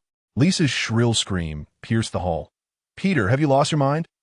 Caitlyn stepped protectively before Peter Baelish, pleading desperately with her father and Lord Stark. "Lord Ricard, Peter is merely drunk. He meant no offense to Lord Brandon. Please, I beg your forgiveness." "Enough," bellowed Hoster Tully. "Peter Baelish, by what right do you dare draw steel in my hall? Guards, seize this fool who oversteps his station." At his lord's command, Brandon grudgingly sheathed his sword. The Blackfish loosened his grip slightly, though he dared not release him entirely, lest Brandon paint the floor with Littlefinger's blood. Peter Baelish stood encircled by pointing fingers and mocking whispers. They jeered at his audacity, sneering at the insignificance of his meager lands. Littlefinger, Littlefinger, Littlefinger. Like a condemned criminal, he hung his head, arms limp at his sides, as towering guards advanced to drag him away. "Wait!" Lord Ricard Stark rose to his feet, and Hoster Tully hastily echoed, "Hold! Do not take him yet." Lord Ricard descended from the dais, fixing his son with a heavy stare. Brandon's drunken bravado evaporated beneath his father's gaze, his eyes dropping in shame. "Caitlyn, are you unharmed?" Lord Ricard's voice was measured. "My son handles his drink poorly and acted boorishly." Caitlyn shook her head, eyes flickering hopefully between Lord Ricard and Peter before she murmured, "My lord, Peter is my father's ward. He meant no insult to Brandon. It was because of me." "Caitlyn," Ricard interrupted. "This knight has issued a lawful challenge to my son. I accept it." His tone brooked no argument. "I pardon his discourtesy at my table. Whatever grievance lies between them, let it be settled by trial of combat." Caitlyn grew frantic. If she truly allowed Peter and Brandon to duel, it would likely take but a single clash for him to be struck down from his horse. My lord, I thank you for your wise decision." This time, it was Peter who interrupted Caitlyn. "Due to my improper conduct, I sincerely apologize to Lord Brandon Stark and hope you will accept my challenge." Peter bowed deeply, his eyes brimming with reckless devotion and madness. Brandon Stark felt his dignity had been utterly trampled upon today. Clenching his teeth, he declared in 2 days, "I shall demonstrate that no one insults a Stark with impunity." He roughly shook off the Blackfish, glared at Peter, and strode away without so much as a glance at Caitlyn. Peter bowed respectfully to the lords and withdrew, escorted by the guards as he exited the banquet hall. Caitlyn watched him leave with deep concern etched upon her face. Lisa shot her sister a venomous glare before storming out as well. Events had unfolded too swiftly within mere breaths. A duel to the death had been decided, all over a rivalry for the affections of a Tully daughter. It was a spectacle that left the entire assembly utterly astonished. Ghost observed the entire affair as if in a daze, certain that in 2 days' time they would be collecting Littlefinger's corpse. Though in the grand drama of power, Littlefinger had narrowly escaped death, sustaining only grave injuries in the duel, Brandon's resentment was now unmistakable. Would he truly show mercy? Men, especially knights of this medieval world, held their pride and honor above all else. If Caitlyn, as Brandon's betrothed, persisted in pleading for Littlefinger's sake, it would only further enrage Brandon Stark. It seemed Littlefinger's fate was sealed. Chapter 27. The butterfly's wings. The banquet continued. Lyanna had lost her appetite and sighed. That boy, what was his name again? The Blackfish sat across from Lyanna and Ned, reluctant to leave, still intent on teasing Ghost. Peter Baelish, a boy from a minor house. His father had some ties with my elder brother. Lyanna murmured in acknowledgement, though I admire his courage in standing up for love. Provoking Brandon was truly foolish. The Blackfish grew intrigued. Your brother Brandon, is he formidable? Ned nodded. Brandon possesses not only immense strength, but also exceptional swordsmanship. Since he turned 15, no one in Winterfell has been able to best him. Oh, not even your master-at-arms. No, even seasoned knights have fallen to him. Those stronger than him lack finesse, and those more skilled lack his endurance. In short, Brandon stands unrivaled. The Blackfish's eyes gleamed with interest. Then I must cross blades with him. Lyanna frowned. Aren't you concerned for Peter Baelish? He is, after all, a ward of your house. Brandon might cut him down in a single stroke. The blackfish waved a dismissive hand as he drank. Youth is prone to recklessness for love. Dying in a duel for one's beloved. Isn't that a romantic end? Lyanna and Ned fell silent. As the younger generation, few dared disturb them. The occasional guest who approached scurried away like a startled hare under the blackfish's glare. Lyanna idly tore at her bread, while Ned busied himself feeding Ghost. When had he become the direwolf's caretaker? Neither spoke further of Littlefinger. Death in duels seemed all too commonplace here. Familiar with their brother's prowess, Lyanna and Ned, along with the blackfish and every other guest present, were certain the small, dark-haired boy would meet his end in 2 days' time. Ghost felt uneasy. Though she admired Peter's boldness for love, his impulsiveness bordered on folly. If he perished in the duel, who would orchestrate the Game of Thrones? Would those grand, epic tales wither before they began? But should she intervene? Was it worth it? In the future, Ned Stark would lose his head due to Littlefinger's deceit, his loyal guards slaughtered, plunging Westeros into chaos. Without Peter, perhaps Ned would live, and none of it would come to pass. Yet something told her fate would not bend so simply. Even without Littlefinger, there remained Cersei, Jaime, Varys, and other schemers privy to the truth. They would never spare Ned as Hand of the King. If she meddled recklessly in the histories of these figures, might she inadvertently stir the butterfly's wings and unleash unforeseen storms? Many in the modern era dreamed of returning to the past to reshape the present and future. Yet countless tales of time warned. Even altered history's threads would weave themselves back into an inevitable design. In the end, all your actions, no matter how varied the process, lead to the same inevitable conclusion. This is what we call a temporal loop. Wait, stop. Now is not the time for theories on space-time. Bai Ling vigorously shook her head, pulling her wandering thoughts back from the outer cosmos. To take a step back, Littlefinger is merely a teenager now. He hasn't done anything yet. To condemn him for deeds that Haven T occurred, she couldn't bring herself to do it. And truth be told, the future Lord Baelish of Game of Thrones was a villain with undeniable charm. When in doubt, seek wisdom. Bai Ling decided to consult her temporary mentor, Varys. You asked me what I would choose if given the chance to alter the past. Varys' face, weathered like aged bark, creased in disapproval as he dismissed the question outright. What a peculiar and pointless hypothetical. I'm merely curious, Master Varys. If you had the opportunity to correct a mistake you deeply regretted, would you take it? I have never indulged in regret. It is the refuge of the weak and ineffectual. Bai Ling grew impatient. The old man was being utterly uncooperative. She rose and paced restlessly, circling the room until even Varys, dizzy from her movements, surrendered. Speak plainly, and I shall attempt an answer. Well, suppose you knew of a villain, someone who would later slaughter countless innocents, commit unspeakable atrocities. But right now, he is just a child. Would you choose to eliminate him now? She emphasized again, purely hypothetical. Varys tilted his head slightly, his expression unreadable as he guided her. The word later is vague. What unit of time do you mean? Perhaps a decade or several decades.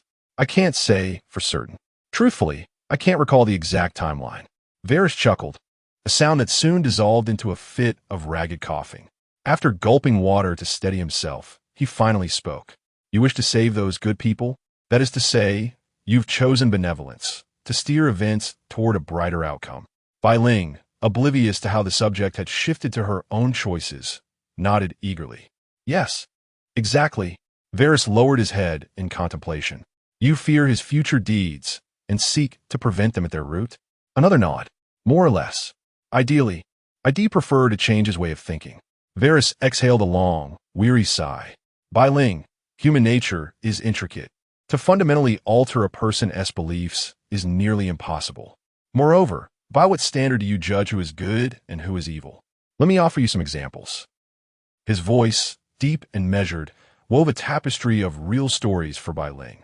There was once a farmer who toiled tirelessly to feed his family, barely scraping by under crushing taxes. Yet the levies grew heavier. He surrendered his ox, his poultry, sold everything of value, even his own wife, to keep his children alive. Desperate, he turned to robbing passing merchants until he was slain by their guards. Was he a villain? An orphan, born on the brink of starvation, was saved only to be taught to steal. His savior convinced him theft was righteous, that without it, he would perish. Yet all the stolen goods were snatched away, and the child, driven to the brink of starvation, ultimately chose to slay the very person who had rescued and mentored him. Between the child and his savior, who was the villain, and who the virtuous? Bai Ling fell silent, unable to resolve such a moral quandary, especially in this world, where tragedies of this nature unfolded daily. Was Varys trying to convey that people are complex, that one should not crudely categorize them as purely good or evil? Yet, she truly believed that Lyanna and Ned were good, while Littlefinger was wicked, though Ned would later take many lives, executing deserters, ambushing and slaying the Sword of the Morning in his youth. Bai Ling silently apologized to the legendary knight in her thoughts. She had misremembered the title. Varys saw through Bai Ling's naivety at a glance. Her simplistic, black-and-white worldview, her lingering kindness toward the world and its people, her gullibility. She was far more compassionate than most humans, bearing no resemblance to a monster.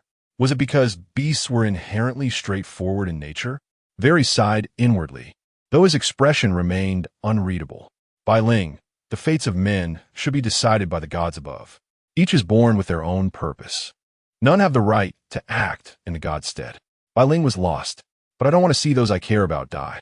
Varys cut her off. Do nothing. Leave it to the heavens. Bai Ling fell silent, her face darkening. Varys had made it clear.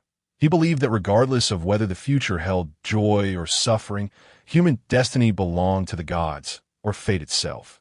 Even if she could foresee the cruelty to come, she must not intervene, for that was the domain of the divine. Yet in Bai Ling's mind, fate was nothing but an elusive concept. Had not great minds once declared that man could conquer heaven? This was purely a matter of conflicting worldviews. But would she dare confess to Varys that she held no faith in the gods? Not in 1,000 lifetimes. Though a maester, Varys wore no chain and was deeply devout. His loathing for nobility bordered on that of the terrifying High Sparrow, another layer to his complexity. Returning to the matter at hand, Brandon Stark, drunk and unruly, had disrespected Catelyn and caused her harm. That was wrong. And Littlefinger, stepping forward to defend the woman he loved, that was not wrong either. Protecting a lady was a noble virtue. Why then should she agonize over what Littlefinger might become? Judge the act, not the man. Still, she needed to think carefully. With a heavy heart, Bai Ling left Varys' chambers.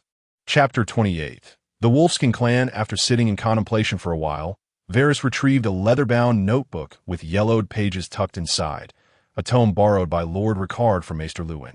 Within its covers lay not only transcribed document from the Citadel, but also meticulously compiled research notes by Maester Luwin himself. The notebook was already filled with extensive records on skin changers, the Wolfskin Kings, and legends of the North. Among its pages were hand-drawn illustrations of weirwoods and the children of the forest.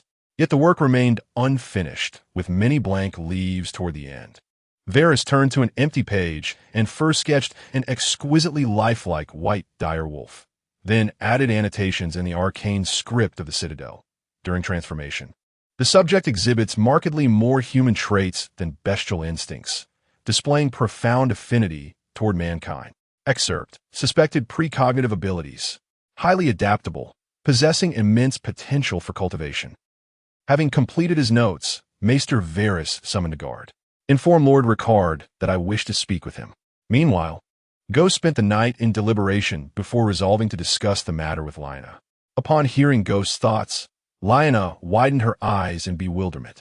You want to help that little Peter? Why, Ghost? Don't tell me you've taken a fancy to him? Ghost swatted her lightly. Don't be absurd. I just think Brandon bears some blame, too. He too rough with women. Lyanna nodded. Brandon always causes trouble when he drinks. That Peter seems decent. It'd be a shame if he died. Is there any way to stop the duel? Ghost asked. Lyanna shook her head. Impossible. A formal duel concerns a knight's honor, and Father has already given his approval. Ghost nearly suggested that Brandon could hold back, but the mere thought of his temperament made her sigh in resignation. The door creaked open softly as Ned slipped in, clutching a small basket. Ghost, are you hungry? I brought you something delicious. He looked up. Lyanna's here too? His cheerful tone instantly flattened. Lyanna rolled her eyes. She was now utterly convinced something was amiss with Ned. Him and Ghost. No, surely not. What kind of courtship involves stuffing a girl with food? And I'm his sister. Why has he never brought me treats? Under Lina's piercing stare, Ned fidgeted uncomfortably. His sister's gaze felt unnervingly intense. Quick-witted, he lifted the basket's lid. Lina, I brought some pastries for you too. Fortunately, he had packed enough to share. Only then did Lina avert her eyes, admiring the dainty confections. What are these? They're lovely. Ned stole a glance at Ghost and murmured, red wine-poached pears, raspberry honey cake, and hazelnut almond biscuits. Lina. Pretty sure I was the one who asked. Oh, the woes of an elder brother's favoritism. With Ned present, Ghost shared her thoughts, hoping he might offer insight. His expression grew solemn. Like Lina, he believed Brandon would neither withdraw nor spare Peter's life. Ghost, Ned said, exchanging a glance with Lina. Can you tell us why you want to save him? Ghost fell silent.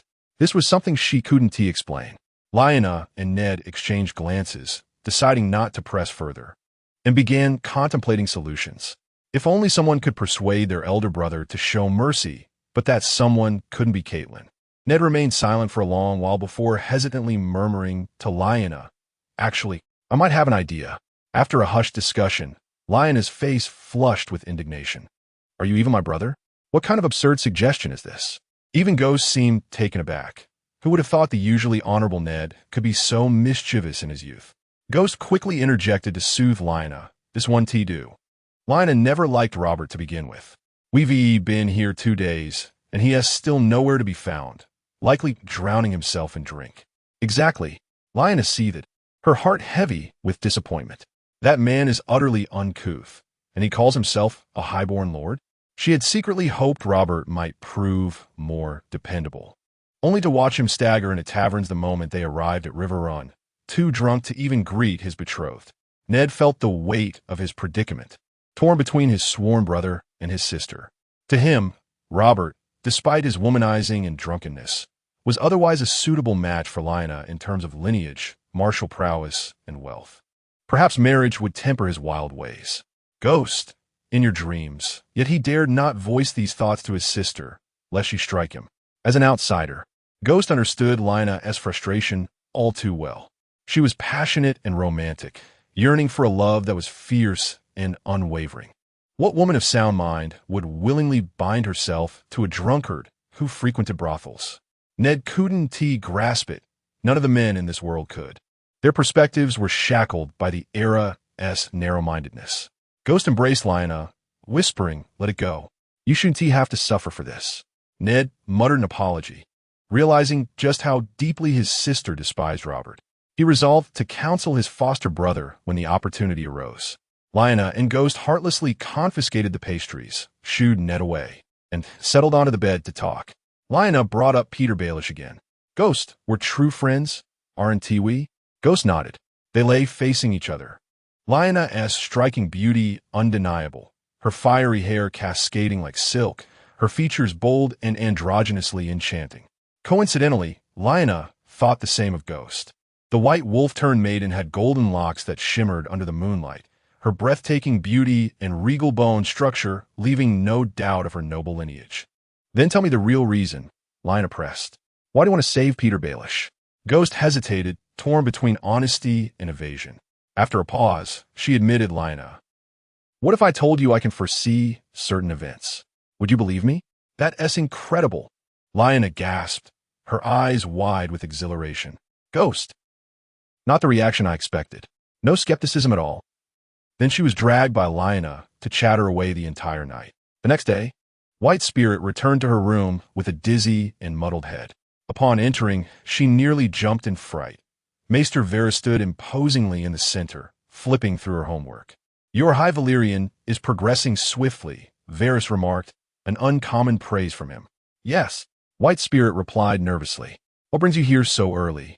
Varys continued leafing through her study materials, veering into seemingly unrelated topics. The King's envoy to Essos encountered a great storm and docked at an island port north of Pentos. Court whispers suggest Dorne has already dispatched Elia Martell to King's Landing. The recent intensive cramming had borne fruit. White Spirit grasped the gist of the current political landscape. It involved certain royal secrets, King Ares had long sought a bride of pure Valyrian blood for Prince Rhaegar, while the great houses of Westeros coveted the future queen's position. The king seemed resolute in his pursuit of a descendant from old Valyria. The Targaryens had rejected marriage proposals from over half the realm's noble houses. Rumor had it Rhaegar himself had privately turned down Cersei Lannister, daughter of Tywin and reputed to be the realm's greatest beauty, twice.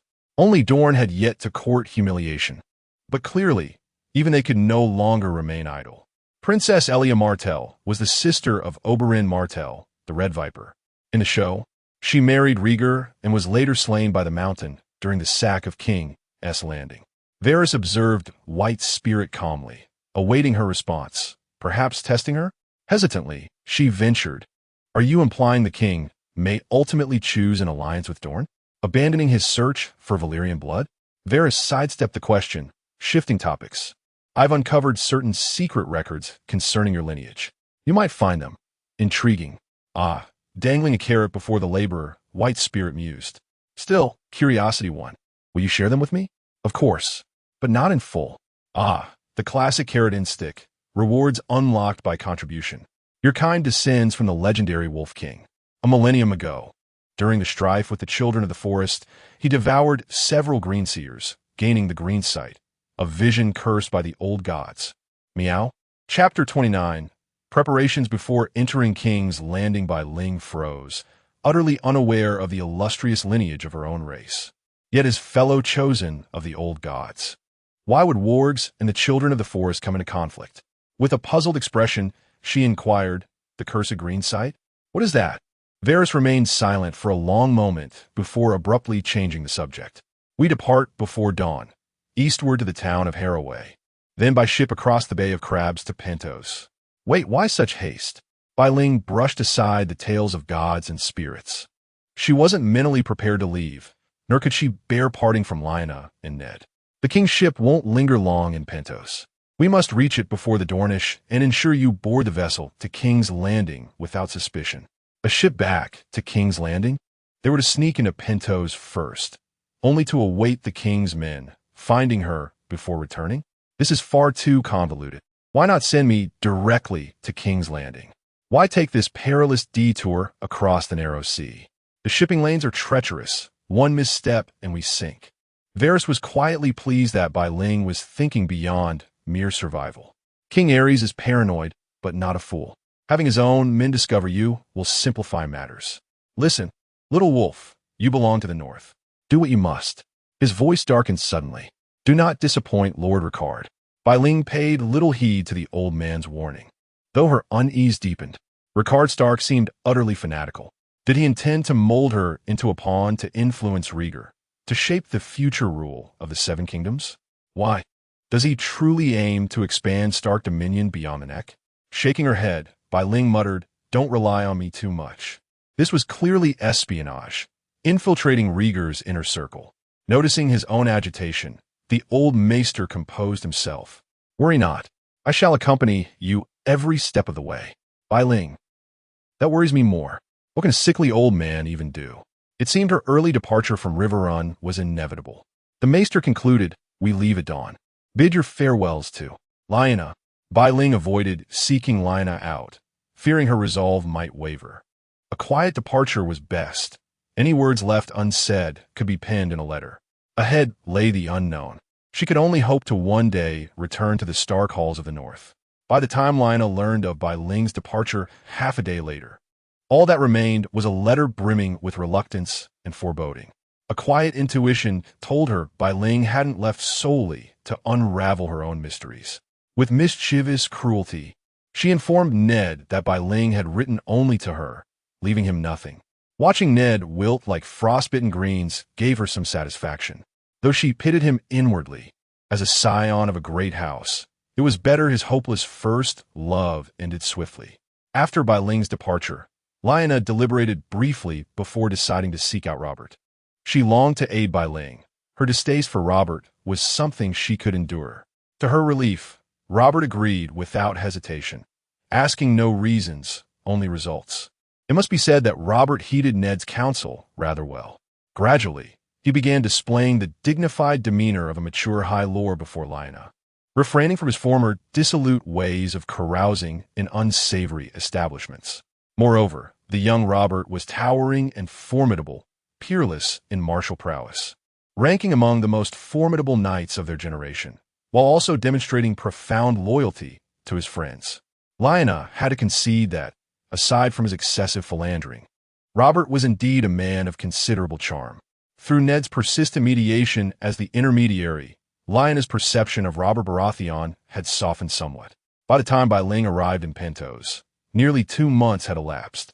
Thank the heavens she hadn't suffered from seasickness, and that she no longer had to endure the monotony of seafood. She was lodged in the residence of a wealthy merchant, alongside Maester Varys, quietly awaiting the arrival of the king's envoys. Her fabricated lineage had been meticulously memorized. She was the granddaughter of a wealthy magnate from the Free Cities. Her grandmother, a rare and precious Valyrian purchased at an exorbitant price by a slaver. Her opportunistic father, upon hearing that the crown prince of another continent sought a bride of shared ancestry, had resolved to offer her to the great king of Westeros. The ruler of the Iron Throne, the scion of the dragon, his grace King Aerys II, protector of the Seven Kingdoms. Naturally, not without compensation, Bai Ling found this concocted backstory utterly absurd.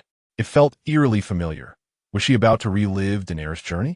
The arrangements were deceptively thorough. The slaver and the family in question did exist, though whether they would survive her departure remained uncertain. Not that she cared. Slavers deserved no sympathy. Amusement aside, her life was no laughing matter. Bai Ling dutifully committed every fabricated detail of her identity to memory. Beyond that, she was rigorously instructed in noble etiquette, Valyrian history, and most crucially, High Valyrian, the ancestral tongue of the Dragon Lords, which she was expected to master flawlessly. Maester Varys' relentless tutelage proved effective, and these days were spent reinforcing her lessons. Perhaps it was a boon of her transmigration, or simply her past interests at work. While her grasp of history remained shaky, High Valyrian had become her second language, impressively fluent. As the day of reckoning drew nearer, Bai Ling's anxiety mounted. She remembered King Aerys was also called the Mad King. Could she truly survive the treacherous labyrinth of King's Landing, confined within the merchant's manse in Pentos? Her days alternated between Valyrian studies and covert training. It felt like preparing for an ancient rendition of 007, with herself as the latest Bond girl. Amidst her trepidation, Maester Varys Raven delivered news that left Bai Ling both relieved and uneasy. Through the discreet maneuvering of Ned and Lyanna, the trial by combat between Brandon Stark and Peter Baelish had been successfully disrupted by the boisterous knight Robert Baratheon. Because Peter Baelish was neither a knight nor a noble, his father still lived, merely a commoner. Thus Robert, out of compassion for the weak, intervened and fought in place of the common boy against Brandon, ultimately treating the people of Riverrun to a breathtakingly spectacular duel. Though Peter Baelish still sustained injuries, he had already faded into obscurity amidst the roaring cheers for the young, valiant, and noble heirs of House Stark and Baratheon. Robert Baratheon basked in glory while Brandon Stark displayed extraordinary martial prowess and magnanimity. Their clash forged an unexpected bond between the two heroes, who came to admire each other and formed a lasting friendship. All in all, the outcome was favorable, save for Peter Baelish, who could no longer remain in Riverrun and was soon sent back to his homeland. Before his departure, the cunning Littlefinger somehow managed to slip Lyanna a bronze family crest bearing the visage of a giant, then vanished without a trace. It was said that Lisa threw a tantrum and was subsequently confined by their father for reasons unknown. Lyanna recounted all these events in her letter to Baelish, even sending along the crest as proof, a gesture of goodwill, perhaps, or an investment for future favors. During the interminable wait in Pentos, Baelish's emotions spiraled from restless anxiety to reckless resignation, until the envoys from King's Landing finally arrived, unforgivably late. The royal ship dispatched to retrieve the prince's bride had been stalled along Pentos' coastline for nearly a year and a half due to storms, an absurd delay that reeked of foul play. Hadn't Maester Varys assured her the ship would return swiftly? This was his definition of swift. Only the gods knew how she endured that grueling year of espionage training. The relentless studies and examinations nearly drove her to voluntary demise. Yet such torment proved necessary, for she now bore every semblance of a true Valyrian noblewoman in both demeanor and refinement. Chapter 30, King's Landing. An audience with the Mad King, the heart of the Seven Kingdoms, the symbol of royal authority where the Iron Throne resides. In a song of ice and fire, all things begin here, and here they shall end. In her past life, Bai Ling had dreamed countless times of making a pilgrimage to the filming locations of Game of Thrones. Above all, she longed to visit Dubrovnik, the ancient coastal city in the southeasternmost corner of Croatia that served as the real-world counterpart to King's Landing. Perched upon the white limestone cliffs of Dalmatia, the old town of Dubrovnik had historically been a vital hub for Adriatic trade and the crossroads between east and west. Encircled by nearly 2 kilometers of medieval walls and fortresses, the city exuded the grandeur of a bygone era. Yet when she found herself standing within its very streets, Bai Ling was overcome with emotion and a surreal sense of absurdity. There were no tourists here, no cozy shops or warm lantern light. Instead, the weathered stone alleys teemed with impoverished souls clad in tattered rags, their bodies caked in filth. The stench of sewage and decay hung thick in the air, mingling with the refuse of both man and beast scattered carelessly underfoot. Bai Ling nearly retched, pressing a perfumed handkerchief desperately to her nose. She silently thanked the mute septa who had pressed it into her hand. At the distant sight of a noble's litter and armored guards, the destitute scattered like vermin fleeing the light, vanishing into shadowed crevices. Even in this rare era of relative stability under Targaryen rule, King's Landing had no shortage of those who starved and shivered in the cold. Only upon reaching the inner city, where the nobility resided, did conditions improve slightly. The Red Keep, seat of the king, loomed at the heart of the capital. Generations of Targaryen monarchs had preferred to hold court within the throne room of the Red Keep. Even when the Hand repeatedly urged the king to attend small council meetings in the council chambers, his grace could not be bothered to shift his royal posterior, as if that jagged seat of swords bestowed upon them some unshakable majesty. In the series, the throne room was the grandest hall in the Red Keep, a vast rectangular chamber flanked by 8 towering carved pillars, its northern wall adorned with Gothic stained glass windows. Behind the Iron Throne, the crimson, 3-headed dragon of House Targaryen coiled upon a blackened pane, its likeness repeated in the banners hanging overhead. Yet when Bai Ling stepped into that dim, decaying hall, she felt as though she had wandered into a nightmare. At its center, perched upon the Iron Throne like a specter of madness, sat King Aerys. Since the defiance of Duskendale, Aerys had clung to the throne as if fused to its blades. He saw traitors in every shadow, flinching at imagined daggers in the dark. No fewer than 4 King's Guard and 100 gold cloaks now attended him day and night. He neither bathed nor groomed, his nails grown long and jagged. When he did not sleep, he writhed upon his throne, muttering to himself, his flesh perpetually torn and bleeding from its cruel edges. The Scab King, the Mad King, Aerys Targaryen. The hall bristled with armed gold cloaks, standing in rigid formation along the walls. The King's Guard stood rigid on either side of the Iron Throne, resembling a row of exquisitely crafted white steel canisters from afar. Yet none would dare underestimate them, for at the first sign of danger to the king, their blades would flash and reduce foes to mincemeat. It is worth noting that Jaime would later betray King Aerys with such convenient treachery. White ghosts swept a discreet glance across the hall, mostly guards in gold cloaks, with only a handful of trusted nobles in attendance. She wore a veil, revealing only her violet eyes. Originally, her irises had been a clear emerald green, but she had consumed a potion purportedly brewed by sorcerers, a small vial of which could alter her eye color for months, an otherworldly equivalent of cosmetic lenses. Yet this elixir came with minor flaws. Sometimes it rendered her nearsighted or induced other side effects. Nostalgic, really. In her past life, she had been severely myopic. But in her view, whether for disguise or flattery, it seemed unnecessary. Emerald was no less striking than violet. Perhaps the highborn had their own considerations. Her mind teemed with chaotic thoughts, yet her steps remained measured. Head bowed, she fixed her gaze on the floor before her feet, advancing toward the king with graceful poise and serene elegance. After all, with several hundred degrees of myopia, steady footing was prudent. Beyond 3 meters, faces blurred into indistinct shapes, her vision slightly unfocused. To outsiders, however, she appeared as a noble maiden gazing into the distance with an air of haughtiness, tinged with faint bewilderment and yearning. Varys, at the king's side, bent to whisper into his ear. No wonder. She carried the same exalted Targaryen bloodline as his grace, her bearing regal and imposing. King Aerys dismissed Varys with a wave and murmured, "Come closer. Let me see you," suppressing the sour stench clinging to the aged monarch. White Ghost took a few delicate steps forward. The girl was at that tender age where the promise of breathtaking beauty had begun to bloom.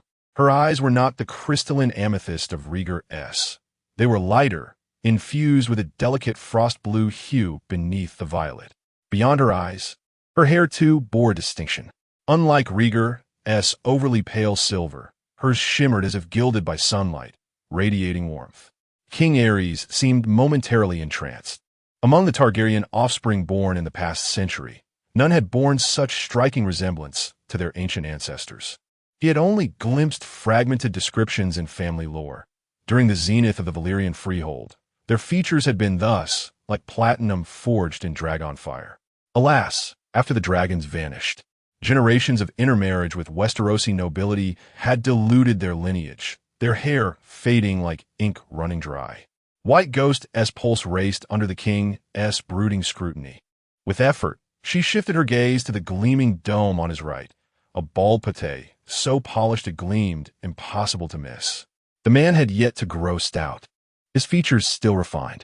He exuded the scent of perfumed powders, his face smooth and hairless, draped in flowing silk robes over a gold-embroidered vest. He gazed at Bai Ling with a gratified yet ingratiating smile, squinting her myopic eyes at his bald head. It was none other than Varys, the master of whispers. Some of her inner perplexities dissolved. No wonder she had managed to reach King's Landing so smoothly, fabricating her origins without suspicion. Most likely orchestrated by this very bald egg. In the Game of Thrones, Daenerys and the Beggar King were introduced to Khal Drogo through the Magister Pentos, a steadfast ally of the Spider.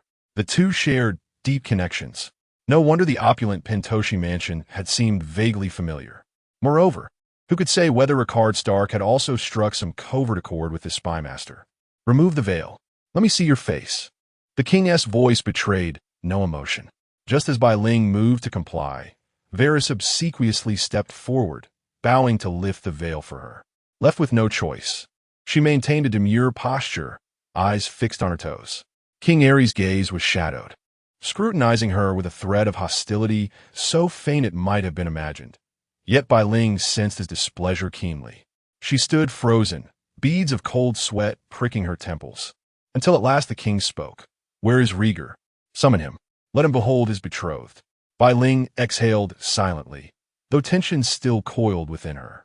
Did this mean she had passed muster? Could something so monumental be decided so casually? The crown prince's consort, chosen in mere words, as though it were a trifling formality? In the ancient courts of her homeland, selecting an imperial heir's wife involved sifting through thousands of candidates. Yet here, it was settled in moments. Too effortless. She had even contemplated engineering a chance encounter with the prince to leave an impression. Varys feigned dismay. "Your grace forgets. Prince Rhaegar rode out to quell the Kingswood Brotherhood days ago. Might you first receive the Dornish? They grow restless." With practiced subtlety, he cast aspersions. They accused this humble servant of barring their audience. "Dorn? Humph." Aerys plucked nervously at his beard. "Who attends?" "Ah, yes. Elia?" Bai Ling shrank into herself. The king's fraying sanity was palpable now, his memory slipping. Varys watched her sidelong, then bent to murmur, "The prince will return shortly, your grace. Fear not. He shall be pleased with the bride you've chosen." The king's face twitched. His jagged nails scraped the iron throne, to sound like a blade on bone. "You," he pointed abruptly. "What is your name?" I bear no Westerosi name, your grace." Switching to High Valyrian, Aerys declared, "Then I shall gift you one. Rhaenys, henceforth, You are Rhaenys Targaryen. Bai Ling, known in the northern realms as Arya, has now formally assumed the identity of Rhaenys Targaryen. Chapter 31. Rhaegar Targaryen King Aerys stared intently at Bai Ling, awaiting her response. The sudden shift in language posed no challenge to her. With a reverent bow, Bai Ling answered in Valyrian, "Thank you, your grace. From this day forth, I shall be Rhaenys Targaryen." Good, good. The blood of House Targaryen must be purified. Those low-born wretches, despicable. The king's voice trailed off as he leaned back on the iron throne, his head drooping. Shadows concealed the murmuring figures around him. Varys swiftly brought a silk-cushioned pillow and placed it behind the king's back. Exchanging a glance with Bai Ling, the two stepped out of the throne room. Bai Ling exhaled in relief. The motionless guards inside, more like statues than men, had unnerved her. Varys spoke softly, "Dear child, consider King's Landing your home now. His grace is weary today, but a proper welcome shall come in time. As for the prince, rest assured, his loyalty lies with the king." Suspicion gnawed at Bai Ling. Was Varys conspiring with Ricard? Hesitantly, she began Dorn. Varys patted her shoulder gently. "Princess Rhaenys must be exhausted. I shall arrange for your rest at once." It struck Bai Ling then. She stood at the heart of power within the treacherous Red Keep. Swallowing her questions, she hesitated. "Wait, princess?" Bai Ling stiffened. "Ah, did his grace not proclaim himself? Henceforth, you are a princess of House Targaryen, the king's ward. And of course, lands of your own shall follow. Such is his grace's favor." Varys beamed with sycophantic delight, as if basking in reflected glory. Bai Ling rubbed her arms, unnerved. The Varys from the show had never been this, theatrically effusive. Noticing her discomfort, Varys paused, then resumed in a more measured tone. "Princess Rhaenys, this way." A retinue of gold cloaks and servants led her forward, the silent sisters trailing behind. Glancing back after some distance, Bai Ling saw Varys still watching from the steps. A tumult of emotions churned within her. The spider-esque kindness never comes without a price. Bai Ling harbored no illusions. She was no radiant heroine inspiring instant loyalty. If Varys was paving her path, it could only mean a hidden alliance with Ricard Stark. She knew the eunuch's danger all too well. Ricard was dancing with a viper.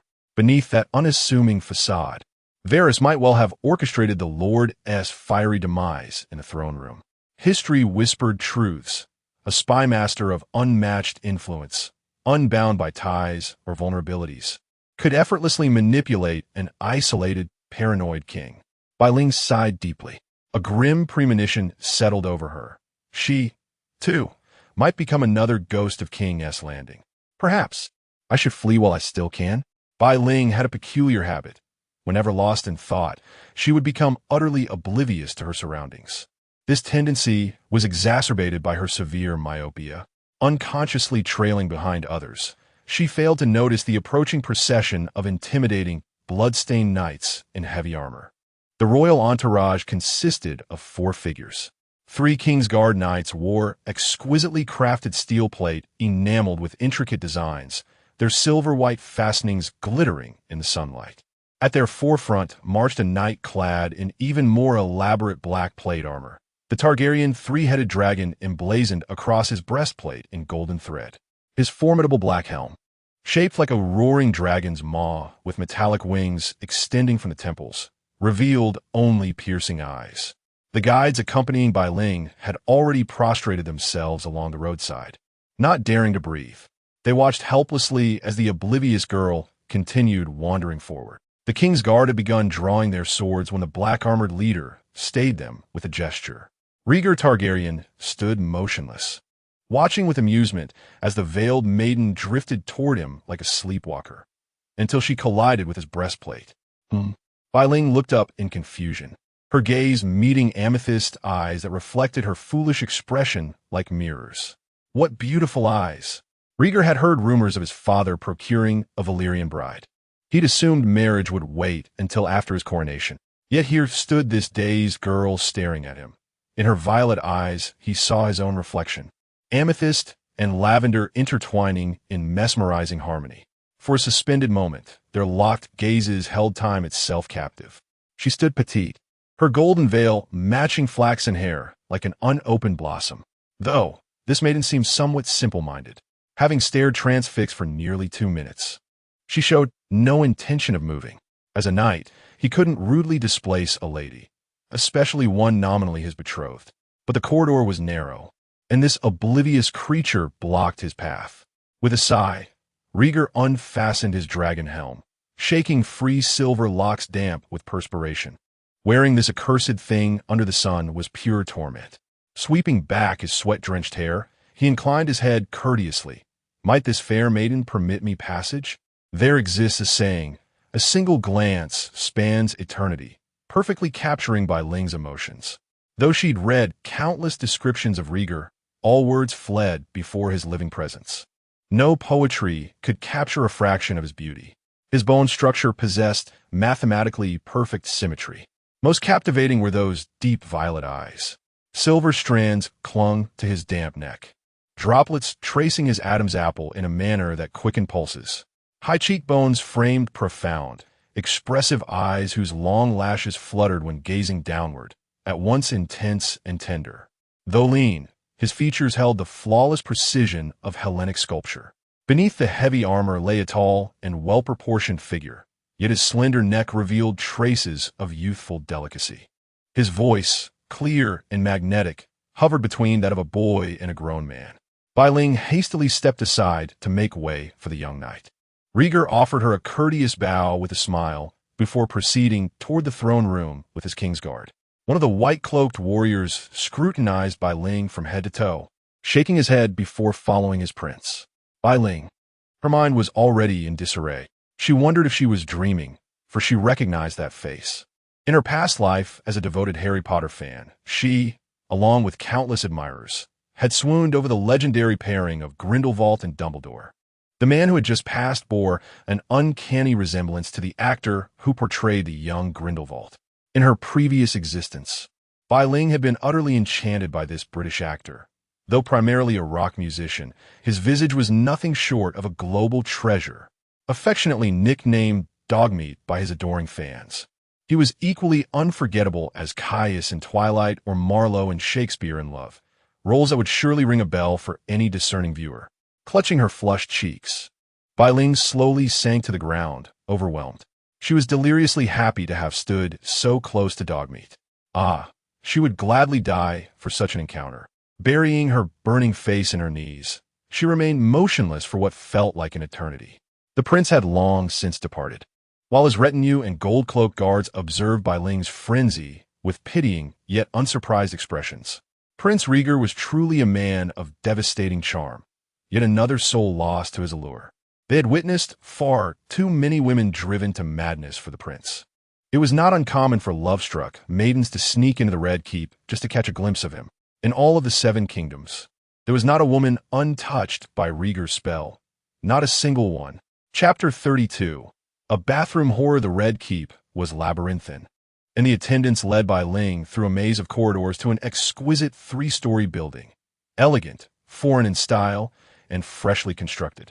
The king had not yet designated her residence. This was merely a guest house for visiting nobles. Once the king made his official announcement, she would be moved to quarters near the princess. Such fine accommodations. Could Varys have had a hand in this? Living near the Prince Bai Ling's mind was entirely occupied by that face, so strikingly similar to Jamie's. The shock had been overwhelming at the time, leaving her stunned. But later, recalling the man's armor, his distinctive eyes and hair, and the king's guard at his side, she realized it must have been Rieger Targaryen, the eldest son of Aerys, the future king of the 7 kingdoms. In the original tale, he never lived to see his coronation, but honestly, Rieger was far more handsome than Prince Viserys. An endless loop of admiration. Bai Ling's heart bubbled with giddy delight. She was endlessly grateful to Rickard Stark for sending her to King's Landing. Rieger bore such a resemblance to Jaime. She could shout it from the rooftops. Yes, please. Jaime was so handsome. Sister loves you question. If you had the chance to spend uninterrupted, close-up time with your idol, what would you do? Bai Ling seized the opportunity and claimed him a hem. Not that she dare act on such fantasies, but as a dual-species being, slipping into her wolf form to take advantage of the situation. Now, that was a delightful thought. Playing the pet? She was an expert at that. Lina, our family was eaten into poverty because of this. But how could she transform into a white wolf and approach him without raising suspicion? Rhaegar Targaryen was no Stark of the North. A white wolf appearing inexplicably in the royal palace would likely be cut down on sight. Bai Ling sank into contemplation, her usual composure shattered by infatuation. Meanwhile, in the throne room, a perilous confrontation unfolded, or rather, a one-sided tirade from King Aerys directed at Prince Rhaegar. Though the Kingswood Brotherhood's rebellion had been crushed by Rhaegar and Ser Arthur Dayne, and their leader, Simon Toyne, had been executed by Dawn, Aerys refused to pardon the common folk who had once sheltered the outlaws. The Kingswood Brotherhood had claimed to rob the rich to aid the poor, shamelessly plundering nobles and merchants on the roads. When pursued, they had bribed villagers to conceal them. 2 entire villages and a mid-sized town, Aerys raged. His voice unhinged. Hundreds of traitors, right outside King's Landing, and you spared them? Exhausted from days of marching, Rhaegar absently traced the edge of his helmet. Your Grace, they're only common folk, they are rebels. Conspirators against their king. Aerys shrieked. And you, my son, do you defy me as well? The accusation was crushing. Rhaegar dropped to his knees, the weight of his armor pressing heavily upon him. Burn them. Every last one. Burn the traitors. Rhaegar closed his eyes. The king's executioners departed to carry out the order. The silent king's guard escorted Rhaegar back to his chambers, leaving 2 to stand watch. The others went to relieve the guards at the king's quarters. Both the king and the crown prince were in the Red Keep, so the king's guard did not need to stand watch in full force. Some could take shifts and rest. The prince remained silent as servants removed his armor and dressed him in soft garments before he collapsed onto his bed, staring blankly at the ceiling. He was exhausted. The bath could wait. His chambers were unexpectedly austere, save for the ornate bed adorned with gem-studded curtains. No other luxuries cluttered the space. Paintings and Rhaegar's silver harp hung upon the walls, while low cabinets and chests overflowed with books and scrolls. A long desk, neatly arranged with documents tied in ribbons of varying colors, held stacks of tomes from the Citadel, chronicles of ancient prophecies and legends from across the realm. You need not pity those low-born wretches. Ser Arthur Dayne stood like a statue of burnished steel, Dawn resting at his hip, ever within reach. As the king said, they took their spoils. Losing their heads is no surprise. Rhaegar pressed a hand over his eyes and murmured that only wished to live. Go rest, Arthur. The Sword of the Morning bowed and departed. After a brief nap, the prince summoned his steward for updates on court affairs, but weariness soon overtook him again.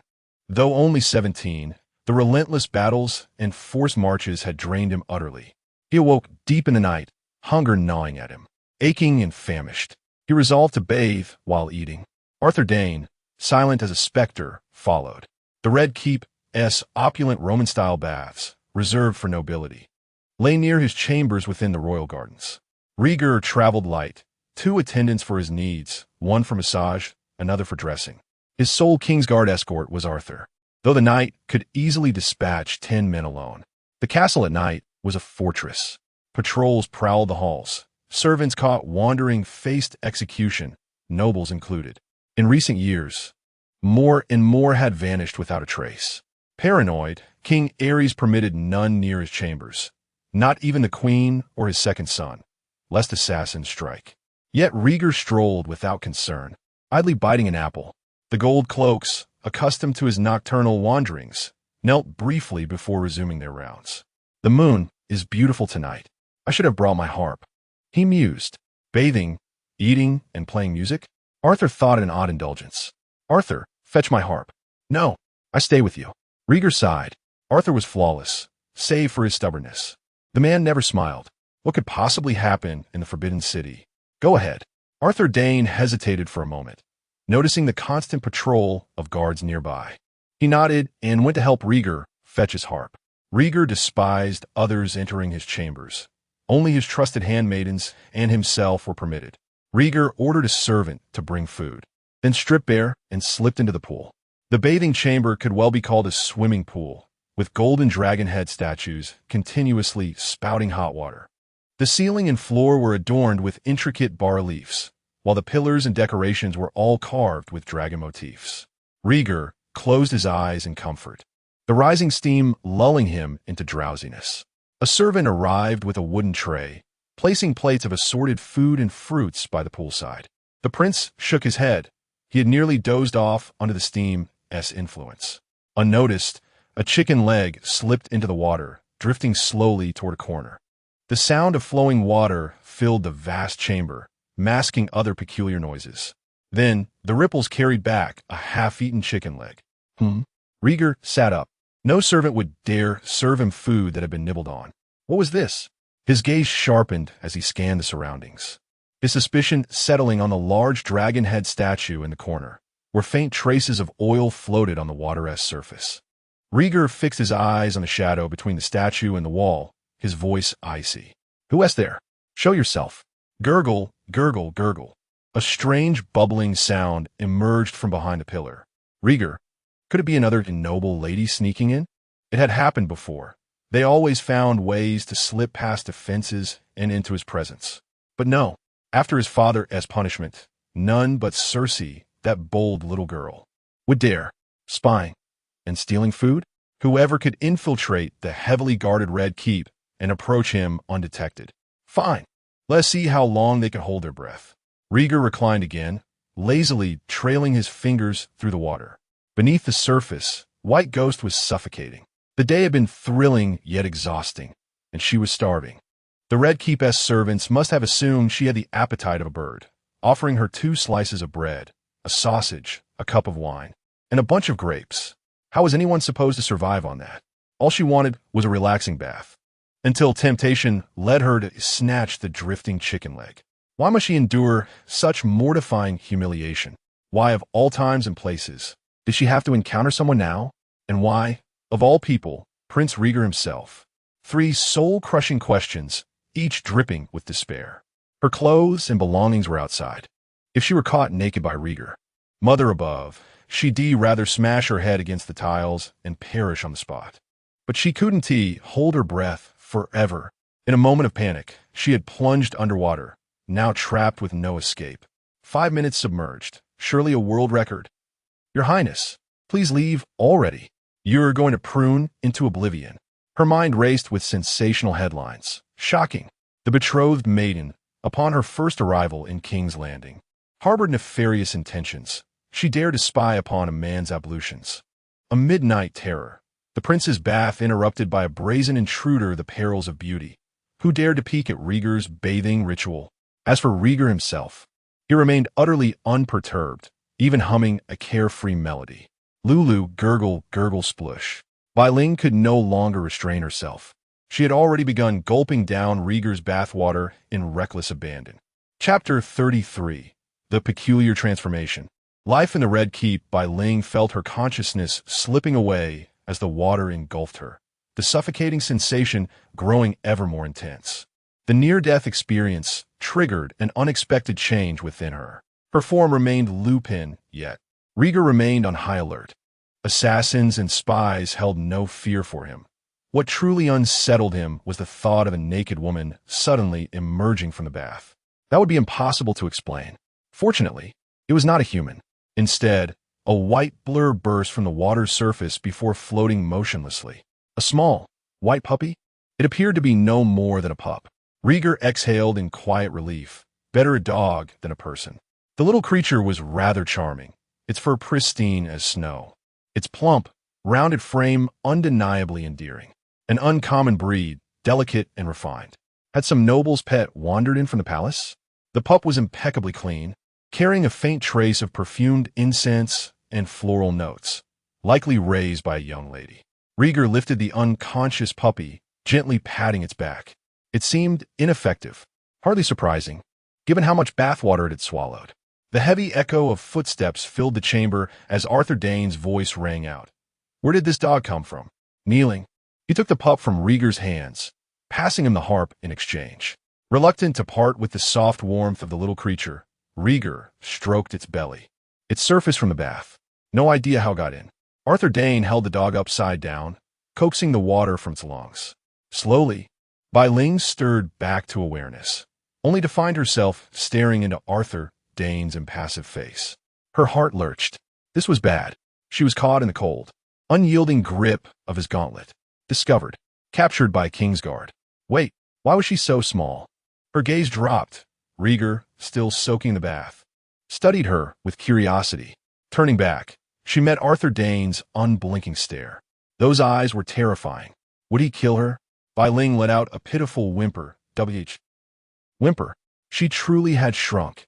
Even her voice was that of a pup. But compared to death, playing the role of a harmless puppy was nothing.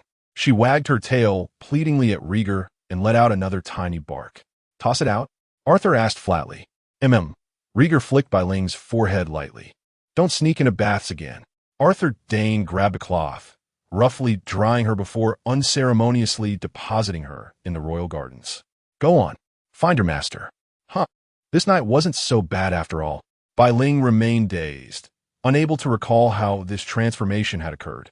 Moments ago, she had only thought desperately, I can't be seen. It's over. I'll die. Then, her body had instinctively shifted into something harmless, which was why she had been released so easily. That must be it. Or perhaps, she had once imagined becoming a pet to stay by Rieger's side. Had that desire somehow shaped her into this tiny form? A breeze swept past, chilling her damp fur. She sneezed. For now, she should just return to sleep. Her petite stature proved remarkably convenient as she nimbly traversed rooftops and eaves, slipping undetected back to her quarters. After experimenting beneath the covers, she discovered she could still revert to her full-sized wolf form. Could her canine appearance be an adorable miniature version of a direwolf? Having departed Reborn long ago, she hadn't assumed her lupin shape in ages, rendering the transformation process strangely unfamiliar. Would prolonged neglect of this ability cause her to forget the essence of wolfhood? Her senses had indeed dulled. Otherwise, she would have detected Rieger's approaching footsteps earlier. Lying in bed, Ghost struggled to sleep as disjointed thoughts swirled through her mind. Visions of Rieger soaking in the pool kept resurfacing. It must be the approaching full moon affecting her. Stuffing handkerchiefs into her nostrils, she sighed. Just as drowsiness crept in, a nagging sense of forgotten business tugged at her. Never mind, tomorrow would suffice. Dawn had barely tinged the sky when she was roused. The roosters hadn't even crowed. It couldn't be past 5. Suppressing her irritation, Ghost permitted the maids to flit about her chamber, though she insisted on washing up herself. The servants nearly wept in distress. Had they offended their lady? You may assist with my attire, Ghost conceded, but I prefer to cleanse my own face and teeth. The maids marveled at her beauty, skin like peeled boiled eggs, hair more radiant than Prince Rieger's silver gold locks, teeth gleaming like pearls. No wonder she was deemed worthy of being the crown prince's betrothed. Already, they fantasized about the couple's future offspring. Ghost overheard every whisper. Are you out of your mind? Yet how had news of her engagement spread so widely? Without the king's decree, wedding someone as dazzling as Rieger would be impossible, like an ordinary fan marrying their idol. Besides, nothing was set in stone. Still, what would their children be named? She favored daughters, though King Ares would likely dictate that. My lady? A maid proffered a boar bristle brush and tooth powder, snapping Ghost from a reverie. When 7 hells was I thinking? Scandalized by her own impropriety, Ghost splashed frigid well water onto her burning cheeks, the chill numbing her skin and dousing her absurd fantasies. Survival first. And couldn't they provide warm water? Accepting the grooming tools, Ghost noted with relief that the Red Keep already utilized tooth powder and rudimentary brushes, far preferable to vinegar or citrus rinses. Surprisingly, the castle maintained cleanliness, with scarce rodents or insects. Perhaps the redstone walls repelled pests. She did not perceive any chill or foul odor in the chamber. A stroke of fortune indeed. For had it been one of those medieval castles, not even hounds would have sufficed. She would have fled back to the north without hesitation. The handmaidens, with deft yet swift movements, attended to Bai Ling's ablutions and braided her hair, then dressed her in a simple yet elegant gown, a pale underdress draped with an emerald green overskirt, before ushering her out. A freckled maid, her countenance endearing, frowned at Bai Ling's modest belongings. Your wardrobe seems rather sparse, my lady. Though surely, in time, Prince Rieger will bestow upon you many gifts? The prince would hardly trouble himself with such trifles, Bai Ling yawned. Where are we going? The maid supporting her arm whispered. You are to join Her Majesty the Queen for morning prayers, my lady. We mustn't be late. Chapter 34. The Marriage Pact and the Fiefdom on her second day at the Red Keep. A handmaiden informed Bai Ling that the queen wished to see her. Nervousness gripped her. Was she about to meet her future mother-in-law? Would she face hostility? Her stomach growled. Was there no breakfast? Yet her fears proved unfounded. Queen Riella, wife of King Ares, bore an ethereal beauty with an air of detachment, her expression icy and silent throughout their encounter. She seemed almost divine, as if poised to ascend to the heavens. A devout follower of the Seven, Queen Riella conducted the prayers while Bai Ling, unfamiliar with the rites, followed the guidance of Septa. Only when the prayers concluded did the queen speak, her words brief, "Take care of Rieger." Then, surrounded by her retinue, she departed. It seemed Queen Riella was not so difficult after all. Starving, Bai Ling whispered to her handmaiden, "When is breakfast served?" "After morning prayers, my lady." "What would you like?" "Barbara will inform the kitchens."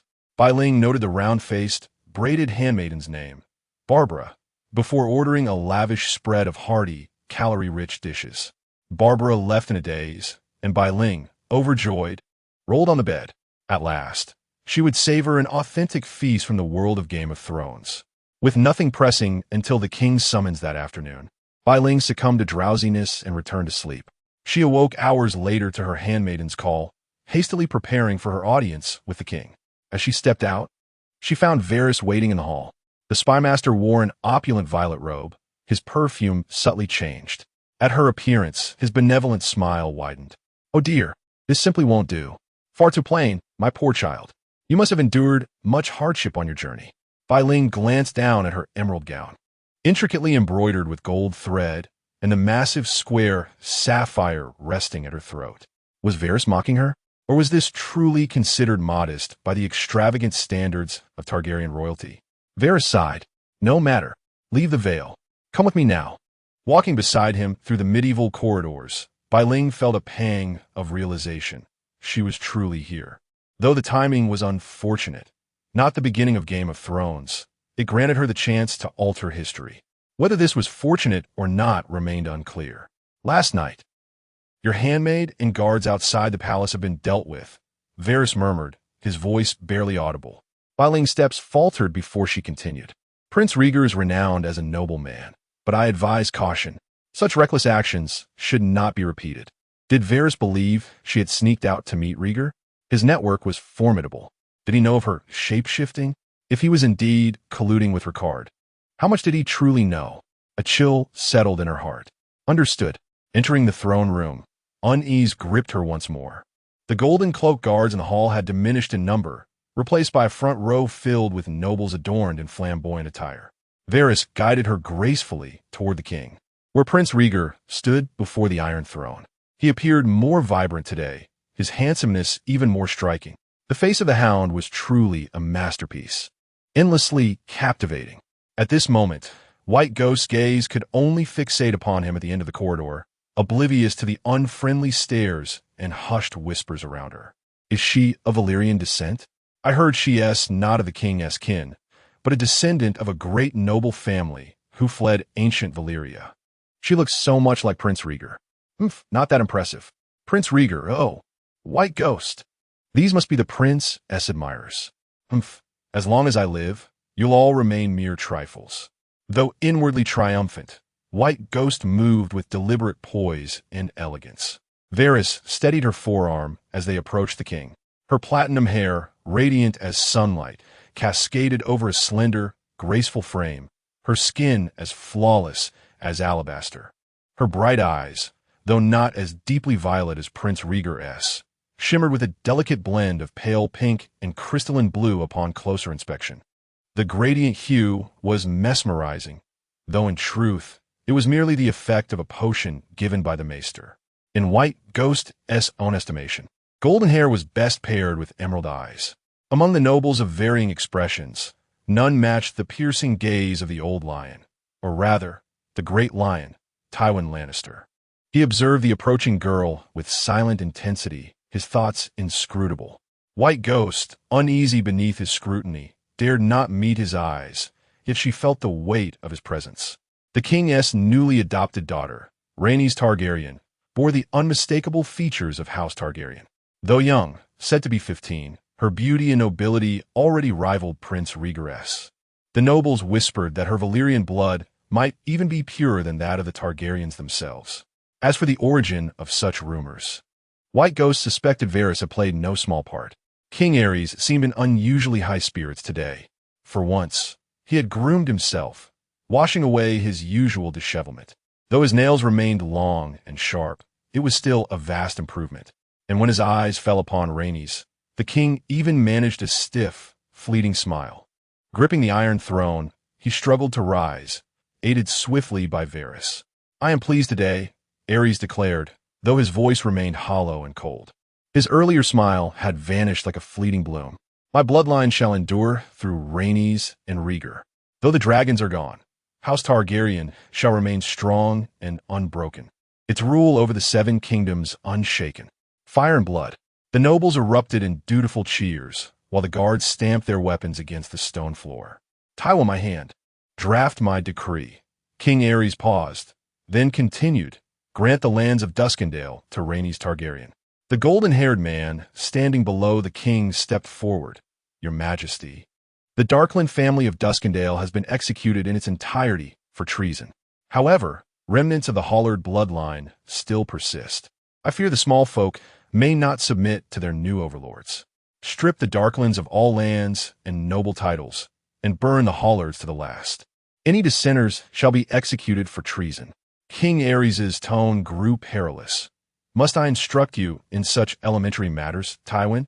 Tywin inclined his head slightly and exchanged a glance, prompting another noble to step forth. "Your Grace, I humbly beseech your mercy. Let the Hollards be exiled to the Night's Watch at the Wall, where they may pledge their oaths. Let them live in gratitude for your benevolence and clemency." "Mercy?" The king scoffed. "These traitors are unworthy of their king's forgiveness." Suddenly, Aerys turned to Whitefire and resumed, speaking in High Valyrian. "Rhaenys, how would you counsel me to deal with these rebels?" Again, the Mad King's probing knew no bounds. Chapter 35. The Seven Kingdoms Heartthrob. Rhaegar Targaryen Snowflake felt both fearful and awkward. This Mad King seemed rather erratic, always springing surprises. Was he still suspicious of her origins? As the old saying goes, serving a king is like riding a tiger. Though he appeared composed now, who knew when he might snap and burn her alive on the spot? She needed to tread carefully, ever so cautiously, and continue learning. Pondering Aerys' thoughts, Snowflake sensed similarities between the Mad King and the unhinged Joffrey. Thus, she chose her words with care, replying in Valyrian. "I've heard the northern wall is bitterly cold and desolate, a dreadful place unfit for survival. Traitors should live to endure their punishment, suffering in return for your grace's mercy. Moreover, the Night's Watch forbids marriage and children, condemning them to a life of misery, dying alone in solitude." Aerys stroked his beard in contemplation before finally nodding. "You speak wisely. Death would be too kind for them." Those who understood the exchange stirred, each harboring their own thoughts. Varys observed how Rhaenys had managed to restrain the Mad King, and even won his approval. This girl's value in his eyes had risen yet again. Rhaegar hadn't expected his father to seek Rhaenys' counsel, sparing him the need to intervene. He had long disapproved of King Aerys' indiscriminate executions and often bore his reprimands. Sometimes, he even wondered if his father despised him. The Night's Watch at the Wall had dwindled over the years, now barely able to garrison 3 castles with fewer than 900 men, a far cry from the 500-strong force that once guarded the entire length centuries ago. The Lord Commander pleaded annually for more recruits. While the North, King's Landing, and other regions could supply gold and provisions, they couldn't conjure men from thin air. Aerys' ruthless extermination of criminals left the Watch starved of new blood. Most nobles couldn't comprehend Valyrian, their expressions blank as if listening to gibberish. Disgusted by their ignorance, Aerys switched to the common tongue and decreed that all who had aided House Darkland in the defiance of Duskendale, including half the small folk, would be exiled to the Wall. Taking the Black as brothers of the Night's Watch, Tywin Lannister, in his prime, studied Snowflake with quiet intrigue, surprised that this wild princess could curb the bloodthirsty king. Emboldened, the lords and counselors began presenting their petitions, only to be impatiently dismissed by Aerys. "Spare me your drivel. Take these trifles to Tywin and the small council. All of you out. Rhaegar and Rhaenys shall remain. The king inquired after Rhaegar's recent affairs before setting their wedding date, a year hence, on the prince's 18th name day. When Aerys suggested relocating Snowflake nearer to Rhaegar, the prince politely declined. Snowflake hastily added that her current quarters suited her perfectly, and the king relented. Oddly, Aerys then probed whether Rhaegar had met Elia Martell, the eldest princess of Dorne. Upon hearing he hadn't, the king instructed him to entertain the Dornish delegation, preferably ensuring the princess stayed. Prince Rhaegar's expression darkened instantly. The king seemed oblivious, continuing to recount to the prince and Bai Ling the tales of their ancestor Aegon the Conqueror and his two sisters' campaigns across Westeros. Unconsciously, all three slipped into the ancient Valyrian tongue. By the time they exited the throne room, Bai Ling was both astonished and exhausted, nearly on the verge of collapse. Some of the archaic Valyrian words in the legends were still unfamiliar to her, and she was grateful the king hadn't called upon her to respond. Rhaegar appeared eerily calm, yet Bai Ling could sense his simmering anger. His fingers clenched tightly around the hilt of his sword, flexing and unflexing, clearly suppressing his fury. It had been a long time since Rhaegar had spoken so peacefully with his father, but today, King Aerys left him feeling alienated and repulsed. Bai Ling only vaguely grasped that the prince's anger had something to do with the Dornish, but Rhaegar had seen through the king's vile intentions in an instant. Stepping out of the throne room, Rhaegar took a deep breath, steadying himself. Bai Ling, sensing his turmoil, watched him with concern. Soon, however, he composed himself with princely grace and extended his right hand. Rhaenys, would you care for a stroll in the gardens? He needed time to think, to determine how to handle this matter.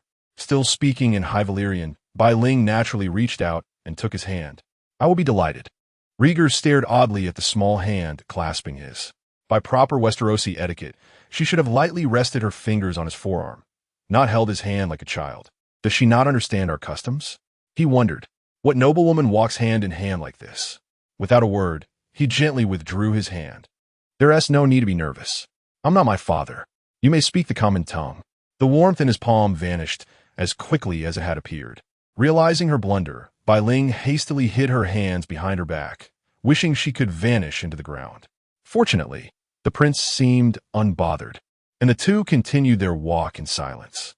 The evening sun cast a golden-red glow through the clouds, bathing them in warmth. Every passerby couldn't help but pause, struck by the uncanny resemblance between the prince and the girl. Their silver hair, their features, their eyes. They mirrored each other like reflections. What a striking pair. Walking beside Rhaegar through the gardens felt surreal to Bai Ling. She stole glances at him, torn over whether to apologize, to explain that she had taken his hand out of unfamiliarity with Westerosi noble customs, not to take liberties. But wouldn't that make it seem even more deliberate? Rhaegar had no desire to speak.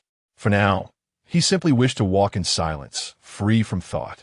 Yet the girl beside him kept gazing at him with unspoken words, unsettling him. As the crown prince, Rhaegar had endured countless looks, calculating, malicious, brazenly seductive, or laden with desire. But Rhaenys' gaze, filled only with admiration and curiosity, was something he didn't mind.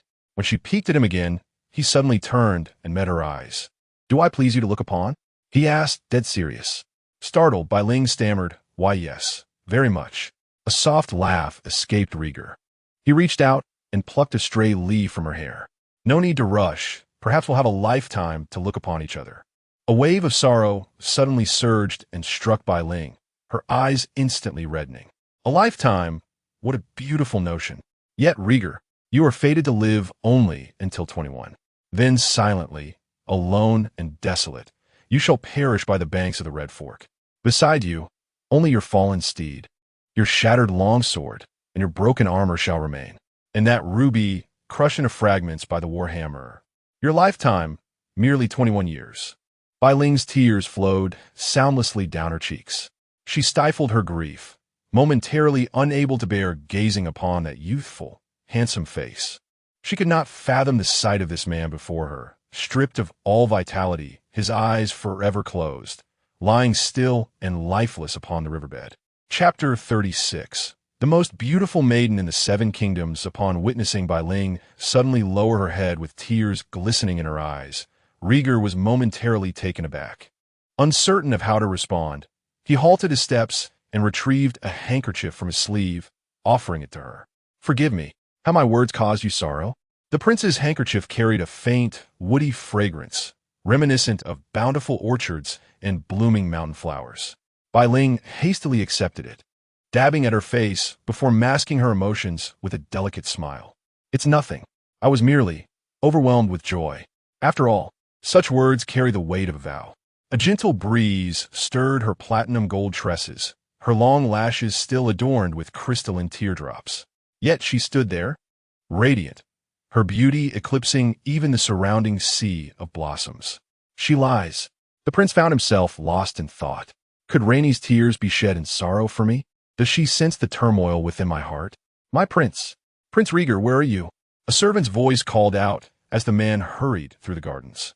Snapping back to reality, Rieger raised his voice in response.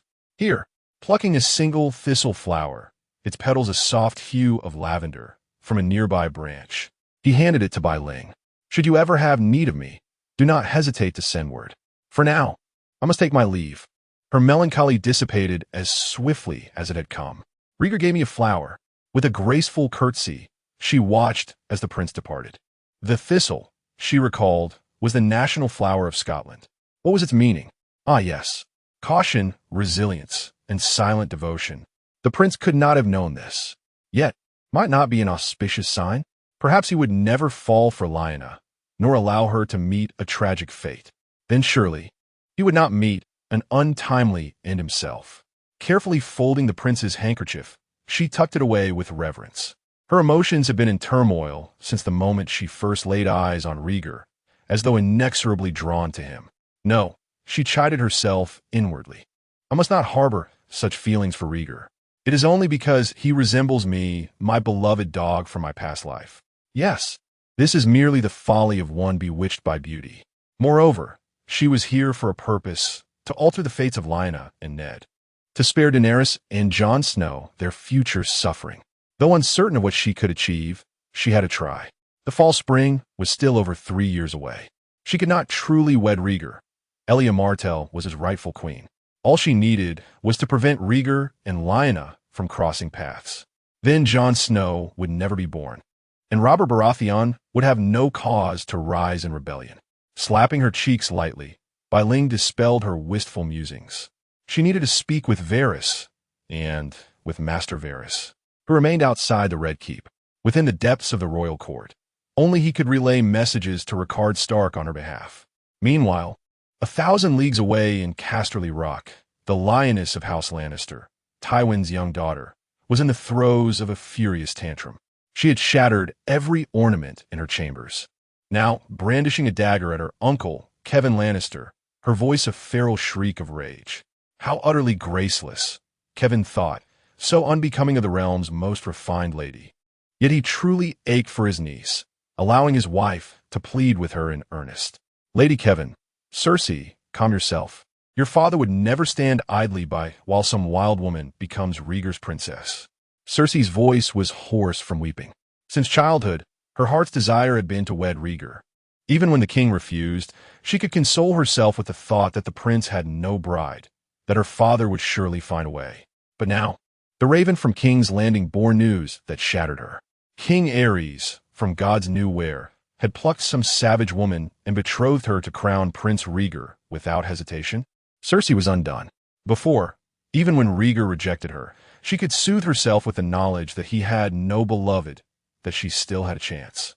But now, that whore from the barbarian lands, I want her dead. Send someone to kill her. Kill her. Lady Kevin pulled her shrieking niece into a tight embrace, pressing the girl's head against her chest. It seemed neither of them found it strange that a girl of 13 could utter such horrors. Instead, they pitted her frenzy and seethed at the king's repeated slights against House Lannister. Aerys has gone mad. He insults the lions again and again, as if we were nothing. Cersei, the family will send you to King's Landing at once. Your father must act before the mad king has his way. Her aunt hissed venomously. Lady Kevin's voice was icy. They will learn that the lion is not a house to be slighted by some nameless savage.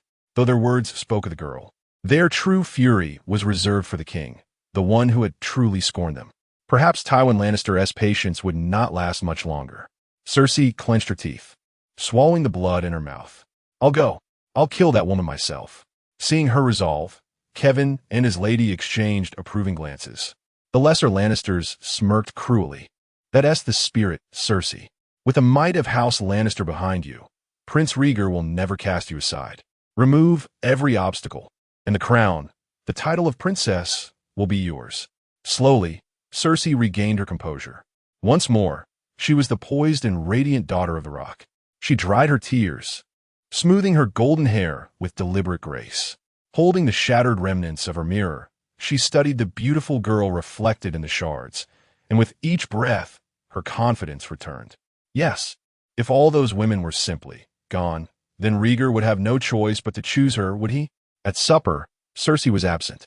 She remained in her chambers, penning furious letters, one to her father, Tywin, and another to her twin brother, Jaime. When she finished, she donned a black cloak and slipped out with a single maid, avoiding the castle servants. Threatening a stable boy into hitching a carriage, she rode deep into the woods. Beyond Casterly Rock lay a shadowed forest, where rumor spoke of an exiled witch, a woman who breathed fire, stole children for dark rites, and turned men into insects. This was Cersei's second visit. For the first time, she received 3 prophecies. This time, she intended to obtain something truly effective. Initially, she had not believed in this mystical witch in the slightest, but after Rhaegar repeatedly rejected her, she began to waver. The witch's hut remained as it always was, filled with a peculiar stench, hung with the dried carcasses of various animals and strange bone artifacts. Cersei ordered her handmaidens to wait outside and got straight to the point. Give me a potion, preferably colorless, odorless, and undetectable. The witch, grinding something in her mortar, paid no attention, the strange juices emitting a pungent odor. She neither lifted her head nor acknowledged Cersei. Enraged, Cersei strode forward, drawing a delicate dagger and pressing it against the witch's throat. Did you hear me, you damned heretic? I said give me the potion. Only then did the witch raise her head, meeting Cersei's gaze before gesturing toward a small vial on the low table. Allow me to remind you, noble lady, your wish shall not come true. Prince Rhaegar will never be yours. She knew I was coming? Suspicious, Cersei picked up the vial, shaking it slightly and holding it up to the faint candlelight. The inky liquid swirled, something within it seeming to writhe, as if alive. Shut your mouth. Cersei snapped. I don't need reminders from heretic. After Cersei departed, the witch sighed and began gathering the scattered remnants of her hut. Once she had set the structure ablaze, she vanished into the depths of the forest. Chapter 37 Foot Popper, Bai Ling. Since the wedding date was set, King Aerys had scarcely summoned Bai Ling. Instead, Queen Rhaella would take her for morning prayers daily, occasionally inquiring if she had grown accustomed to life in the Red Keep. Of course, she hadn't, but she dare not say so. Her days cycled endlessly between prayers, meals, and sleep. Occasionally, she would stroll through the gardens or indulge in a bath. Though she never chanced upon Rhaegar again, Bai Ling had considered transforming into a pup to seek Rhaegar's company, but the thought of her espionage role extinguished such whims. Queen Rhaella led an austere existence, one Bai Ling found baffling. The queen remained reclusive, seldom appearing in public. Though the palace hosted minor feasts every so often, where the king summoned his confidants, Bai Ling, and Rhaegar, Queen Rhaella rarely attended, and none seemed to question it. How could one endure such monotony without despair? Mere days of medieval life had left Bai Ling bored enough to sprout mushrooms. Confined within the palace walls, with Rhaegar perpetually absent and no revelries, no balls, no hunts, she felt each day was squandered. In truth, such diversions were hardly scarce. The nobles of Westeros reveled endlessly in feasts, hunts, and tournaments. As Rhaegar's betrothed, a princess acknowledged by the king herself and bestowed with lands, Bai Ling commanded considerable prestige. Lesser nobles wouldn't dare extend casual invitations. Alas, Prince Rhaegar was no seeker of frivolous amusement. In leisure, he preferred swordplay, study, or wandering the streets of King's Landing. Trivial gatherings held no appeal. and the thought of including Bai Ling seldom crossed his mind. Thus, Bai Ling languished in tedium, devoid even of books to occupy her. In this era, knowledge was a guarded treasure. The castle's tomes were chiefly the private collections of the king and prince, or housed within the Grand Maester's library. She longed for purpose, but first needed to decipher the court's labyrinthine protocols. What was permitted, what forbidden. Her caution was warranted, for all lived beneath the king's ominous shadow. Her handmaid, Barbara, once whispered that Queen Riella occasionally summoned her, inquiring after Bai Ling's rapport with Prince Rieger. It seemed the secluded queen still harbored maternal concern. Her grace's maid asked if the princess lacked aught, so I mentioned her wardrobe and jewels were rather plain. Barbara confessed, fidgeting nervously. Bai Ling massaged her temples. So that explained the sudden deluge of finery. The antechamber now overflowed with silks, dyed fabrics, and ribbons. Caskets brimmed with blindingly opulent jewelry sets, alongside crates of uncut gems, diamonds, pearls, agates, rubies, sapphires, dwarfing Bai Ling, who stood amid the horde like a parvenu. Never in both her lifetimes had she beheld such riches. And now they were all hers? The matter unfolded thus. At dawn, the prince's steward had arrived, bearing mountains of jewels and silks. The elderly nobleman spoke with an affected aristocratic accent, his attire impeccably maintained, exuding the dignified air of an old-fashioned British butler. He mentioned that the prince was deeply concerned about his betrothed, though currently preoccupied, hence sending these gifts in advance, with more available, should she desire. As the princess was welcome to select anything from the prince's private treasury at her leisure. Additionally, teams of tailors and jewelers stood ready to serve. Her Highness need only specify a convenient time for their attendance. Finally, with subtle insinuation, he hinted to Bai Ling, refrain from disturbing Her Majesty the Queen, lest complaints be lodged. Bai Ling, I wouldn't tea. You're accusing me falsely. Bai Ling felt an immense generational divide between herself and the courtiers. When she arrived in King S. Landing from Pentos, she brought along a chest brimming with jewelry and over 20 gowns, not to mention a spice box filled to the brim, all rare and costly free city spices. Yet, the denizens of King S. Landing still deemed her too modest, or perhaps they simply considered her unrefined. Well, it wasn't tea, as if she ever had much grandeur to begin with. Beauty alone sufficed for her. As Barbara combed Bai Ling's hair, she chirped cheerfully, Your Highness is so lovely. You must adorn yourself splendidly to captivate the prince's attention. Hesitantly, Bai Ling inquired Barbara, Are the king and the prince exceedingly wealthy? Barbara glanced around furtively before whispering conspiratorially, Your Highness may not know, but I've heard His Majesty once gifted Prince Rieger an entire palace solely for storing gold dragons, bullion, and gemstones. They say the gold was piled so high it nearly touched the ceiling. Bai Ling contemplated the towering height of the castle's great hall and was stunned. Prince Rieger was that wealthy? Barbara nodded sagely. Of course. Why else would so many women across the realm adore Prince Rieger? A man must possess handsome features. But wealth is far more crucial. You must keep a close watch on him. Ah, here it comes, the prelude to feminine rivalry and courtly intrigue. No wonder Rieger was so wildly popular. Wealth, looks, and future kingship.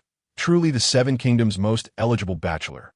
Speaking of wealth, the Targaryen royal treasury was far from the strained situation she had imagined.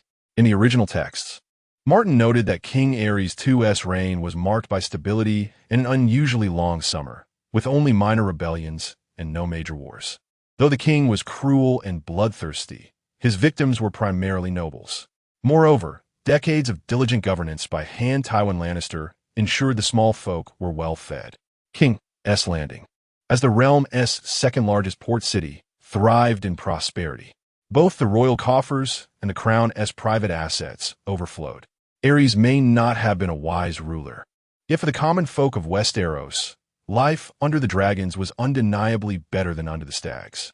And by the time of the War of the Five Kings, the continent had lost nearly half its population. Better a dog in peace than a man in war. She recalled from the series how Robert Baratheon, from coronation to death, had squandered himself into staggering debt through reckless extravagance. Not only did Robert owe debts, but Joffrey was also deeply indebted.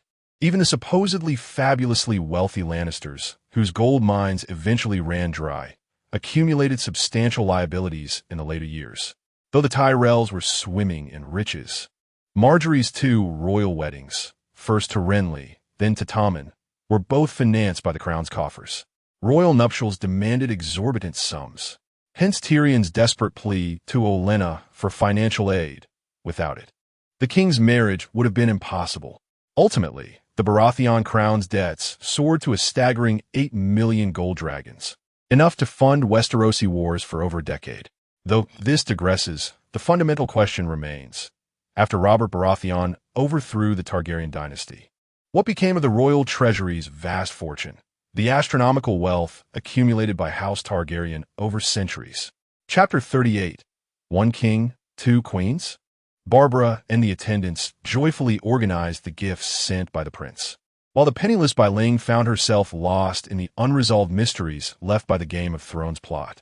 There were numerous discrepancies and lingering questions between the original books and the TV series, with financial matters being particularly glaring. In the show, Littlefinger seemed effortlessly capable of amassing vast sums of money, even borrowing heavily from the Iron Bank. Yet no one ever questioned the disappearance of the Targaryen dynasty's wealth. Could Robert Baratheon truly have squandered generations of accumulated riches in mere decades? Had the royal treasury been completely drained, not a single coin remaining?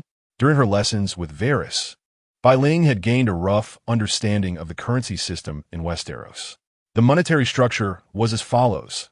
1 gold dragon equaled 30 silver moons, 210 silver stags, or an equivalent in copper pennies, the smallest denomination. Between silver stags and copper pennies, there were also copper stars and copper groats. Prices varied across regions, so further details were omitted. To put it into perspective, a single gold dragon could sustain an ordinary family for half a year with wine and meat to spare. A few extra silver stags could purchase a fine horse, while 3 gold dragons could hire a free knight armed with sword and armor to kill on command. For 50 gold dragons or more, one could even hire a mercenary company to slaughter an entire noble house. The number of heads taken depended solely on the price offered. Had King Aerys been willing to dip into the royal coffers to hire Seleswords during Robert's rebellion, Prince Rhaegar might never have suffered his crushing defeat at the Trident.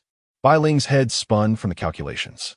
In her previous life as a commoner, she had never concerned herself with matters of state finance.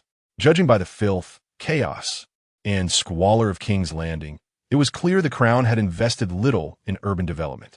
King Aerys, sitting atop vast wealth, must have been scheming something in the shadows. Did Prince Rhaegar know about this? A growing unease settled over Bailing as she wondered how the Mad King might move against his own son. Her knowledge was still too limited, her intelligence woefully insufficient. She needed to bring Maester Varys into the Red Keep as soon as possible. Only then could she tap into the resources of House Stark. Summoning a maid, Bailing instructed, "Barbara, ask the steward where Prince Rhaegar is. I need to speak with him." Barbara nodded and scurried off, returning moments later, breathless. "The prince is receiving guests in the front hall, Your Grace.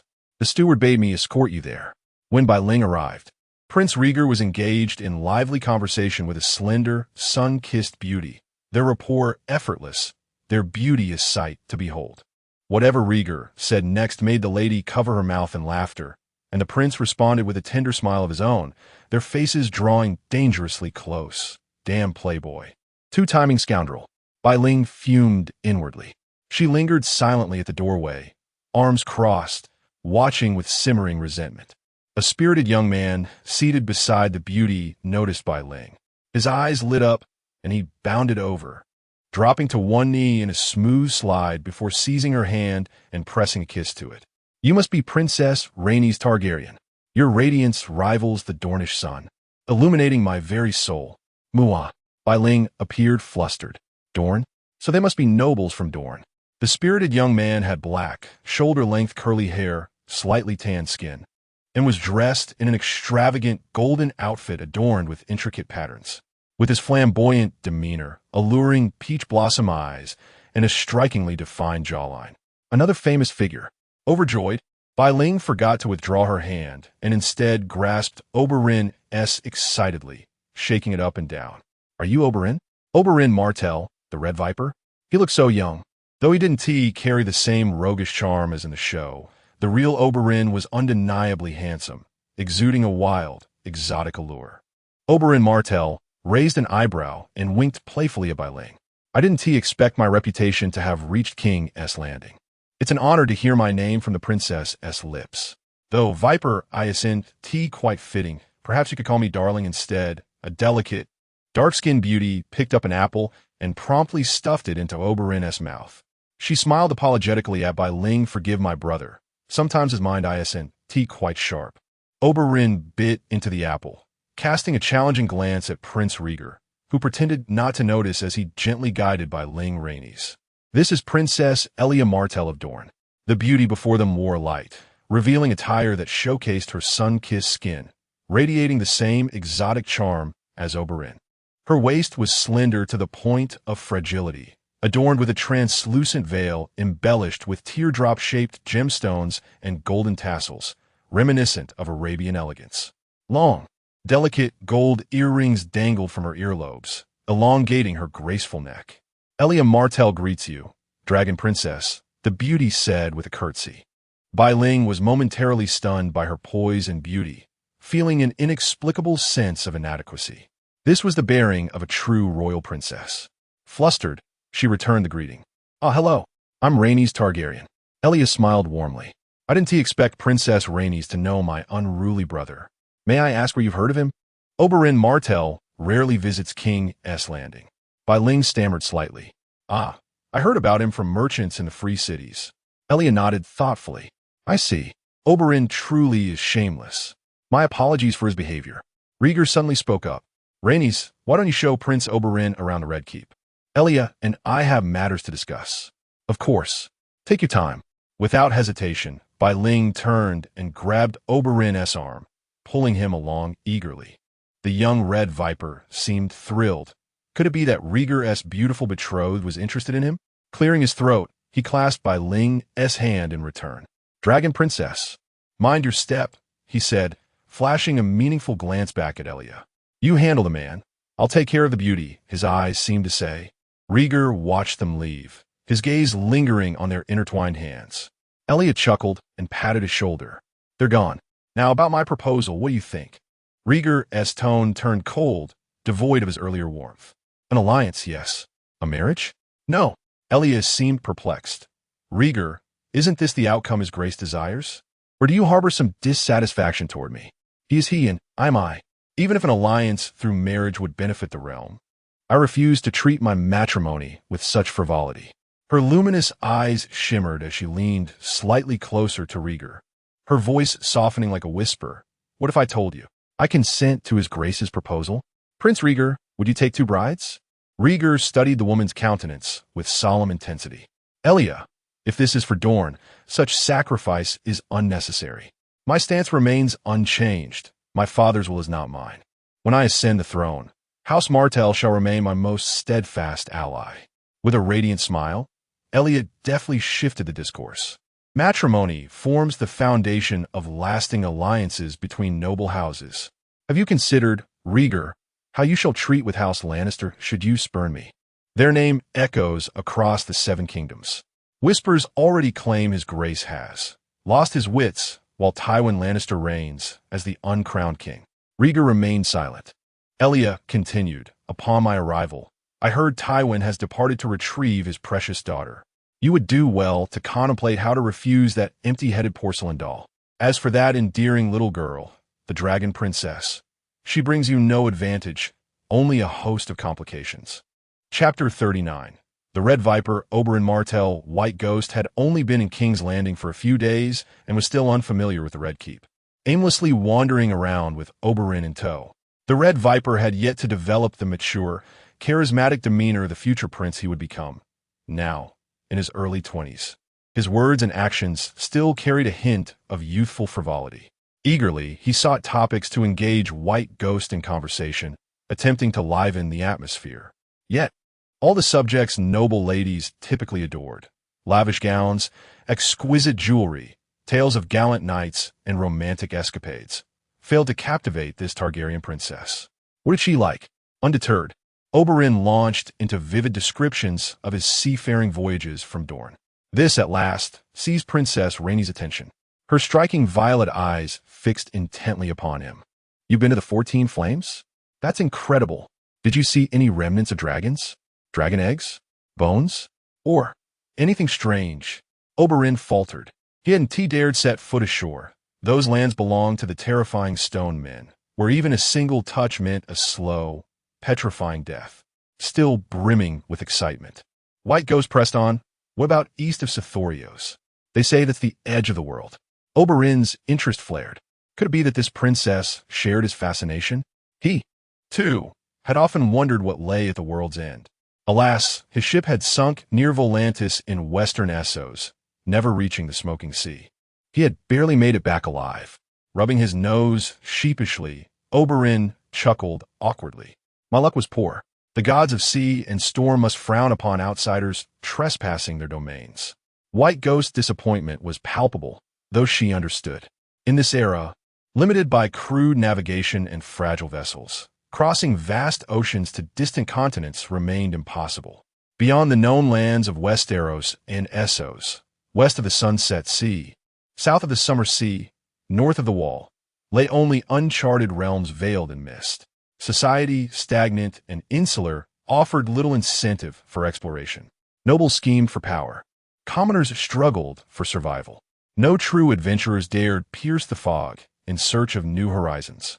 Perhaps some had tried, but they likely perished along the way, swallowed by the sea, or lost forever in those shrouded lands. White Ghost's thoughts drifted again.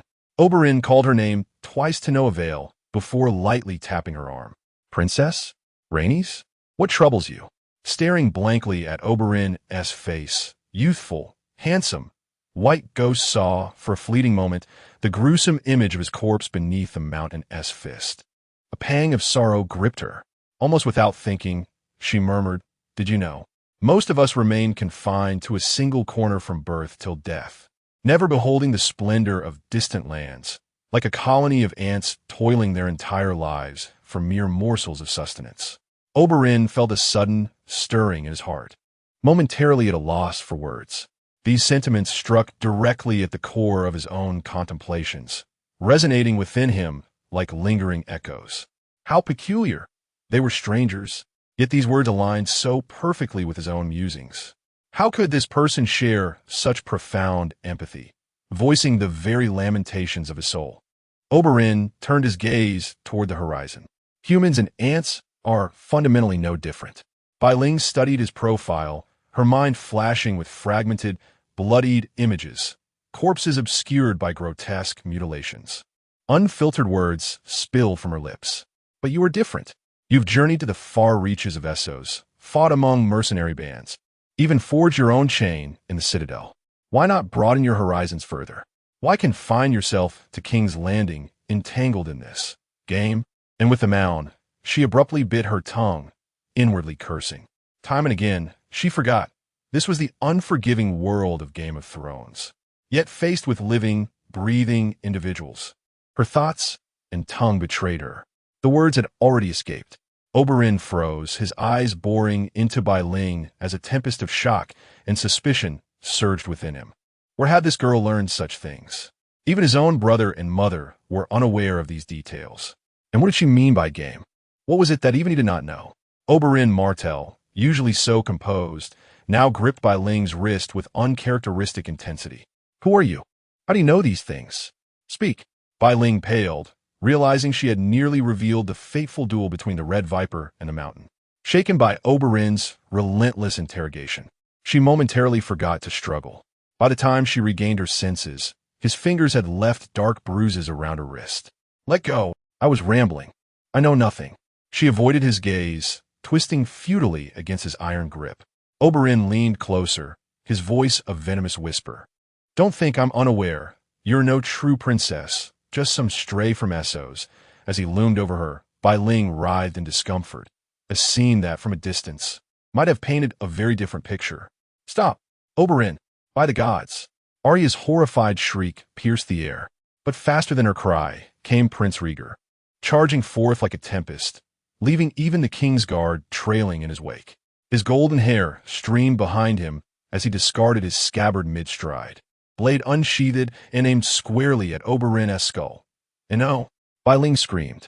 The razor-sharp steel halted a hair's breadth above Oberyn's forehead, severing a lock of dark hair that drifted to the ground.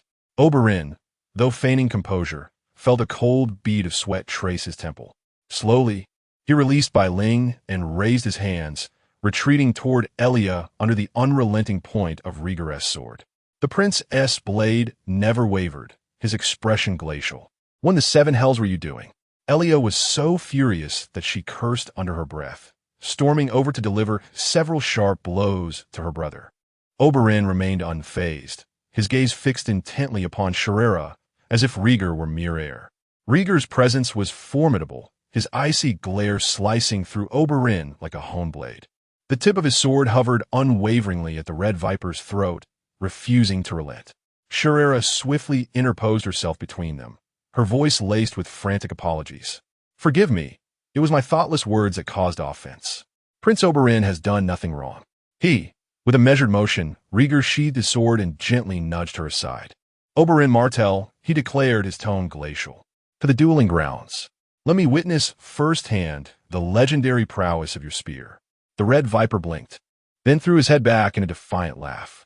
"As you command, Rieger Targaryen." Sherera paled. "Please, this is my fault." Elia Martell stepped forward, pressing a tender finger to Shira's lips.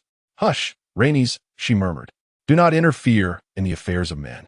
A man who stands idle while his woman is insulted," Elia added softly, "is no man at all." Chapter 40. The perils of impulse. As Prince Rieger and Oberyn Martell stood poised for combat, Elia made no move to intervene. Instead, she seemed almost delighted by the prospect. Bai Ling felt a surge of panic and irritation. "What are you saying? Your brother and the prince are about to duel, and you're not the least bit concerned?" Elia burst into laughter, producing a delicate fan from seemingly nowhere. She fluttered it playfully before taking Bai Ling's hand and leading her away. "Oh, let the men vent their boundless energy. Don't worry, Prince Rieger knows his limits. Besides, someone ought to teach that rascal Oberyn a lesson in respecting women," she added with a mischievous glint. "And I've been curious to see whether the famed Prince of Dragonstone truly lives up to his martial reputation." Bai Ling could only gape in disbelief. These siblings truly defied all expectations.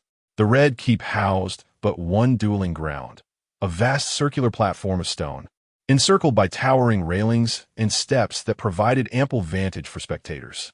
The sight sent a chill down Bai Ling's spine. Isn't this the very place where the mountain and the Red Viper clashed? This arena reeks of ill omen. Doria, sensing her unease, squeezed Bai Ling's hand reassuringly. "Fear not. Their blades are dulled. No harm will come of this." True to Elia's word, both Rieger and Oberyn exercised restraint, wielding only practice weapons. On the platform, the two men began their warm-up.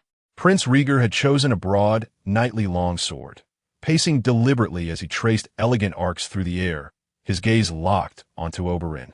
Oberyn, ever the picture of roguish amusement, twirled his spear with effortless grace, the weapon whirling like a windmill.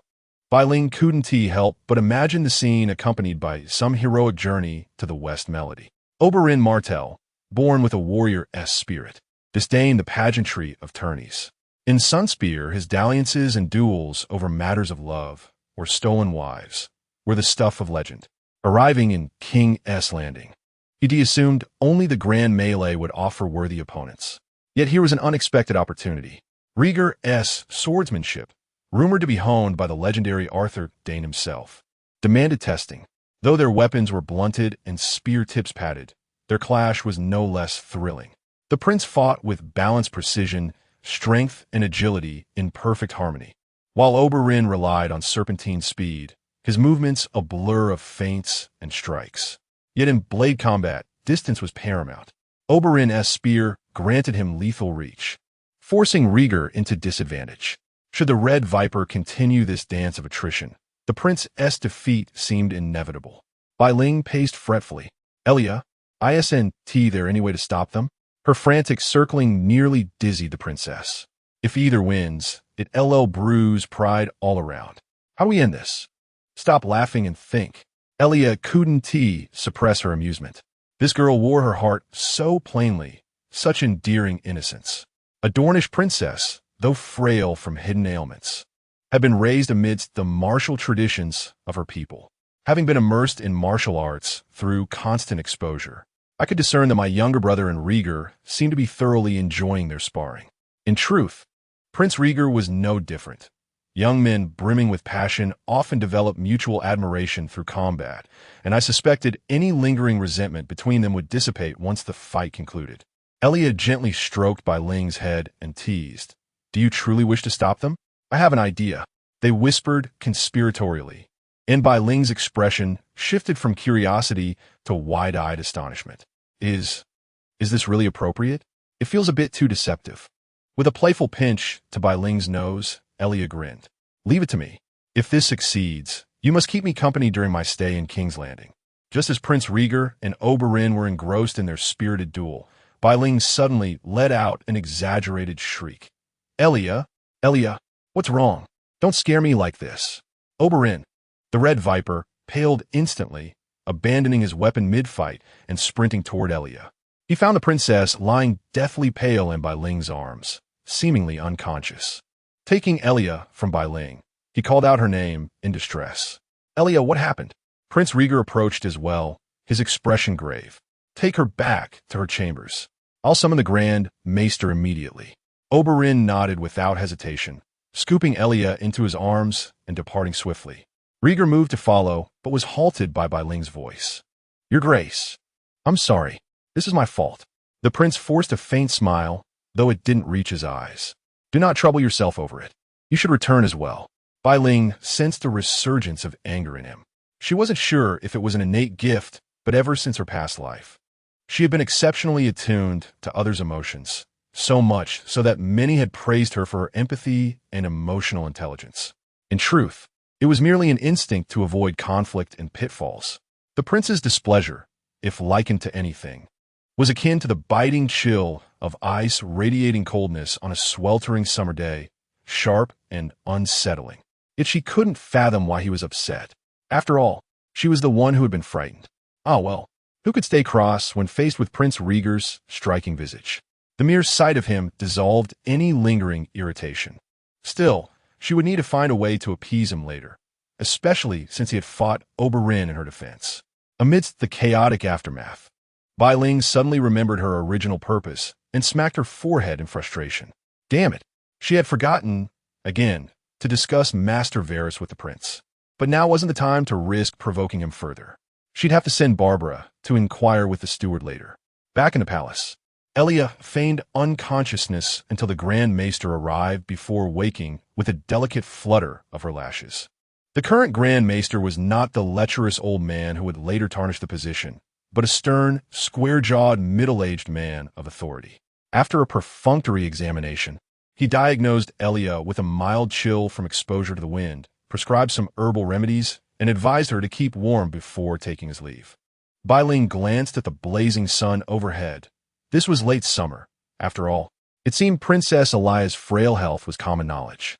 Once Prince Rhaegar and the Grand Maester had departed, Oberyn fixed his sister with an exasperated glare. "You nearly frightened me to death. I thought your illness had flared up again." Elia smiled and tenderly caressed Oberyn's cheek with her hand. "There now, I was merely jesting. It is you who nearly frightened that poor girl to death." The Red Viper reclined, thoughtfully stroking his chin. "There is something peculiar about that Rhaenys Targaryen." Elia arched a brow. "Oh." Oberyn's expression darkened. "She seems to know me better than even Mother or you. Not only aware that I studied at the Citadel and forged my chain, but also speaking of things I have not done, yet long desired to. It was unsettling." I meant to press her further, but Rhaegar intervened. "Tell me, how could she possibly know so much about me?" And that final remark, that I would partake in a game in King's Landing, it lingers in my mind. Resting his head upon his sister's lap, Oberyn wrestled with the mystery. Elia gently brushed the stray locks from his forehead. "She is but a child, dear brother. Perhaps she merely overheard tales of your exploits and grew curious." "This was no child's idle curiosity," Oberyn murmured. "She knew things she should not. And that word, game, it may signify something more." Oberyn had heard whispers regarding Rhaenys Targaryen's origins. Not only he and Elia, but House Martell of Dorne, and indeed much of Westeros, doubted the girl's claim to true dragon blood. Many believed she was merely a pretext, a child plucked from Essos by the king to evade the pressure of political marriages. After all, Crown Prince Rhaegar Targaryen's betrothal had been delayed time and again, and King Aerys had spurned countless powerful houses across the Seven Kingdoms. The matter had reached a point where resolution was unavoidable. Why does the king stall Rhaegar's marriage so? Lost in thought, Oberyn soon drifted into slumber. Chapter 41. A secret gift for the prince. Elia neither affirmed nor denied her brother's words. After all, House Targaryen was the last surviving lineage from the cataclysm of Valyria. No matter what, humans capable of taming dragons must possess some mystical abilities. Not just in Westeros. Even 1,000 years ago in Essos, countless rumors swirled about the Valyrians. At their zenith, they were nearly regarded as divine, commanding nearly 1,000 dragons. Legends abounded. Some claimed they could transform into dragons. Others spoke of their communion with spirits. And still others whispered of their gift of foresight. In short, wild tales spread like wildfire. Oberyn sprang to his feet. Prophecy? That does sound familiar. Elia, keep a close eye on her. Elia arched a brow in surprise. You actually believe those rumors? Very well, this child is rather amusing. True to her word, Elia sought out White Ghost the very next day. Rhaenys, still young and somewhat naive, seemed decent at heart. For the sake of Dorne's plans, Elia was willing to engage with her further. When Elia arrived, Rhaenys was sketching peculiar designs with black charcoal. They appeared to be schematics of armor, alongside two strangely shaped swords unlike any Elia had ever seen. Both blades were exceptionally slender, with a quadrangular cross-section. The hilts were encased in semicircular metal shells, seemingly designed to protect the wielder's hand. Measurements were meticulously noted: blade length, weight, and guard dimensions, each differing slightly between the three designs. What is this? Elia leaned in, examining the drawings one by one. A new weapon? It looks like something an assassin might wield. White Ghost continued embellishing the sword guards with intricate filigree patterns, enhancing their elegance. A weapon, of sorts, though the tip requires special crafting. These blades are meant for competition. Competition? With such slender, flexible swords? Elia's interest was piqued. Explain further. White Ghost's inspiration for fencing had been kindled by the concept of dueling. In Westeros, duels were exceedingly common. Knights and nobles would readily draw steel over honor or women, and trial by combat determined a noble's guilt, most famously exemplified by Tyrion's 2 trials. Yet these duels were often fought to the death. Bronn, for instance, had swiftly slain the Knight of the Vale during Tyrion's first trial before hurling him through the moon door.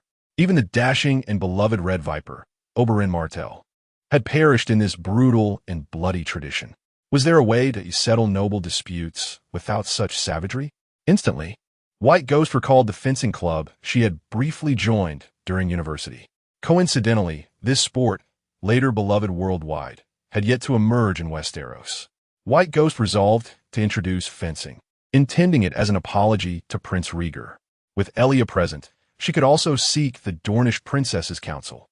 Fencing, a discipline with origins in classical antiquity, traces its roots back to fencing lessons in ancient Rome as early as the 11th century.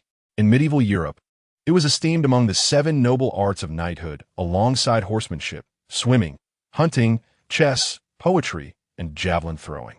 To cultivate and advance fencing techniques, guilds, associations, and schools dedicated to the art flourished across Europe. By the 14th century, a dazzling class of knights emerged in Spain, France, and Italy, renowned for their masterful swordsmanship, which earned them widespread acclaim. Nobility across the continent soon emulated this fashion, elevating fencing to a symbol of high society, so much so that disputes among aristocrats were often settled with drawn blades and duels to the death.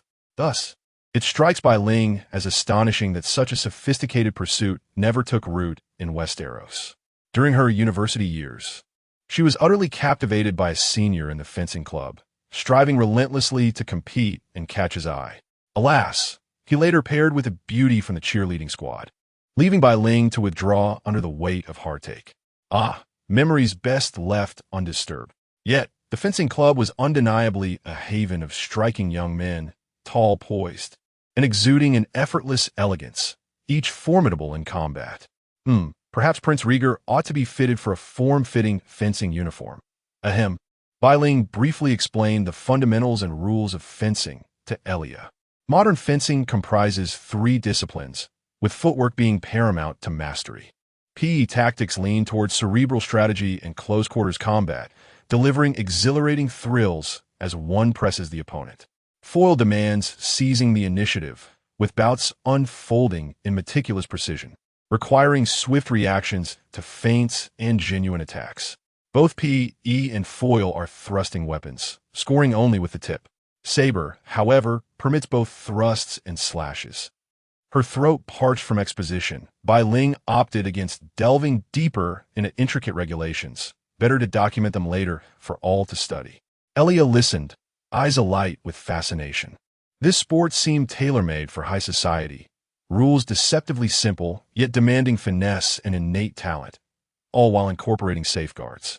A pursuit blending artistry and martial prowess, one that would surely enrapture nobles who scorn knights for their brutish violence. Who do you intend to enlist for this endeavor? Elia inquired eagerly. If you lack candidates, might I take charge? Would it not burden you? Bai Ling hesitated, not out of secrecy, but because fencing necessitated custom weapons, protective gear, and a dedicated venue. Judges and referees with discerning eyes and swordsmanship expertise were also essential. While exhilarating for participants, the groundwork was no trifling matter. Prince Rieger could effortlessly resolve these hurdles, but Bai Ling wished to surprise him, to unveil the fencing arena as a finished spectacle. Not all, Elia assured. In truth, I'm deeply intrigued. Funds are no obstacle. I'll commission the artisans if you secure a suitable location. Bai Ling lowered her voice. Then, might you keep this from the prince? Elia was momentarily taken aback, then flashed a mischievous grin. So it's for Prince Rieger? Pale Spirit's cheeks flushed crimson as she nearly buried her face in her chest from embarrassment. Seeing this, Elia ceased her teasing. I'll take the blueprint. The prototype will be ready soon. When do you plan to tell the prince? After a pensive moment, Pale Spirit replied, in about a week. I'd like the prince to invite some friends to participate. This response surprised Elia, who had initially assumed Rainey's had conceived this dueling game merely to curry favor with Rieger. It appeared she also recognized how this sport might influence the nobility. Was she attempting to help the prince cultivate alliances among various factions? Nodding thoughtfully, Elia ventured cautiously. That's fine, but I have one request. I'd like your permission to promote this sport in Dorne. She could discern this was an entirely new combat technique, one that might prove formidable even in actual warfare. This activity wouldn't merely serve as aristocratic entertainment. For knights and commoners alike, it would provide exceptional training and recreation. Chapter 42. The rather unreliable fiancé. Elia's mind raced with countless thoughts. This newly emerged concept, though its practical effectiveness could only be determined upon seeing the actual product, was something she ought to seize first. Not only would it secure her advantage, but it would also serve as an opportunity to strengthen her ties with Rainey's and the prince. Moreover, she was simply bored and seeking amusement. Fencing, after all, was not her original creation. Bai Ling agreed without hesitation. Of course, no problem. This sport originated in Spain and was even an event in the modern Olympics. She hoped it would flourish in Westeros as well. At the very least, perhaps it could reduce the number of brutal, life-threatening duels, or so she wished. Bai Ling's eyes gleamed mischievously as she added, I have one more request. Elia raised an eyebrow. Once fencing is properly established, could you lend me your brother for a while? Elia slowly set down the blueprint in her hands, eyeing Bai Ling with an odd expression. Then, she made a suggestive gesture. You want him? Bai Ling flushed crimson and exclaimed, What are you thinking? Oberyn's combat skills and agility are exceptional, perfect for testing fencing. I just want to duel him, that's all. Elia sighed. Oh, is that so? Fine, consider it done. Bai Ling, what exactly are you disappointed about? Elia, now brimming with curiosity, pressed further. Why do you want to duel Oberyn? You seem so fragile. Aren't you afraid he might hurt you? Don't underestimate me, Bai Ling retorted. I have some martial training, though it's grown rusty. Sparring with him would help me regain my edge. Elia smirked. Ah, I see. You want to avenge Prince Rieger's honor, don't you? My sweet little thing. You're utterly adorable. I'd love to whisk you away to Dorne. As she spoke, Elia began playfully touching her. A sudden realization struck Bai Ling. Oberyn and his paramour were both versatile. Did Elia share the same inclinations? Stop. Don't touch me, Eventually, Bai Ling and Elia finalized the detailed specifications for the weapons and protective gear. Satisfied, Elia happily gathered the blueprints and flounced away. Bai Ling, exhausting. After a moment's thought, she sketched out another design, a rapier. As an anomaly, her physical prowess was formidable, but this was a life-or-death secret. Even in the face of danger within the Red Keep, she could never reveal it. Thus, she resolved to forge an additional weapon for practical combat.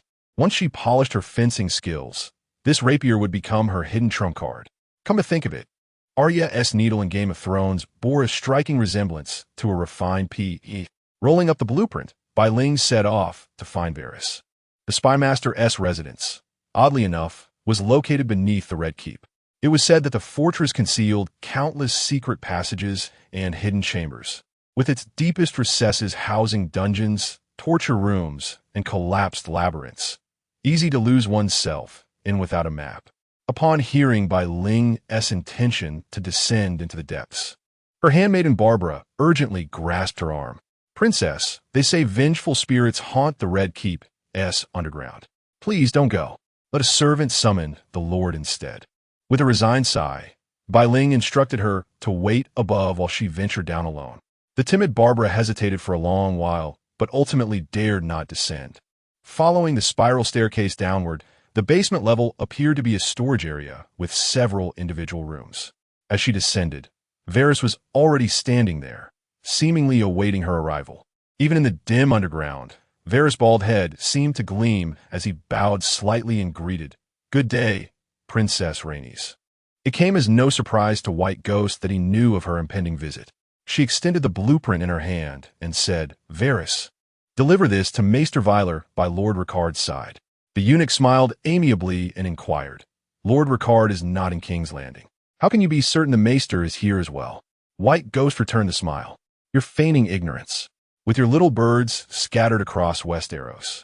Locating an elderly man from the north within the city should be effortless. No?" The Master of Whisper's expression remained unchanged. "Of course, it will be my honor to serve you. Might I inquire what this is?" He gestured toward the blueprint. "I wish to forge a weapon for self-defense. The Red Keep isn't entirely safe, after all." White Ghost sighed, her tone laden with implication. Varys did not pursue the subject, but instead bowed slightly and advised, "This is no place for someone of your stature. Please return above." White Ghost nodded. "Tell Maester Vyler to use quality materials. Since I'm already aiding your spies, the least you can do is grant me some favor in return." She remained motionless, her gaze piercing the lightless corridors, wondering just how vast the Red Keep's underground truly was and how many secret passages lay concealed within. Varys stood silently in the shadows. After a moment, he finally spoke. "Your Grace should return. Perhaps you ought to concern yourself more with Prince Rhaegar." Strange. Is there meaning behind his words? Come to think of it, she hadn't seen the prince in many days. Is Rhaegar still upset? Surely not. It was such a trivial matter. Or perhaps male pride was at play, his betrothed defending another man. After all, in truth, White Ghost had misjudged the situation. Rhaegar had been preoccupied with mediating the port taxation disputes, buried under endless complications. King Aerys, driven by some absurd historical grudge, delighted in obstructing his own hand while refusing to allow Tywin to resign. Rhaegar wouldn't be surprised if Tywin Lannister eventually snapped and rebelled. White Harbor, Gulltown, and Lannister Port had all suffered rare and devastating storms this year. Tywin had already reduced tariffs to appease the aggrieved nobles and merchants. Yet Aerys abruptly intervened, not only doubling the port taxes, but also imposing docking fees and repair levies on merchant vessels, under threat of confiscation. Tywin's small council now faced relentless accusations, and many had turned to Prince Rhaegar to plead their case. Rhaegar suspected his father simply wished to humiliate Tywin, forcing him to beg for royal mercy. Intervening would only worsen the situation. Thus, Prince Rhaegar was not avoiding White Ghost out of anger. He simply paid no mind to her peculiar behavior and had no time to spare for her. However, when he learned that Rhaenys intended to engage in so-called fencing with Elia and even challenge Oberyn Martell to a duel, the prince could only laugh in exasperation. At times, he simply couldn't comprehend the peculiar workings of Rhaenys' mind. She was utterly unlike other girls, content to remain secluded in her chambers unless he sought her out, showing no interest in pleasures or diversions. The jewels and silks he sent went unused, and she never wandered the city for amusement. While he appreciated her absence as respite from disturbance, such reclusiveness seemed unnatural for a young maiden. Now, she had taken up some new pursuit. It was Elia and her companions she first approached, where they'd grown so close. He turned to Arthur. "Do you know of this fencing? What manner of duel is Rhaenys arranging with Prince Oberyn?" Arthur Dane shook his head. "I know nothing of it, nor do I care. What spectacle is there in watching amateurs and women play at combat? Mere child's play." After a pensive silence, Prince Rhaegar found himself intrigued by this mysterious fencing. "Let us go and observe this so-called sport."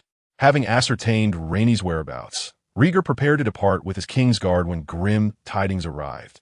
Tywin Lannister's daughter, Cersei, had once again descended upon King's Landing. Chapter 43. Baeling's grand display. Upon hearing of Cersei's arrival in King's Landing, Rhaegar let out a deep sigh. If Lord Tywin summoned him to discuss solutions for port taxes, he would gladly oblige. But with Cersei present, extricating himself would prove difficult. At times, he couldn't help but admire the Lannisters. Despite the king's blatant rejections, both father and daughter persisted in thrusting themselves into his orbit. He had hoped Cersei would relinquish her ambitions after his marriage. Yet the woman had even expressed willingness to become his mistress, much to Rhaegar's exasperation. A prince's marriage was the king's prerogative, and Rhaegar cared little about who his bride would be. She could be vain, foolish, or plain, but she must never be cruel or malicious. The last time Cersei Lannister visited the Red Keep, merely because he had smiled at a serving girl a few times, she found an excuse to scar the poor girl's face. And Cersei had been barely 10 years old then, were it not for her powerful father. Rhaegar's cupbearer cautiously spoke up. "Your Grace, Lord Tywin has sent for you again. This is the third summons." With no choice, Rhaegar set aside matters concerning Rhaenys to deal with Tywin and Cersei. Before long, the day of the fencing hall's grand opening arrived. Given the king's attendance, the refurbished hall was heavily guarded by gold cloaks, allowing only high-ranking nobles or the king's inner circle to witness the event. The disappointed masses had to wait outside. Once Baeling acquired her sword and armor, she swiftly regained her former fencing prowess, spending her final days training relentlessly in the hall. Elia watched from the sidelines, even dragging Oberyn along. The Red Viper, having wagered with his sister, agreed to spar with Baeling, assuming it would be a mere playful match. He underestimated Rhaenys as an opponent until he observed her training. His demeanor shifted from casual to cautious. After days of watching, the prince's attitude transformed from indifference to solemn preparation. This event was Baeling's opportunity to formally introduce fencing to King's Landing's nobility, and she took it seriously. As she immersed herself in the sport, she nearly forgot this was a ceremonial display, rediscovering the exhilaration that had once enthralled her. While fencing, memories of her past life flooded back, the passionate youth that had once brought her both tears and laughter. Only upon seeing Prince Rhaegar did she realize how long it had been since they last met. Alas, Baeling's wistful longing evaporated the moment she noticed the golden-haired girl clinging to Rhaegar. Who was this girl, pressing so boldly against him, acting as though no one else existed? Even she, his betrothed, had never been so intimate with the prince.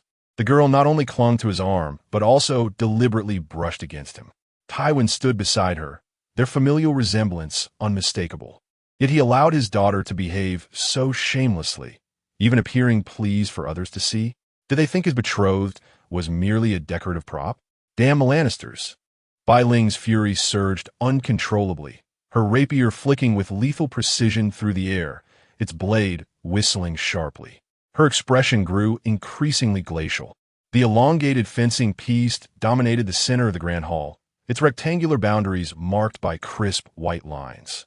The king's guard stood in solemn formation before the spectator galleries, serving as both arbiters and royal protectors. The king had arrived, his gaze lingering meaningfully upon the entwined figures of Cersei and Rhaegar. Yet he feigned indifference toward her brazen impropriety. As the duel was about to commence, the audience's attention remained riveted upon Rhaegar and Cersei. Whispers and murmurs swirled about their scandalous entanglement, eclipsing all else. Elia assisted her younger brother in his preparations, adjusting the unfamiliar blunt-tipped practice sword and ensuring his padded helm fit securely. Following Bai Ling's line of sight, she too noticed Prince Rhaegar among the spectators, and the woman clinging shamelessly to him. Has this Lannister woman still not given up? Back in King's Landing again. Turning back to Bai Ling, Elia suppressed a wry smile.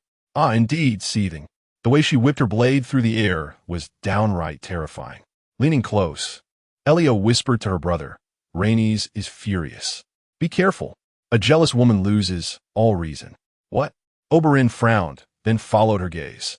Understanding dawned instantly. Narrowing his eyes, he echoed Elia's silent question. Why is that woman here again? Elia shrugged dismissively, same as Mother's ambitions, unwilling to relinquish Prince Rhaegar.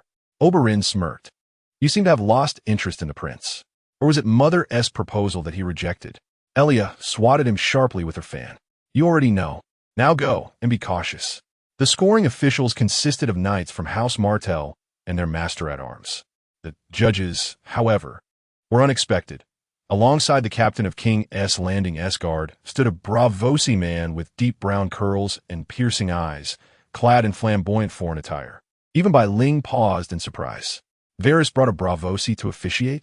The entire hall waited in tense anticipation, eager to discern the true intentions of this princess personally anointed by the king. None believed she genuinely sought to duel the Red Viper.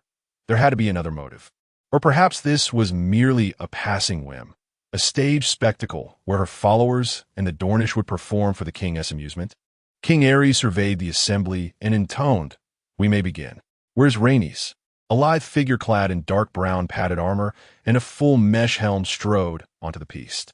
Removing the helmet, the fencer revealed the unmistakable Targaryen features, strikingly similar to Rhaegar's. Cersei's eyes narrowed as she leaned toward Tywin, murmuring something inaudible. Bai Ling raised her rapier in salute to Aerys and declared, Your Grace, before the duel commences, allow me to briefly explain the art of fencing. Aerys nodded. Proceed. Instead of outlining the rules, Bai Ling began with an unexpected anecdote. Recently, I heard a most sorrowful tale. In the noble city of King's Landing, the esteemed Ser 7 and Borad of House Royce, second son of their line, engaged in a duel over the affections of a fair maiden. Tragically, Ser 7 was cleaved into several pieces upon the field. Just 2 moons prior, Houses Bracken and Blackwood had quarreled over seating arrangements at a royal banquet, resulting in 5 valiant knights making the ultimate sacrifice in the arena. Countless other tragedies born of dueling chivalry need not be enumerated here. These courageous warriors met their end not upon the battlefield in service to their king, but in petty disputes of honor, a thought that pained his grace deeply. As nobles great and small turned their gaze to King Aerys, his majesty nodded solemnly in agreement. This day, our gracious sovereign has permitted me to introduce a new form of duel, the art of fencing. This noble sport presents no mortal danger, yet demands greater skill, strategy, and complexity. Through fencing, knights may test their mettle and martial prowess without fear of fatal consequence in these duels of honor. Without further ceremony, White Ghost donned her helm and took position at one end of the piste, while Oberyn, similarly masked in black armor, waited eagerly at the opposite end. Oberyn flourished his P.E., well spoken indeed. But forget not our wager. Suspecting Oberyn had neglected to study the rules, she with her foil, he with an P.E. Hold, White Ghost interjected, fetch the prince a proper foil. Oberyn's bewildered expression confirmed her suspicions. With a resigned sigh, she thought, if he couldn't be troubled to learn the rules, he could hardly complain when outmatched by a novice. The eunuch Varys whispered detailed explanations of fencing's intricacies into the king's ear, having committed every nuance to memory. To his discerning eye, this innovation held remarkable practical significance. Upon the piece, White Ghost and Oberyn began their cautious dance. Her movements flowed with ethereal grace, the rounded tip of her foil seeking Oberyn's vulnerabilities like a living thing. The Red Viper matched her agility with lightning reflexes. Their exchanges became a blur of thrust and parry. King Aerys found the spectacle dizzying. While Varys could explain the rules, the actual combat eluded his understanding. Summoning the bold Barristan to his side, the king posed endless questions for live commentary. Why does Rhaenys adopt this lowered stance? Inquired the king. For stability of footing. How is victory determined? Why do they trail those long cords? Barristan faltered. The king waved him aside. Enough. Varys, you explain. As the saying goes, laymen watch the spectacle. Masters discern the art. Any with martial knowledge could appreciate fencing's essential qualities. Suddenly White Ghost accelerated her assault, dropping nearly into a crouch before darting forward in 2 rapid steps. Her foil's tip left a chalky mark upon Oberyn's shoulder before his body could react to what his eyes perceived. It was too swift. Rhaegar could scarcely discern what had transpired. Squinting, he turned his head toward Arthur Dayne and inquired, "What just occurred?" Arthur, wholly absorbed in observing the unfolding duel, paid him no heed. Rhaegar murmured, "Didn't someone earlier claim this was dull?" The atmosphere in the arena grew increasingly tense. Gradually, the spectators grasped the intricacies of the fencing duel, becoming wholly engrossed in the breathtaking exchange of attacks and defenses. The White Ghost dominated the match with overwhelming precision. Prince Oberyn, despite his formidable martial prowess, found every strike flawlessly parried by Princess Rhaenys. Rhaenys moved like an ethereal sprite dancing through the woodland, her graceful, mesmerizing form captivating every gaze in attendance. Chapter 44. The outcome of the match was never in doubt. The illustrious Prince of Dorne was practically pinned to the ground by Bailing. Apart from the occasional points scored in the greatsword round, Oberyn suffered humiliating defeats in both foil and saber. Yet Bailing herself knew that Oberyn had likely been holding back. Had been a fight to the death, she wouldn't have lasted more than a few seconds. And Oberyn was, after all, infamous for his mastery of poisons. The mere thought of Game of Thrones stirred her frustration. Why had he chosen to face the mountain head-on? Waiting for the poison to take effect would have sufficed. This fencing match had been arranged to settle a wager between Oberyn Martell, Elia, and Bailing. Thus, Bailing had opted against the modern Olympic scoring system, simplifying it instead to a best-of-5 format, with victory granted to whoever first reached 20 points. Lack of familiarity with the rules was one thing, but Rhaenys matched him effortlessly in speed and reflexes, traits Oberyn prided himself on, earning her a glimmer of admiration and delight in the princess' eyes. Though he would never lose in actual combat, facing a beauty, and the future queen, no less, demanded chivalry. Oberyn bore no resentment, instead offering a congratulatory smile. Truly worthy of Prince Rhaegar's betrothed. Your swordsmanship is exquisite. Such skill would serve well even in real combat. No, Rhaenys sheathed her blade, radiating strength and confidence, her striking violet eyes alight with exhilaration. It still falls short in practical application. After all, the rapier is designed primarily for sport. The spectators have been spellbound by the duels. None had expected such a thrilling spectacle. But the greatest surprise was Princess Rhaenys herself. Such mastery could not have been attained overnight. Some harbored doubts, suspecting the Dornish had thrown the match to curry favor with Rhaenys, and by extension, Prince Rhaegar. After all, how could a woman possibly best a man in swordsmanship? Rhaegar fell into contemplation. What circumstances could have shaped his betrothed into such a formidable fighter? Had he faced her instead of the Red Viper, the outcome might not have differed. All eyes, whether awed, admiring, or scheming, were fixed upon the young, radiant, and spirited Princess Rhaenys. Within Cersei's heart, a venomous serpent of envy hissed. She clung tightly to Prince Rhaegar's arm, raising her voice to seize his attention. Is this truly the woman you've chosen to wed? Sweating and brawling like some coarse man, Rhaegar ignored her. But Ser Jon Darry of the Kingsguard spoke up in disapproval. You misunderstand, Lady Cersei. A woman of such skill is all the more worthy of respect. In the free cities across the narrow sea, particularly in Bravos, there exist shadowy guilds of assassins. Many of their deadliest killers are women. How dare he call her ignorant? Cersei gritted her teeth, shooting Jon a glare before turning a venomous gaze upon Bai Ling. She despised beautiful women who stole the spotlight. Bai Ling and Oberyn had changed attire and were now conversing with the king, who was in high spirits, even jesting about the Dornishman's lack of prowess. Oberyn paid little heed, smoothly flattering the Targaryen's dragon bloodline, until even King Aerys' expression softened considerably. The king praised Rhaenys and granted her request to establish a fencing hall in the noble district of King's Landing before departing with his Kingsguard. The nobles gathered in small clusters, chatting curiously with Bai Ling and Elia. Many young aristocrats showed keen interest in the fencing matches, even trying their hand at a few rounds. They were particularly intrigued by Bai Ling's skill, inquiring about her master and whether she might offer lessons in the capital. With a hint of apology, Bai Ling explained that her mentor was a wandering swordsman in Essos, a free spirit. As for fencing instruction or a noble-oriented fencing hall, those decisions would rest with the prince. If anyone sought profit or investment, they ought to approach Prince Rhaegar. The nobles promptly swarmed Rhaegar, catching him off guard. Bai Ling sauntered over and addressed Cersei, who clung stubbornly to the prince. "My lady, would you kindly release my betrothed?" She tilted her head, her tone teasing. "I quite understand Prince Rhaegar's charm, but I hope you'll indulge his fiancé's petty jealousy." The crowd erupted in good-natured laughter, clearly entertained. Cersei flushed crimson, reluctantly releasing Rhaegar and retreating to her father's side. Bai Ling promptly took her place, looping her arm through the prince's and casting a pointed glance at Cersei. Prince Rhaegar glanced down at Bai Ling, his eyes alight with amusement. Cersei's face twisted with fury, poised to lunge forward.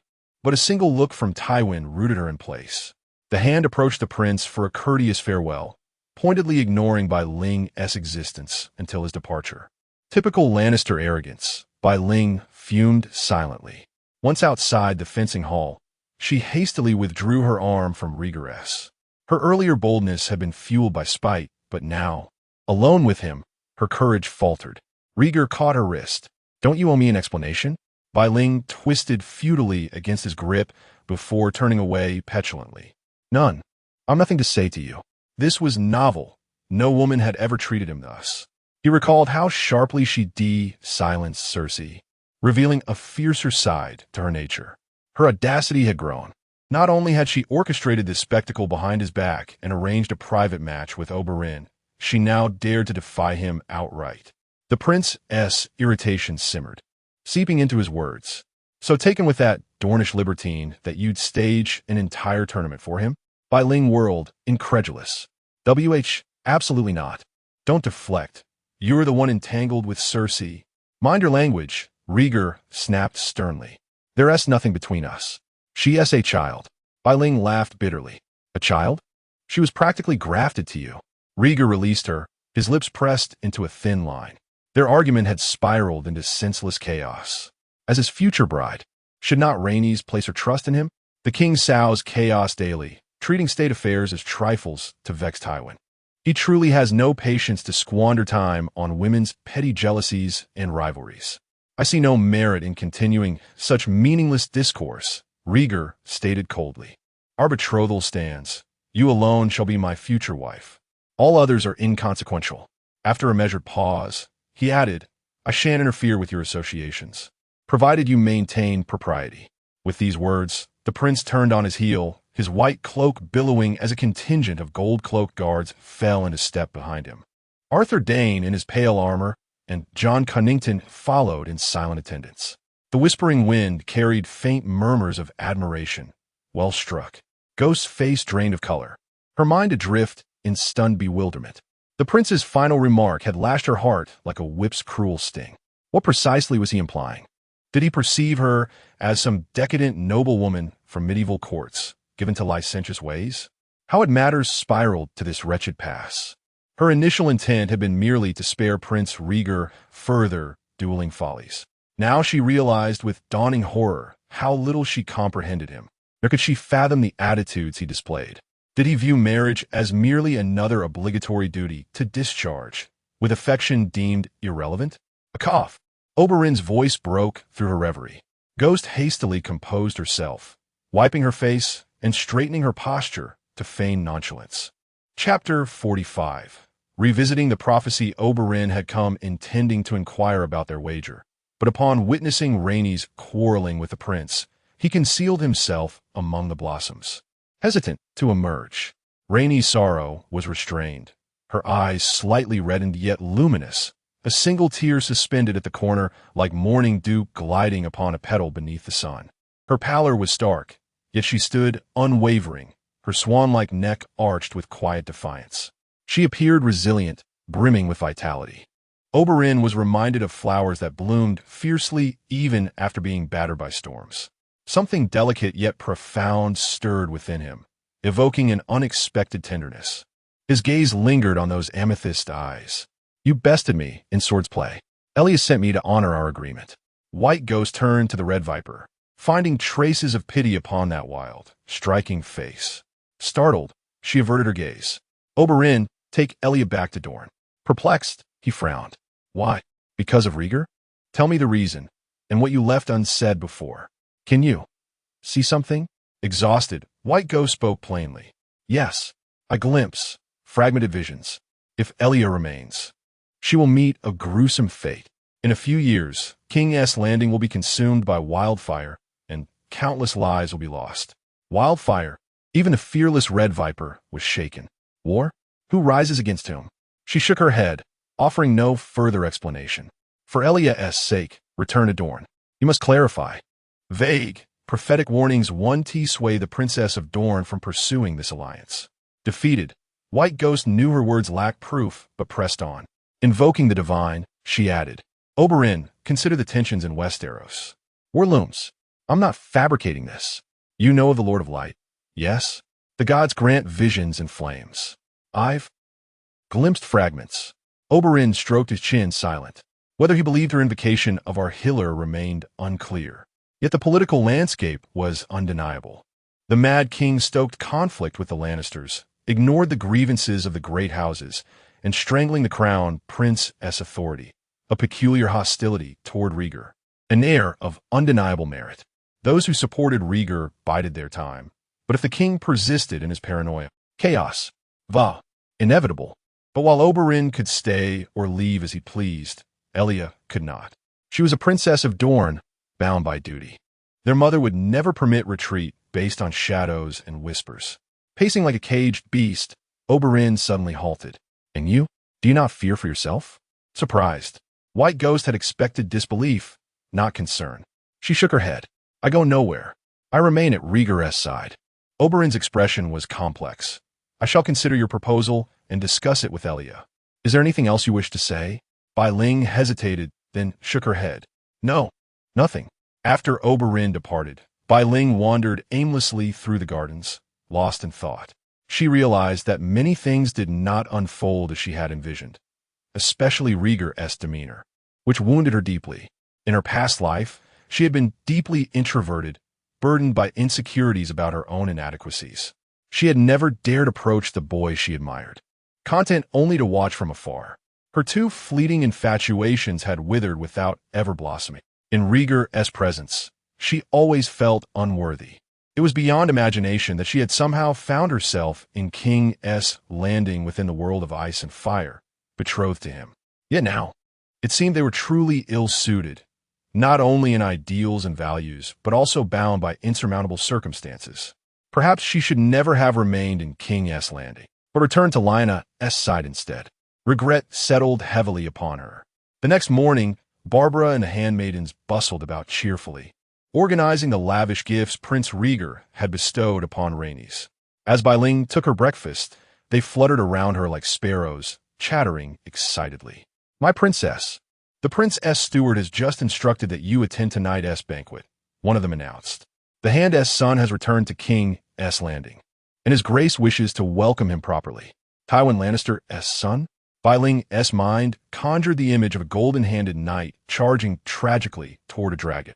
Her thoughts began to drift. Jaime Lannister, Cersei's twin, the heir to Casterly Rock, has returned? The most vivid memories by Ling held of Jaime were his lone charge against the dragon Drogon amidst desolate ashes, and his confession in the bathhouse with Brienne of Tarth regarding the Kingslayer. These moments of brilliance had redeemed the man who abandoned everything for love, though his devotion to Cersei was twisted and forbidden. Such reckless love was still something to yearn for, provided it was shared between normal lovers, of course. If Bai Ling recalled correctly, Jaime had not yet taken the white cloak of the Kingsguard.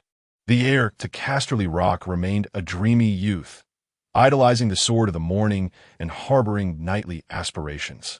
The handmaidens continued their lively chatter around Bai Ling. Barbara sighed as she measured Bai Ling's hair. "You've been so occupied lately, my princess.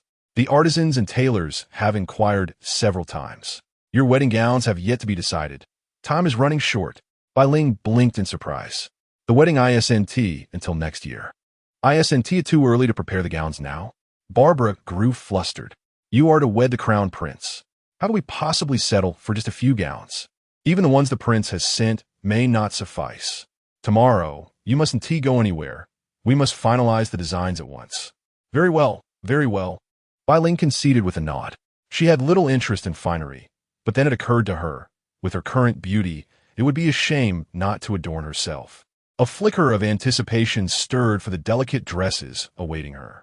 In her past life, she had longed to wear ethereal hanfu and Rococo-style gowns, but her figure had never permitted it. Ah, what a pity. But now it must be possible.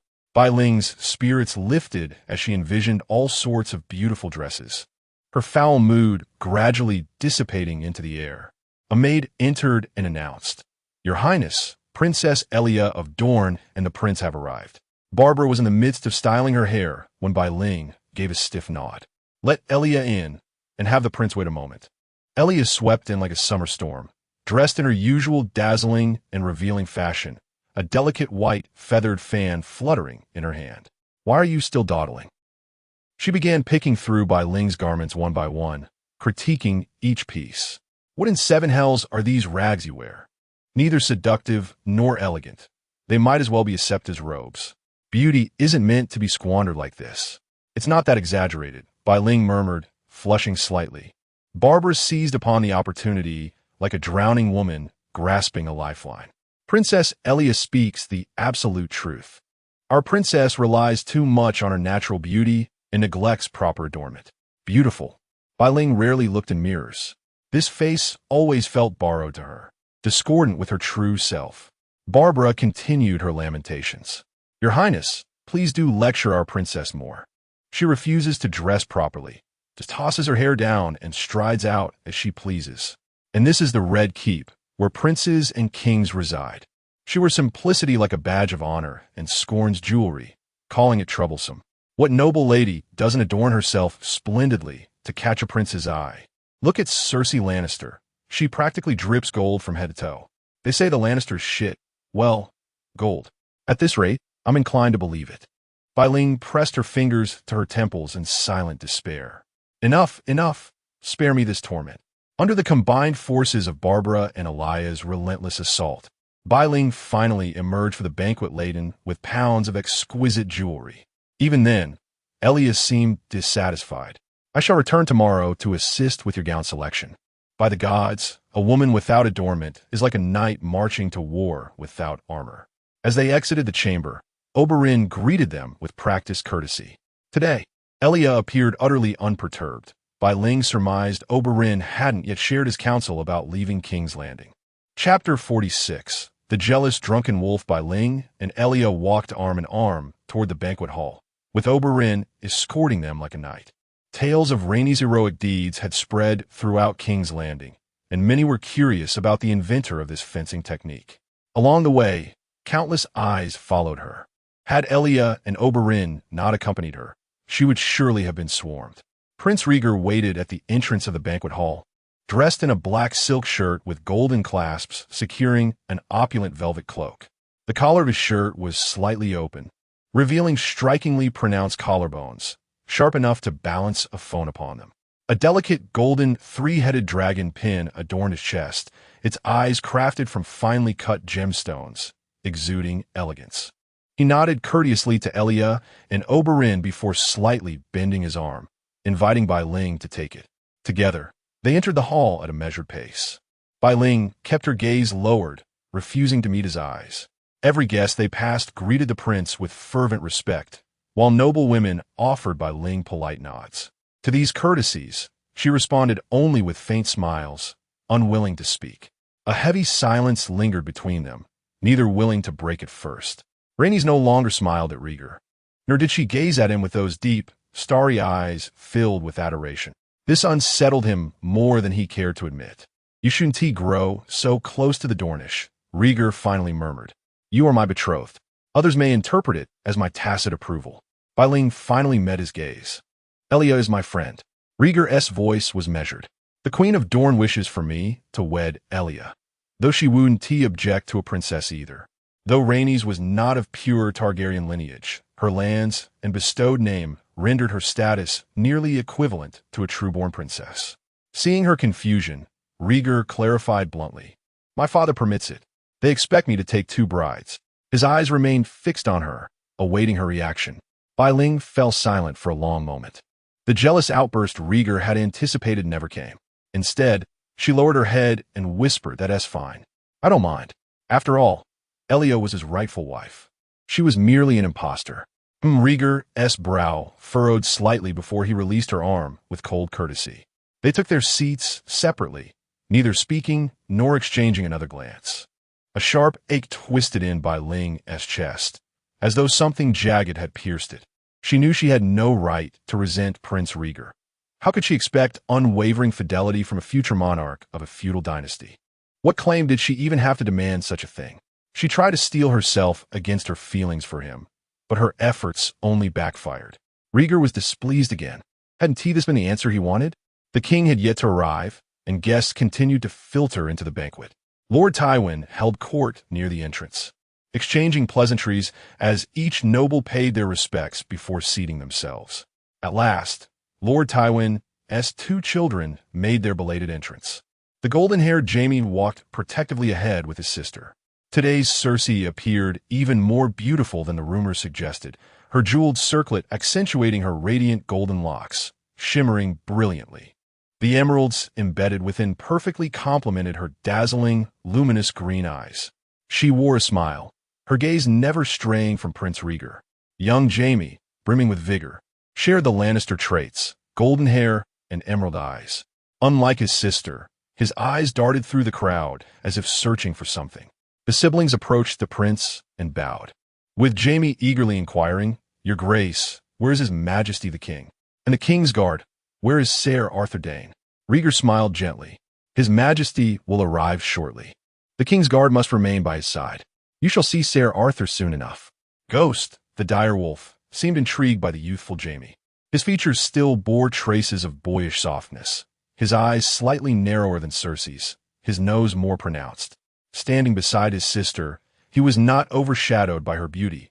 Instead, his youthful charm lent him an endearing quality, faintly reminiscent of a young Leonardo DiCaprio from the Titanic era. At this moment, Jaime was far more delightful than Cersei. What a fresh-faced youth, tall yet lean. The boy wore the Lannister lion embroidered upon his chest, his demeanor betraying a hint of nervousness as he spoke to the prince. There was no trace of the arrogance he would later embody. Finally, the king arrived, with Varys trailing closely behind.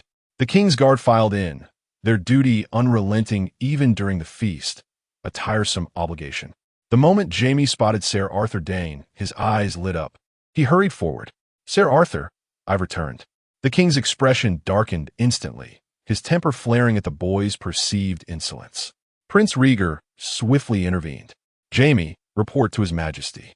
Were the remnants of the Kingswood Brotherhood dealt with? Realizing his haste, Jaime dropped to one knee.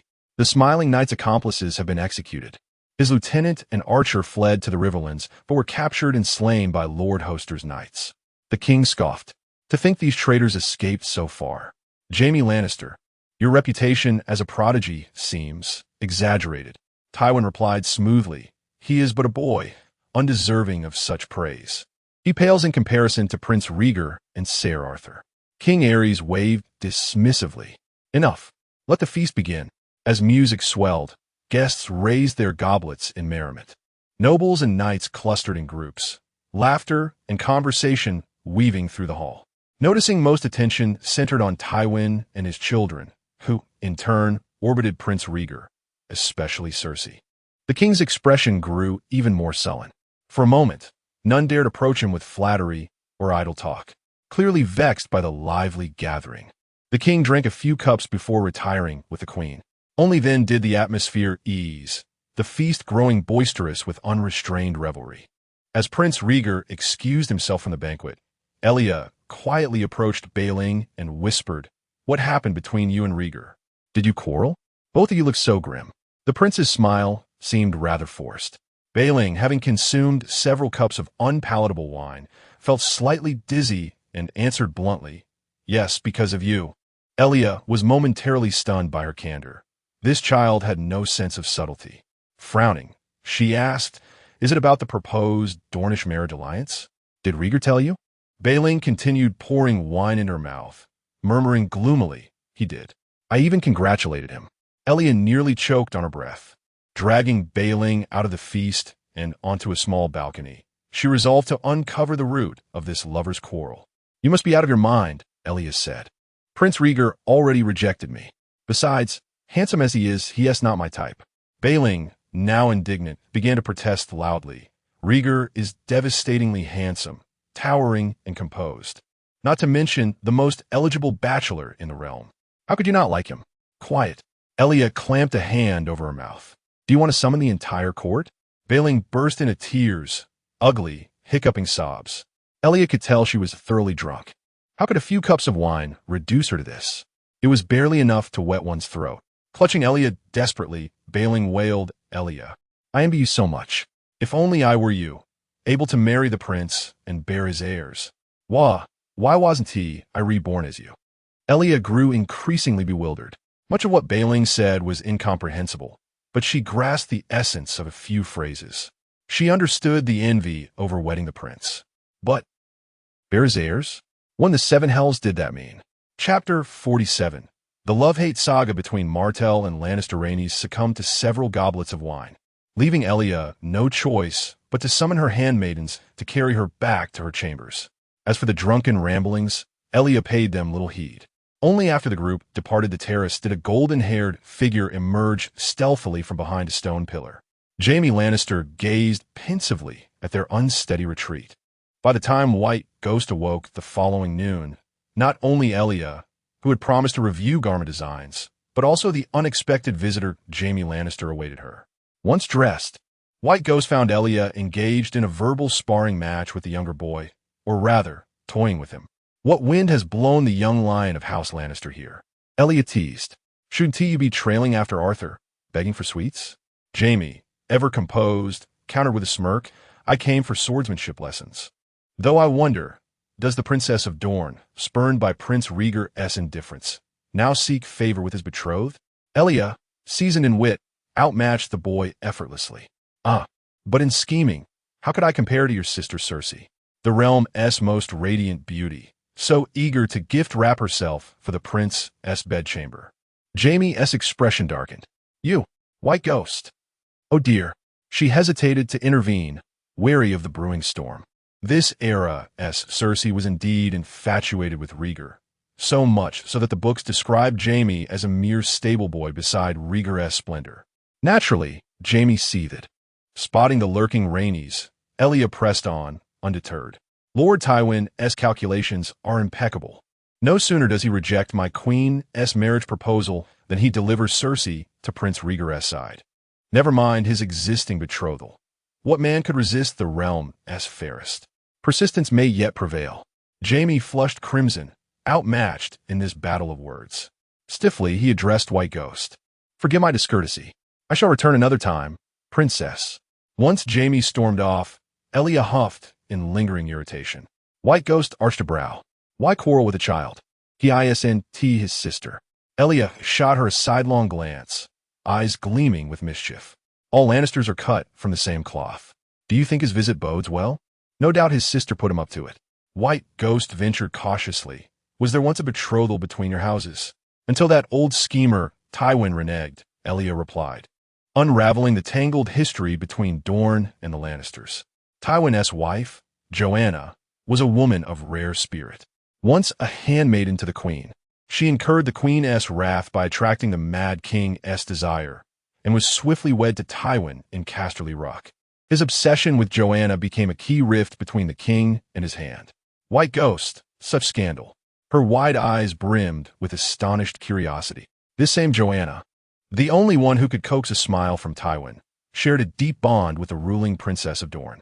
After birthing twins, she sought to unite their houses through marriage, either to Elia or Oberyn. However, Joanna later died in childbirth while delivering the imp, leading Tywin to unilaterally break this verbal agreement.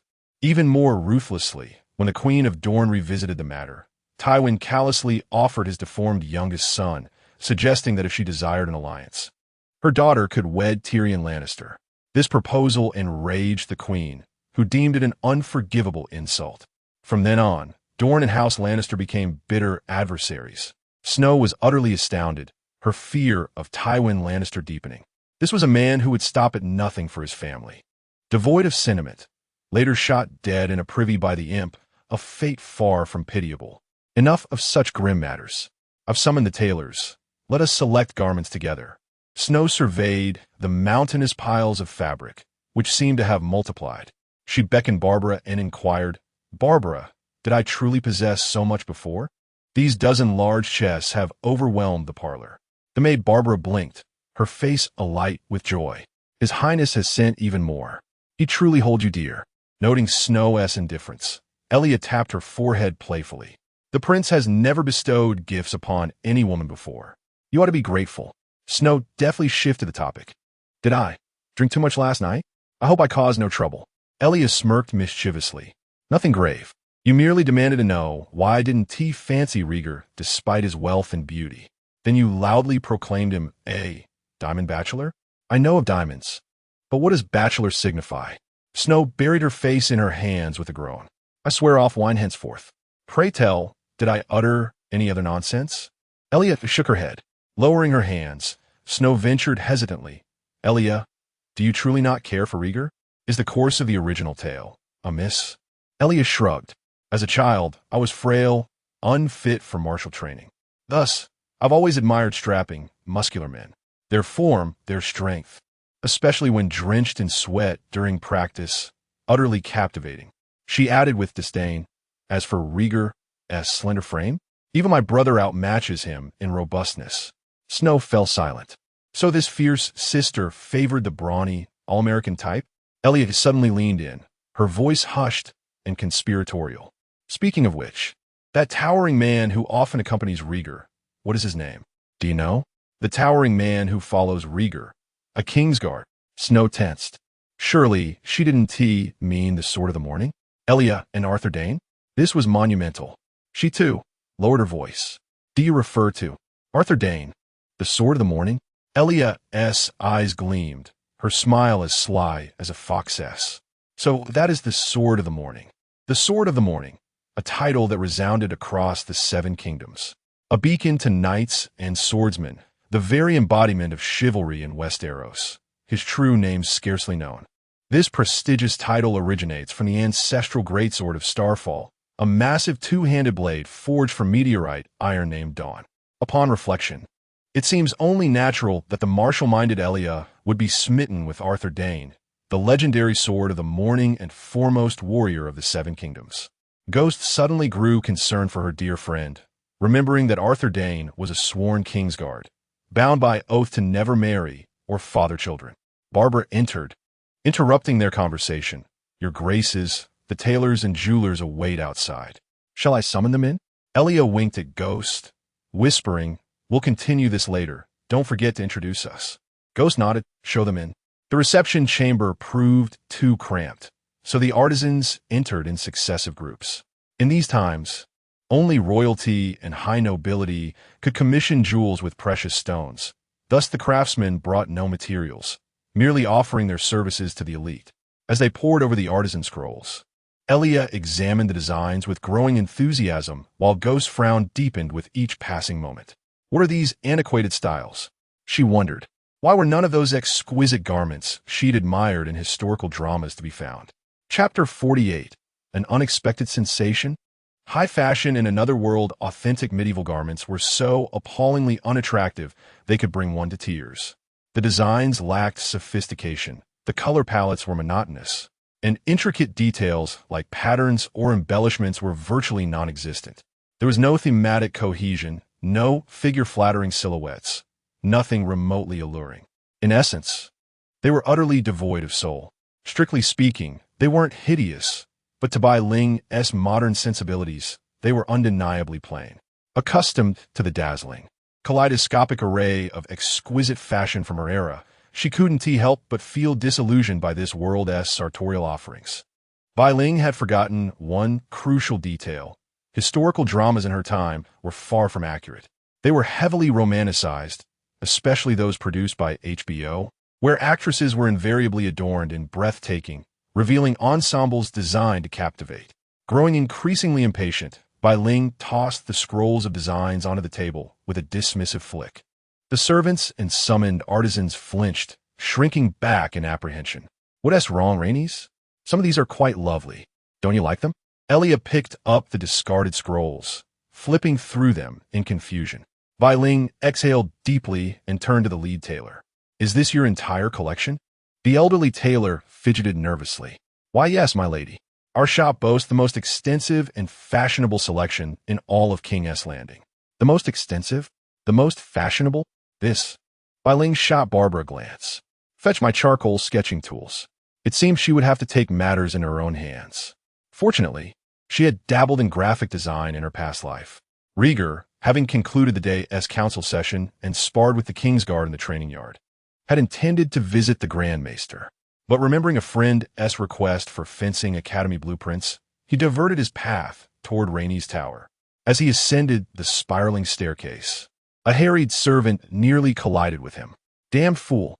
Show some respect in the presence of the prince. Rieger's attendant barked. The gray-robed servant dropped to his knees in terror, the scrolls in his arms scattering across the stone steps. Rieger paid the man no mind, stepping around him to continue upward. The trailing Kingsguard delivered a sharp kick, sending the servant scurrying away. Upon reaching Rainey's chambers, Rieger found the corridor and antechamber packed to capacity. Had he mistaken the location? The prince's steward, breathless from chasing after him, having been run ragged by the princess all day, explained Princess Rainey's is designing gowns. These are King's Landing's finest artisans. Rieger surveyed the crowd spilling into the hall and adjoining passages, no fewer than 30 souls. All summoned by Rainey's? The steward wiped his brow. Not all initially. The princess sketched some designs, and the tailors began calling in reinforcements.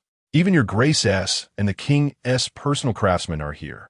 Rieger turned, spotting several familiar faces. With a resigned sigh, he decided to return another time. Though the prince departed, curiosity lingered among the courtiers and guards. These elite tailors served royalty and high nobility, hence their access to the Red Keep. Why has there been such a sudden influx into the palace today? Is it merely to serve the princess? I seem to hear craftsmen shouting incoherently as well. At this moment, Bai Ling appears somewhat flustered. She had casually sketched a few designs for the elderly tailor, styles from haute couture brands she adored in her past life. Back then, she could only gaze longingly at them through screens. She also drew opulent gowns with whalebone corsets, reminiscent of the aristocratic fashions from English and French courts.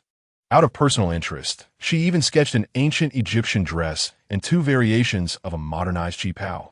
To these designs, she added flat, manga-style mannequins, 3-view technical drawings, and annotations. Upon seeing these, the old tailor and the other craftsmen seemed to suffer cardiac arrest, collapsing onto Bai Ling's sketches, unwilling to rise. A servant dashed out, only to return moments later with a crowd in tow, all of them wide-eyed and ravenous, making Bai Ling slightly uneasy. The elderly tailor dropped to one knee with a thud, seized Bai Ling's hand, and kissed it reverently. You are nothing less than the divine incarnation of artistry. Never in my twilight years did I imagine I would witness such ingenious designs. Please, you must allow us, the dancing golden dragon atelier, the honor of crafting these celestial garments for you. Bai Ling was stunned. Since her transmigration, this was the first time she truly felt the radiance of her Mary Sue halo. These were merely designs she personally fancied. How could they elicit such fervent admiration? If she were to recreate the haute couture of international luxury brands, wouldn't these ancients be utterly terrified? A middle-aged tailor, clad in an eccentric feathered hat and a tightly fitted dress, shoved the elderly tailor aside. Clutching her hat, she shrieked, "Your Highness, pay no heed to old Strong-S boasts. Fragrant Beauty is the largest and finest atelier in King S Landing. Entrust these designs to us. Silence, you swindler." The old tailor bellowed. "Don't think I don't know you use scraps of rotten fabric, Al." He was struck. Despicable. You're no better. Exorbitant prices, shoddy craftsmanship, and utterly inflexible. As the dancing golden dragons saw their business threatened, they rose abruptly, shoving Fragrant Beauty. Soon, another contender, Charming Belle, joined the fray. Watching the craftsmen from various ateliers brawl over the designs, hurling accusations at one another, Bai Ling found the spectacle utterly eye-opening. Bai Ling, this calls for peanuts, melon seeds. And cola. Meanwhile, Ilya buried herself in Bai Ling's sketches, meticulously selecting before her eyes lit up. She held up two sleeveless, modernized cheap-how designs and exclaimed joyfully, "I want these two made. They're incredible." Bai Ling massaged her temples. "Those are just doodles. No, you can't have them. Put them down."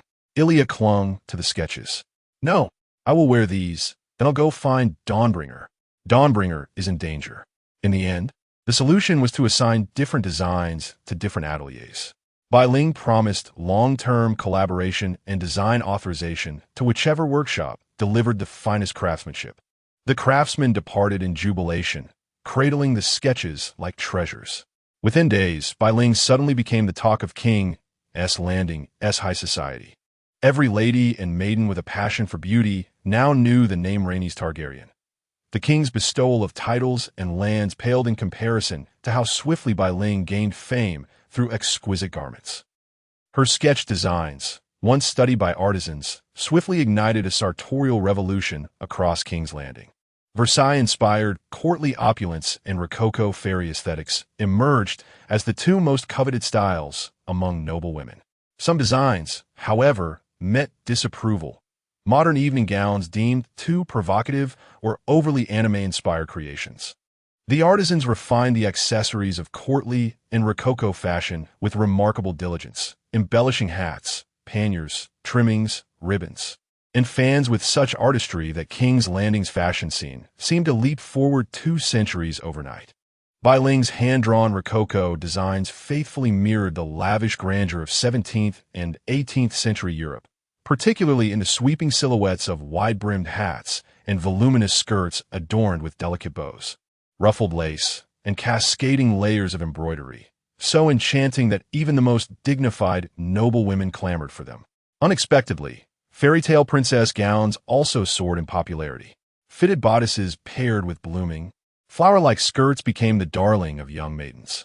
These whimsical designs flaunted bold, vibrant hues, accentuating graceful necks and collarbones, while crafted from ethereal chiffons and rare silks that fluttered enchantingly with every step, lending wearers an almost celestial grace. Bai Ling even replicated a few Disney princess gowns. Fortunately, no one here would sue her for copyright infringement. The Rococo noblewoman's dress proved so irresistible that Bai Ling gifted the very first creation not to herself, but to Queen Lella. Though the queen remained silent, the swiftness with which she donned it the very next day spoke volumes of her delight. Once Queen Lella appeared in Bai Ling's new courtly designs, the girl's tranquil palace life vanished. Noble ladies and matrons now flocked to her daily, bearing lavish gifts and endless flattery, all desperate for her to design their wardrobes. Many even begged to jump the queue. After all, skilled artisans were scarce, their schedules booked solid for years ahead. Though this era lacked clear copyright laws, none dared defy royal authority. No tailor would dare replicate Bai Ling's designs without her consent, not unless they fancied losing their heads. Thus, Bai Ling became King's Landing's undisputed fashion icon, an irony not lost on her, given how her old friends once mocked her poor taste. Who would have thought? She mused. Even a country bumpkin like me could become a style icon overnight. Chapter 49. Incompatible Values. Happy breakup unlike Bai Ling's bustling and fulfilling days. Prince Rieger found himself increasingly restless. He could scarcely wedge himself into Rainey's tightly packed schedule, and she continued to deliberately evade him. For the first time in his life, he was utterly helpless before a woman, unable to discern the root of the problem. One morning, as Queen Riella returned from her dawn prayers, she found her son waiting for her, expecting urgent matters. She was instead met with questions about how to navigate his relationship with Rainey's and the nature of a happy marriage. The queen laughed softly, teasing, "My son, I once heard you were the most sought-after man in King S Landing, yet your heart remained untouched, even by the realm's most beautiful maiden. And now, Rainey's has left you in such disarray?" Rieger turned his face away, shielding his expression. "I merely wish to resolve this distraction. She keeps avoiding me. If she persists, even after marriage, I don't know what to do." After hearing the full story, Riella sighed in exasperation. "Not only did you allow Cersei to cling to you, but you also dismissed her with careless words, even isolating her from her friends? Rieger, such disrespect is unlike you." The prince faltered, sensing his misstep yet unable to pinpoint it. Riella guided him to sit, her voice gentle but firm. "You're not your father, Rieger. You were born to rule, and you have done so admirably. But you cannot govern love as you do a kingdom. Love demands exclusivity, especially for a woman like Rainey's. Your indifference has made her uneasy." When Rieger bristled, she continued, "I did not love your father. Thus, I never cared for his dalliances or his bastards, so long as they stayed out of my sight. You should be grateful Rainey's cares enough to be wounded by your actions. But she is strong-willed. If you fail to reciprocate her devotion, she will treat you as I did your father. Is that what you want?" A flicker of understanding crossed Rieger's face. "Mother, what should I do?" Exhausted, Riella leaned back. "Cherish her. Draw near to her, not with gold or trinkets, but with sincerity." While the prince sought counsel, Bai Ling and Elia remained immersed in fashion. Frustrated in love, Bai Ling channeled her energy into commerce. Elia's dream of sleeveless qipao was swiftly crushed. Tailors decried it as scandalous, an affront to decency. Defeated, they burned the designs, much to Bai Ling's relief, who dreaded the thought of Elia wearing it. Undeterred, Elia then conscripted Bai Ling into sketching a rococo gown, elegant, figure-flattering, yet demure. It would be ideal to incorporate a subtle religious element to appease those conservative traditionalists, though Bai Ling wasn't familiar with many brands. Overtly theological designs would never suit rococo style. Racking her brain for inspiration, she suddenly recalled one possibility. What if we adapt a variation of Jean-Paul Gaultier's designs? Sparks of creativity ignited as Bai Ling slammed the table excitedly. "Let's create the Seven Deities series." Illyria looked puzzled. "The Seven Deities series? Are you designing robes for nuns?" Bai Ling shook her head. "No, it's just a code name. Didn't you want something beautiful and alluring yet immune to the temple's criticism? I plan to craft 7 distinct sets, each representing one of the 7 gods and their divine domains through colors and styles." Illyria pondered, her eyes gradually lighting up. Bai Ling grew more animated. "Look, we already have ready-made designs for the maiden and the mother. Just use ethereal fabrics for veils and trailing sashes to mimic halos and ribbons. Or perhaps play with hairstyles, towering coiffures, or intricate braids to embody the mother's benevolence and the maiden's innocence. The stranger would be simple, deep blacks and purples to signify darkness and mystery, paired with a lantern emitting ghostly green flames to represent souls." Illyria hesitated, distracted.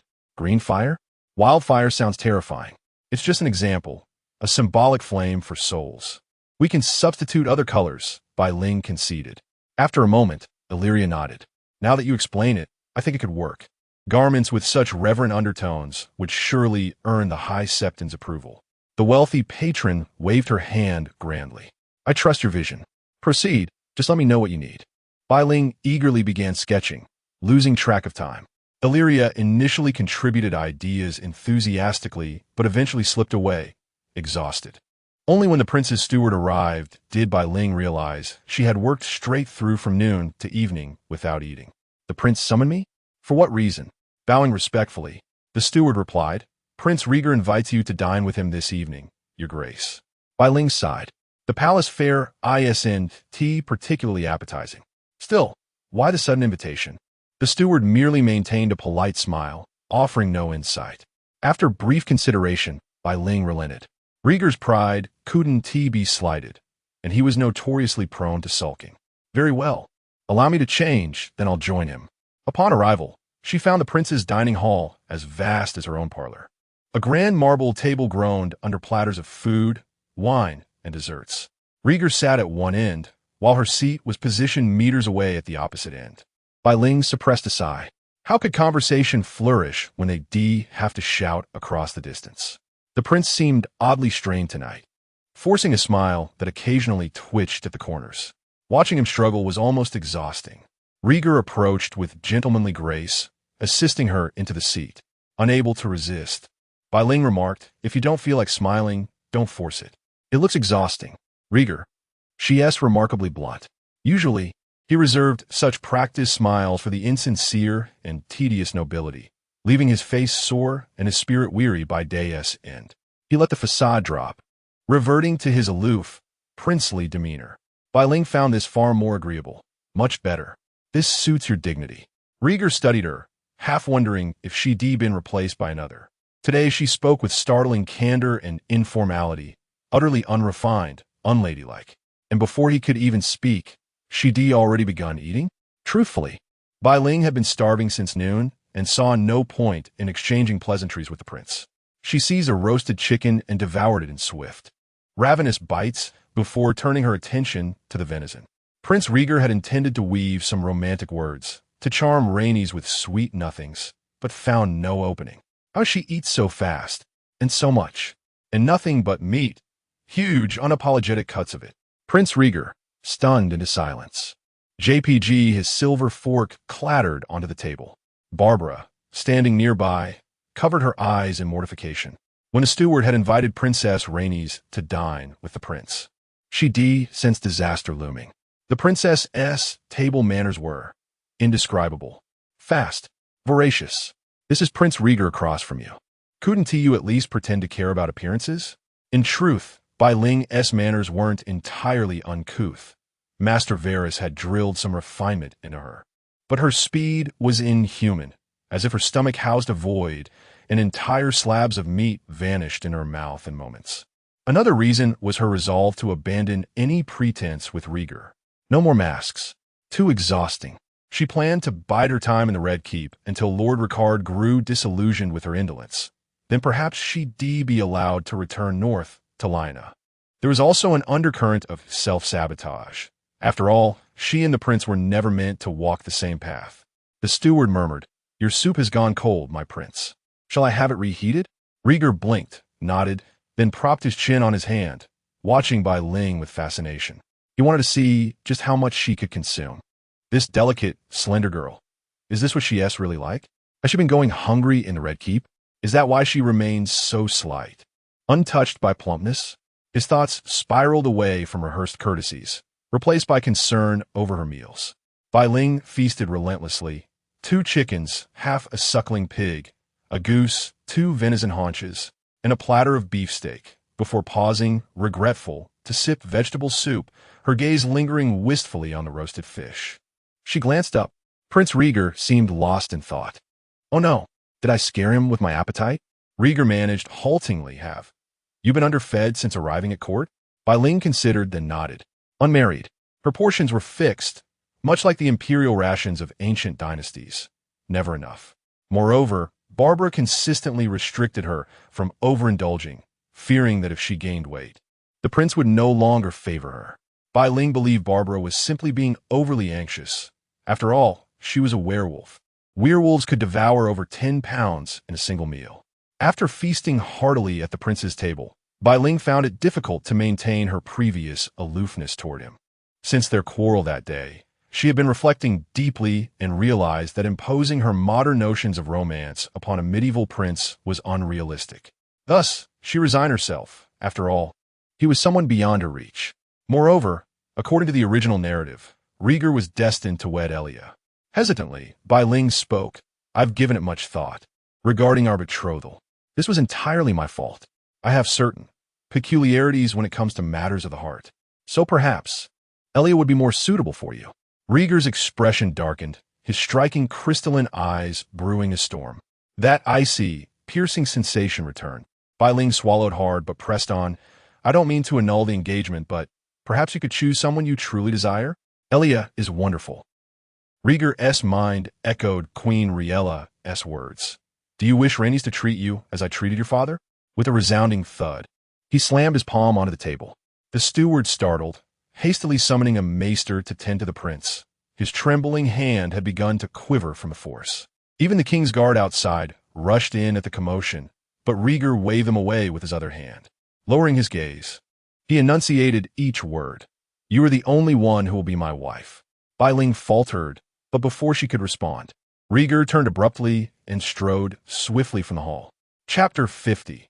Vague revelation the prince had intended the meal to ease the tension between them. But Rhaenys' words left him seething with frustration, prompting him to storm away in anger. Bai Ling was filled with regret. She had tried her best to convey that she wouldn't interfere with Rieger's affairs, content to remain a mere ornament, a silent presence, so he could freely pursue whomever he pleased. The prince had sought reconciliation, only for her to ruin it. Perhaps it was for the best. This way, she could bury any lingering hopes and walk resolutely down this path with no future. Love, marriage, such things were not meant for an outsider like her. Though she had angered the prince again, Bai Ling felt an odd sense of relief. Rieger was different from the king, from the other licentious nobles. He had tried to reach out, to understand her. Perhaps this marriage, forced upon them by the king, wasn't entirely unbearable. On the way back, the prince's steward remained silent, but his reproachful gaze never left Bai Ling. Eventually, he couldn't hold back his resentment. His grace had us preparing the banquet hall since noon. He has always dined alone before. I'm sorry. I was irrational. Guilt weighed heavily on her heart. Maybe she should go see the prince? Resolved, she dismissed her handmaidens. I wish to rest. Do not disturb me for any reason. Locking the door behind her, she rolled up a tapestry, covered it with a blanket as a decoy, then transformed into her small foxhound form and slipped out through the high window. The moonless night was illuminated only by scattered torches. From afar, the towering spires of the Red Keep resembled roaring dragons, their silhouettes stark against the darkness. Light-footed and swift, Bai Ling moved like a fleeting white shadow, invisible to human eyes in the flickering torchlight. Following the prince's scent, she tracked him to the strongest concentration. He hadn't retired to his chambers.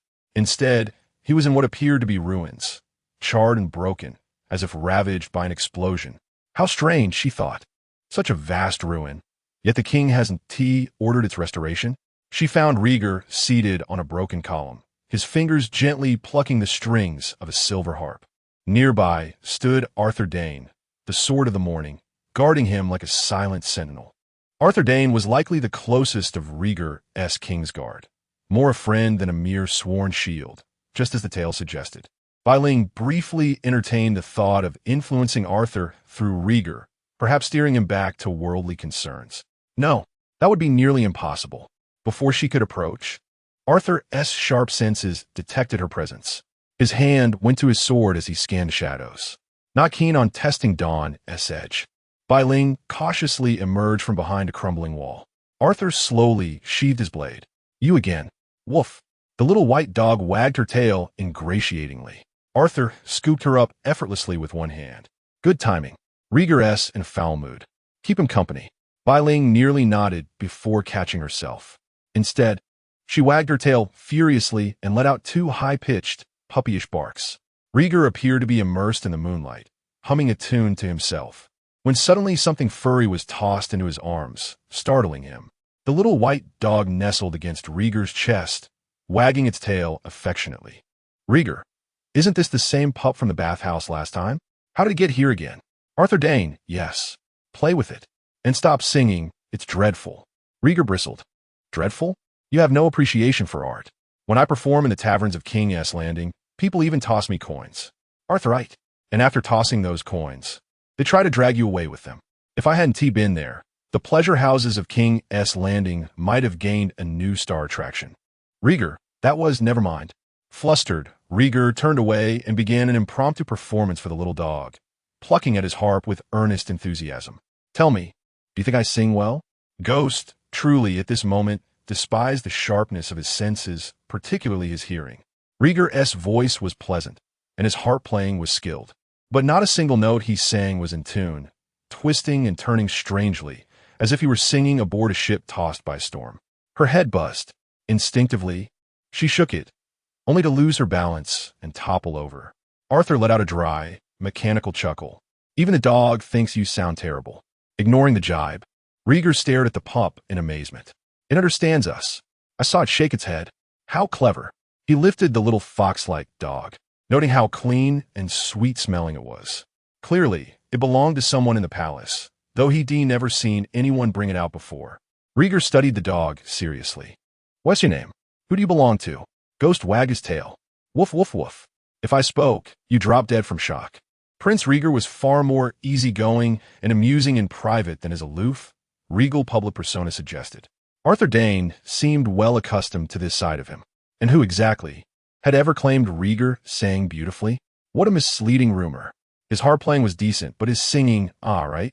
In the books, Cersei had reminisced in her POV about how Rieger's voice was tender, passionate, and moved listeners to tears.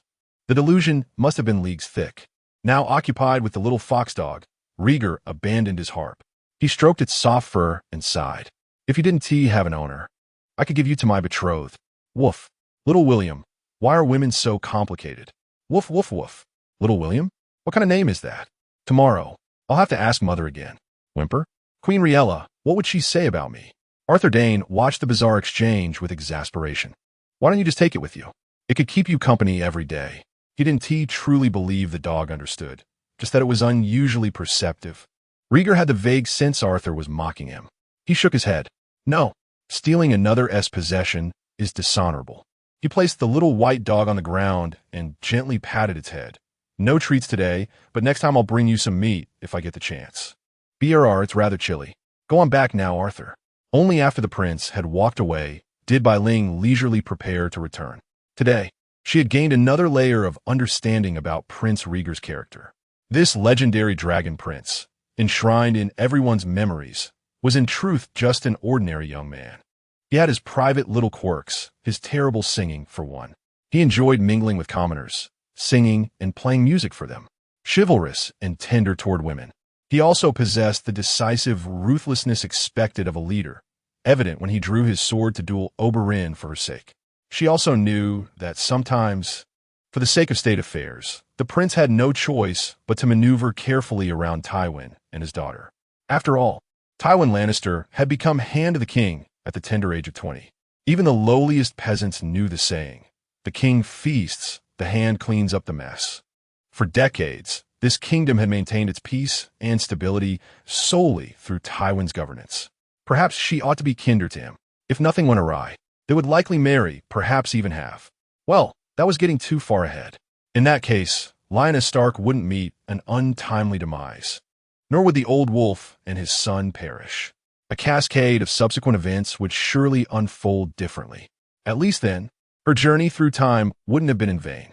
Lost in thought, Bai Ling suddenly caught the faintest whisper in her ears. Was something speaking? She couldn't make it out at all. Pricking her ears, she strained to locate the source of the sound. It seemed to be coming from the gardens. Bai Ling broke into sprint. The fragmented murmurs gradually sharpened into clarity, an unfamiliar language, as though someone were chanting prayers to an unseen force.